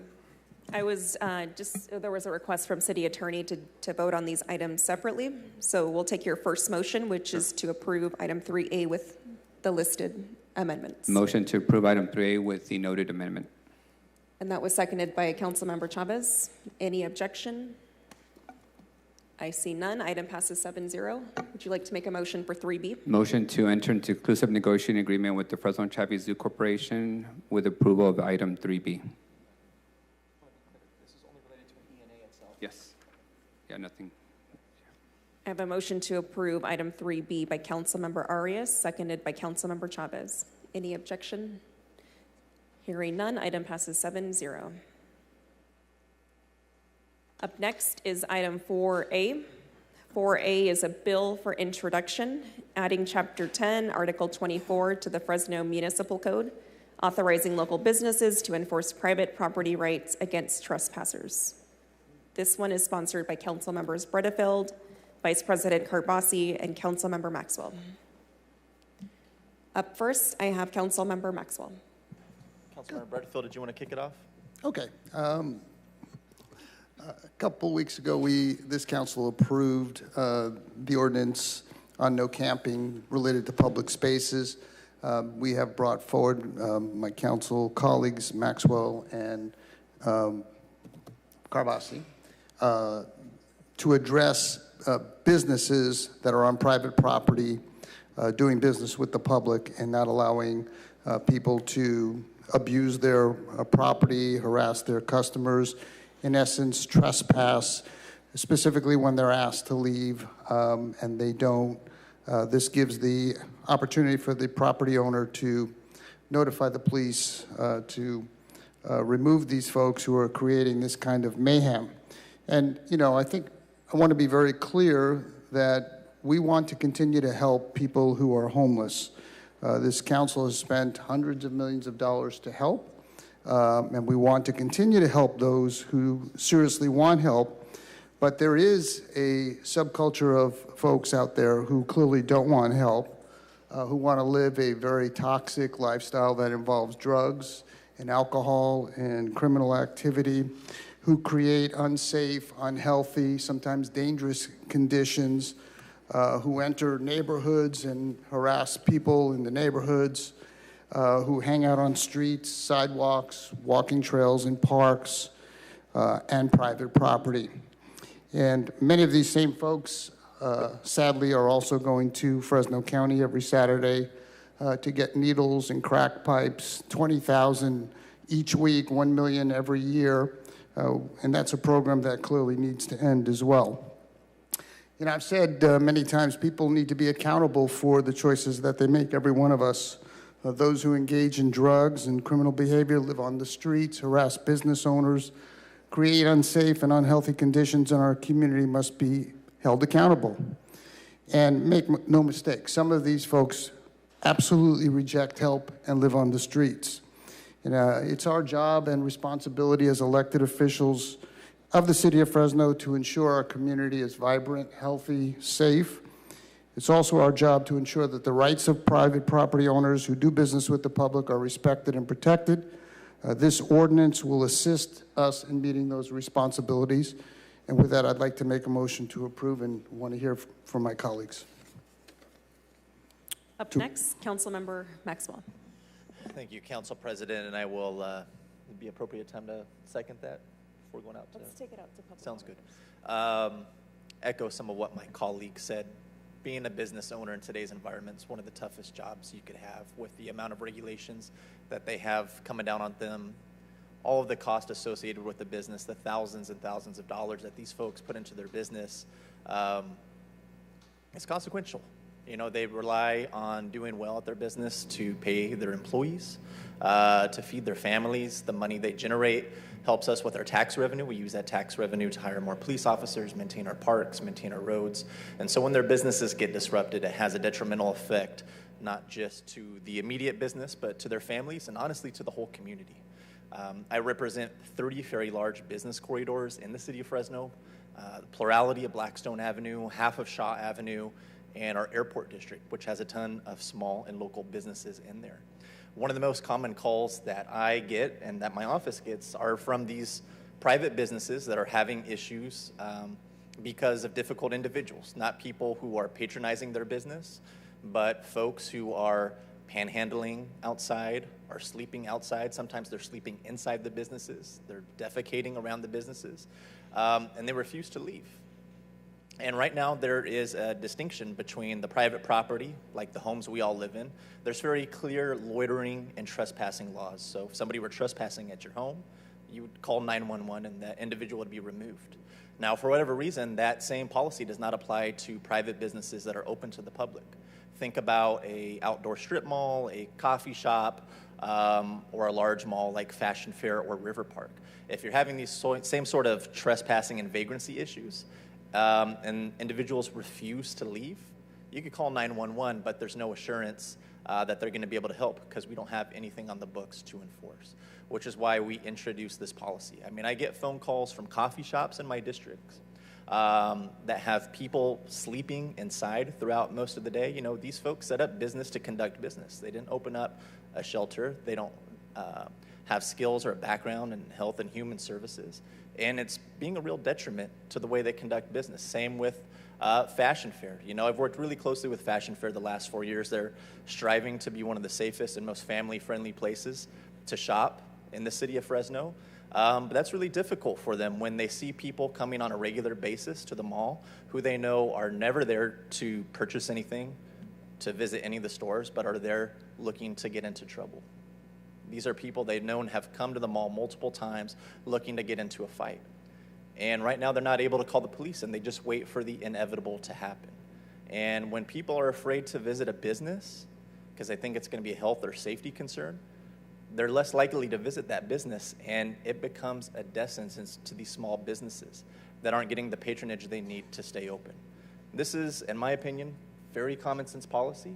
I'm glad to have the support of Councilmember Bredefeld and Carbasi. Again, this is just for introduction. I'm curious to hear what my colleagues have to say about it. But again, this is private property we're talking about. We're not talking about public property, sidewalks, or parks. We're talking about people's private property where they've opened a business, invested tens, if not hundreds of thousands of dollars, and whose tax dollars we rely on to keep our workforce employed. And like I mentioned, do things like hire more public safety, cleaning our parks, and maintaining our roads. We need these small businesses to survive. Fresno is a leader when it comes to so many things. We need to be a leader when it comes to our business community. So happy to support this today. Thank you, Council President. Thank you, Council Member. Up next, Council Vice President. Thank you, Madam President. And again, it was an honor to work with my colleagues, Council Members Bredefeld and Maxwell, on a common sense piece of legislation that really will benefit not just our small business owners, but also our workers in those small businesses and customers, people that want to shop in Fresno, rather than having to go to other communities because they feel safer over there. Being homeless is absolutely not a crime, but there are certain behaviors that are unacceptable. No small business in the city should have to be able to experience people defecating on their premises. No small business or mom and pop shop in this city should have a situation where somebody can come in and create a hazard and fear for their workers that work there. This city council has taken recent steps to help get the homeless off the streets where they're unsafe and to encourage them to go and accept services. Because for far too long, a lot of these folks are, again, not criminals, but they're unwell. And we've allowed them to go statewide unchecked, causing havoc for working families across this state. And I applaud from the governor to the mayor to the city council of Fresno for taking action to turn things around. My colleague is correct. We enjoy clean parks. We enjoy roads that have less potholes. We enjoy being able to call 911 and have someone respond, whether it's a police officer or a firefighter or another hero. That happens because a lot of families in Fresno either work in small businesses or own small businesses and pay their taxes, and those dollars go to fund the services that families like you or I enjoy and rely on the most. This is the right thing to do. Again, we're not criminalizing anyone for being homeless, but we are holding people accountable if they exhibit behaviors that threaten the liberty and economic opportunity of other innocent Fresnans. So again, I'm happy to move forward with this item, and I'm looking forward to the feedback from our colleagues. Thank you, Council Vice President. And I just want to thank my colleagues for bringing this forward. I think this is closing a much-needed loophole. To me, this is addressing a public health concern for businesses, for patrons. I, too, get calls almost on a daily basis from businesses specifically in the Tower District that are dealing every single day with the repercussions of not having the ability to address this appropriately themselves. And so this is common sense, much needed policy to re-empower our small business community to be able to do what they need to do to best care for their business and for their patrons.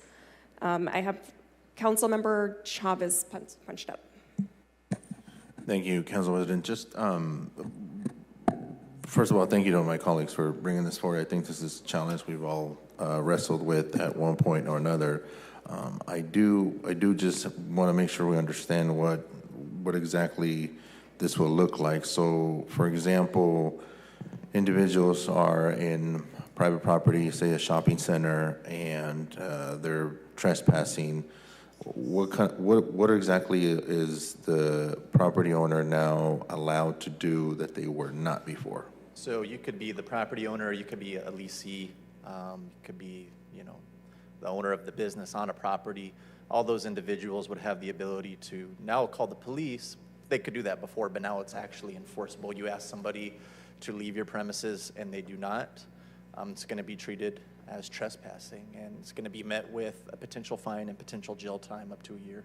That's it right there, right? Previously, I mean, individuals were told to leave. I think before I had an opportunity to work with one of my shopping centers, the property owner would actually have to post signs that said no trespassing.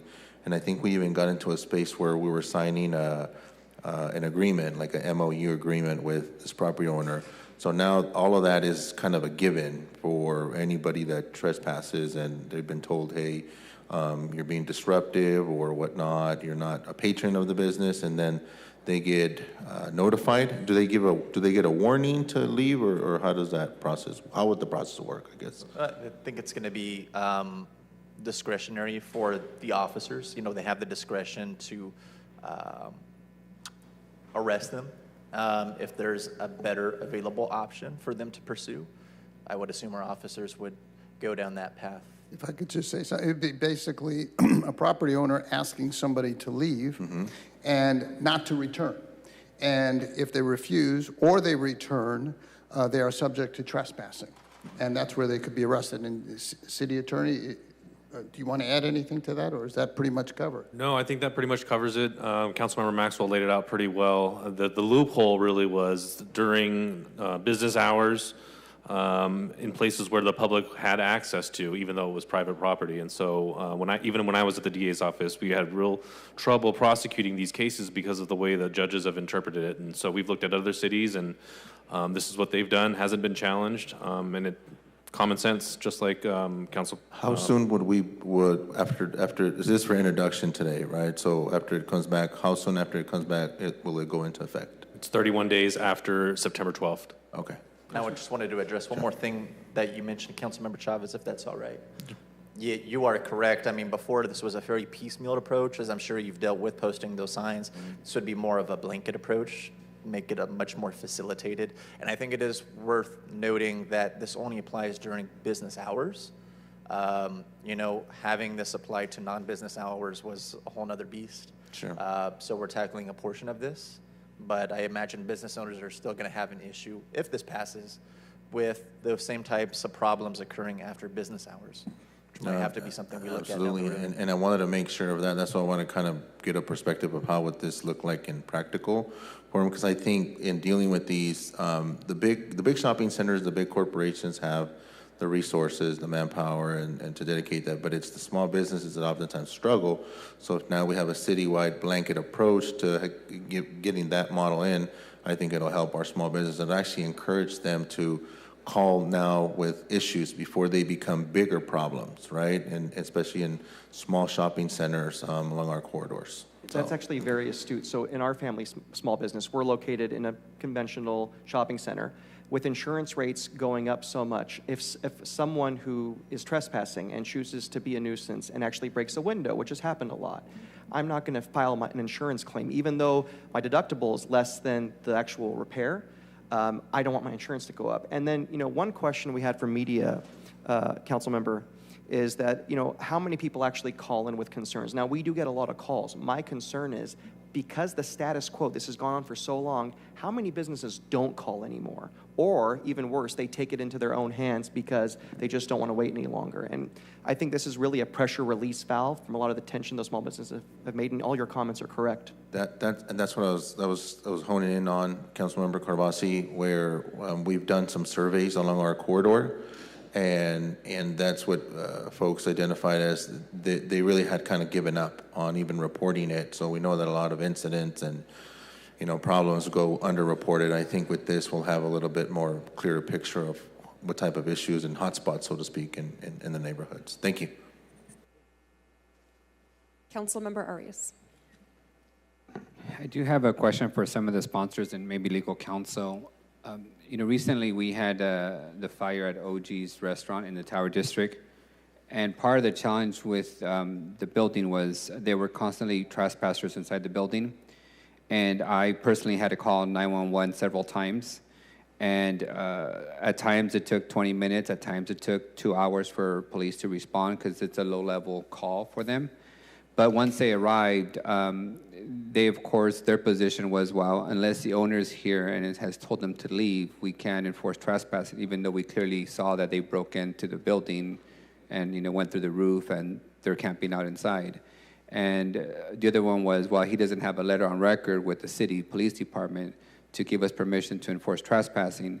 So this happened over, half a dozen times in a couple of weeks. And we would shoo them away, they'd come back, and ultimately the business owner chose not to reopen in Fresno and move to Pismo. How would this change allow vacant buildings to be enforced with trespassing? I could try to address that, but I think I may need assistance from the city attorney. Again, this proposed ordinance will only apply to regular business hours. Now, as far as I understand, OG's was under construction and not operating for a while. I'm not sure that would have applied in that situation, but city attorney is free to correct me. That's correct. So we're just looking at businesses during operating hours? Correct. And that's would what this be proposed limited ordinance to would address. businesses or to residential spaces also? Any private property that's open to the public. Okay, thank you.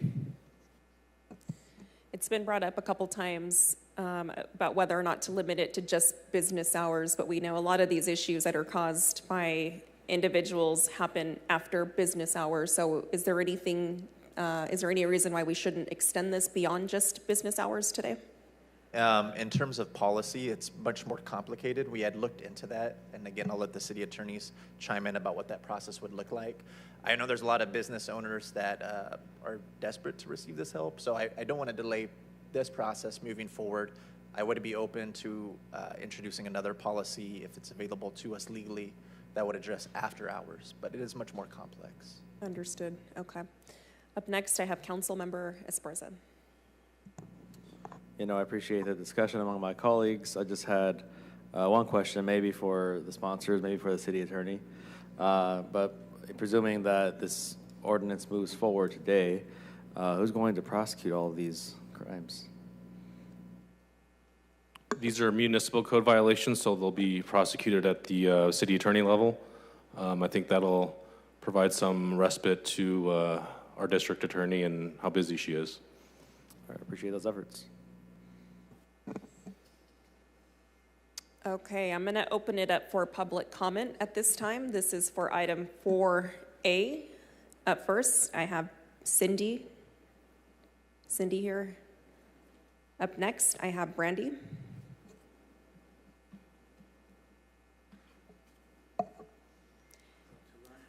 Hi, Brandy. You have 3 minutes. Thank you. In response to this ordinance, I assert that we need sustainable and more effective solutions than this to the complex issues brought forth, and that there's a crucial foundation to addressing these concerns that businesses have that we have not yet had in Fresno, and that has been effectively implemented in other communities that would not be unfamiliar to you because we have been asked them. In addition to continued identification of need of multifaceted support for local businesses that we want to thrive, we need resources for de-escalation, crisis response, and conflict resolution to these issues as part of building resilient, independent, and thriving neighborhoods.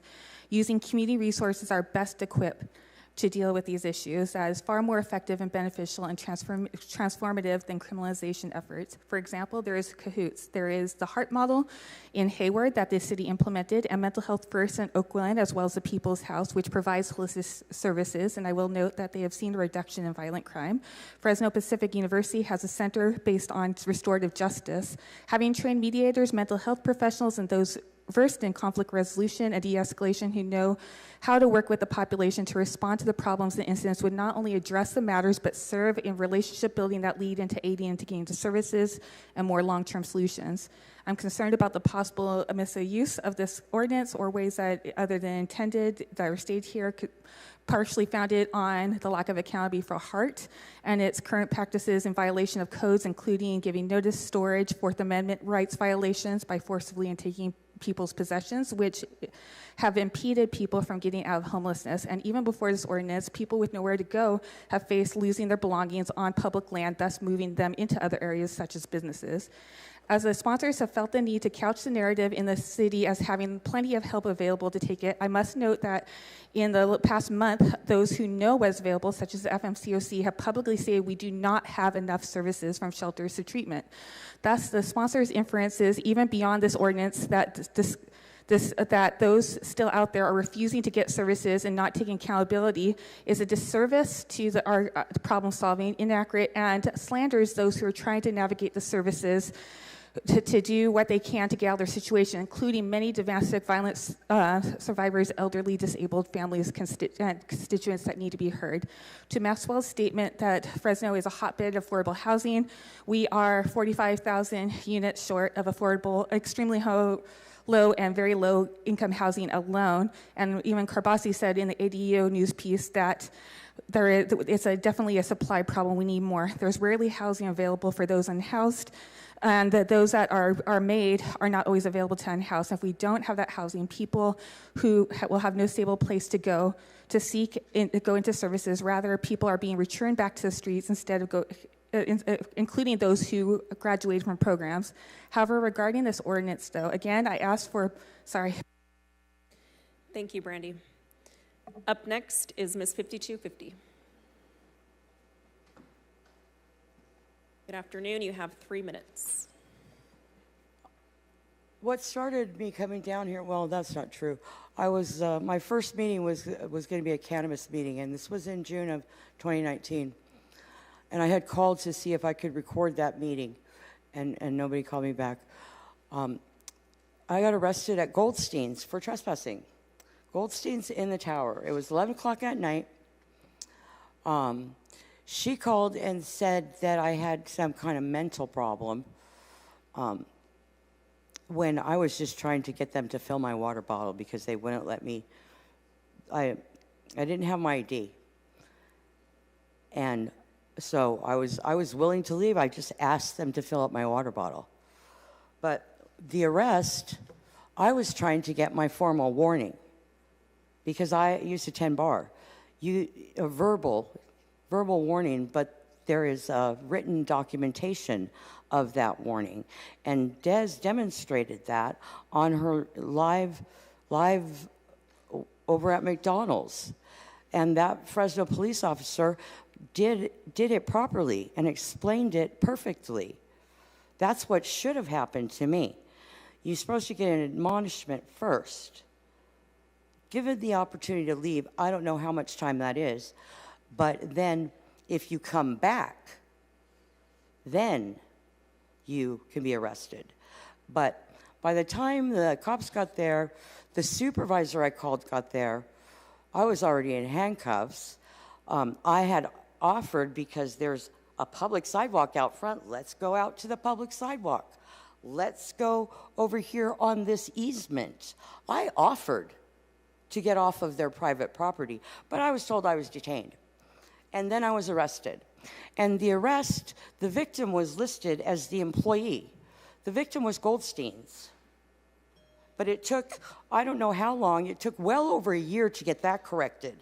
Now, when the business is listed as the victim, they have to prove the actual proof of a loss. That means opening up their financial records. So, and also the CCTV video from the establishment. The officers did not collect the CCTV video as required. They didn't get the names of all the employees present. Can you guys please explain to us the difference between PC 602 and is it going to be involved at all? Or is this just you're arresting under an ordinance? And PC 602, I think it involves PC 837, which is citizen's arrest.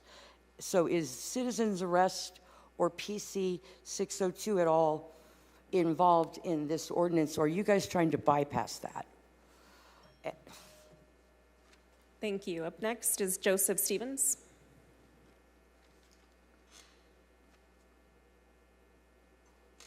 Hi, Joseph, you have 3 minutes. I appreciate it. Afternoon, everyone. I just wanted to address the council today regarding I'm going to ask you to speak a little bit closer into the mic, please. Sorry about that. I wanted to address the council today regarding this matter. I hear the justifications for this change, including people who cause issues within local small businesses, but it seems like there are already laws in place to address the issues that I hear. In place today, there's no laws in place regarding public defecation. I see some people shaking their heads. That was one of the, okay. So it seems to me like there are laws in place that address a lot of what is being used as a justification for this change, whereas it seems more like a very broad rule change that allows enforcement against a much wider population that is actually causing issues. When you increase the day-to-day struggles on vulnerable populations, you put them in danger. That's the full long and short of it. A lot of what goes into people seeking shelter, a lot of times will be environmental factors. You have people out there combating extreme heat on a day-to-day basis. We are taking away public spaces from our homeless population. If we take away air conditioning that is available potentially as a mitigating factor during peak environmental stress times, we will be endangering our citizens, we'll be directly endangering your constituents, and we are turning a blind eye to it in the name of small business. So that's all I have to say. Thank you. Thank you. Up next is Cindy.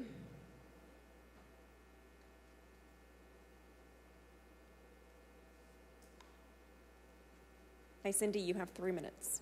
Thank you. And I'm here to shock you and say thank you. I'm actually here because my friend owns a small business on the 1700 block of Olive, just past Roding Park. He's been there for over 40 years. And he's, of course, at work today, so I wanted to come in and hear this discussion. He has, probably for the last 10 to 15 years, come every morning and cleaned off the defecation off his front sidewalk. And the officers who have tried to help him in that area are good people, but their hands have kind of been tied. And it's rough. Small businessman, not a big mall. So I'm just here to say thank you for considering this. And I think small business owners are going to be very appreciative of it. So thank you. Up next, we have Fernando Elizondo, Sr. You have 3 minutes. Peace be with you. The Lord is my strength and my defense. My concern is police priority. Okay? I called a few times and they said, well, your call is not a priority. Okay? Now you're going to make homeless trespassing a priority. They say, oh, it's got to be life-threatening. Is this life-threatening? I don't even see the people that own the places that are complaining here. Why do we have to come and complain? You guys don't protect us if we don't show up. It's because it's biased. We have an unethical leadership here. Unethical. You know what that means? You're unethical. You're biased. You're always protecting the guy with a little money for donations for your campaigns or whatever you want to call them. And I see signs out there for trespassing. You get cited out. That's it. You guys have put the carriage before the horse. It hasn't even passed, and you already cleaned up practically all of Tower District. You cleaned it out, so I'm all gone. I live there, so I know. So how does that happen? That's a malicious prosecution. You guys don't even follow your own laws. What's wrong with that? Corruption. Where's the master of corruption? He's not here right now. He's a puppet master. And you guys are doing exactly what he wants you to do. When you guys start thinking for your own selves, have compassion. The other day, Annalisa, I can't believe you were so cold-hearted that you didn't even respect the dead when she was doing that memorial for them. You could have had the compassion and say, we'll let you go a little longer. She wasn't even saying nothing. She was just doing the memorial. That's not right. You need to get your priorities straight. All of you need to get more ethical. Otherwise, it's a doom days for everybody because God is watching us. Like you say, in God we trust. Don't trust City Hall. All right, are there any other members of the public who would like to speak on item 4A? Please come up at this time. Seeing none, I'm going to close the public comment portion for item 4A I and asked bring to it get back those up to the numbers. dais. If you guys would put those Turn off numbers. her mic, thank you. Councilmember Bredefield, would you like to make a motion to approve? Yes, I would like to make a motion to approve the item. All right, for item 4A, we have a motion to approve by Councilmember Bredefield and a second by Council Vice President Karbasi. Any objection? Hearing none, item passes 7-0. Okay, that concludes the open session portion of the meeting. We are now going to transition into closed session. City Attorney, will you please read the agenda for closed session items? Today in closed session, we have item A, conference with labor negotiators, all represented units listed on the agenda. Item B, conference with legal counsel, public security, discuss security at City Hall. Item C, conference with legal counsel, existing litigation, South Fresno Community Alliance with City of Fresno. Item D, conference with legal counsel, anticipated litigation, one potential case. Item E, conference with legal counsel, anticipated litigation, one potential case. Item F, conference with legal counsel, existing litigation, Michael Manfredi versus City of Fresno. Item G, conference with legal counsel, existing litigation, City of Fresno versus County of Fresno.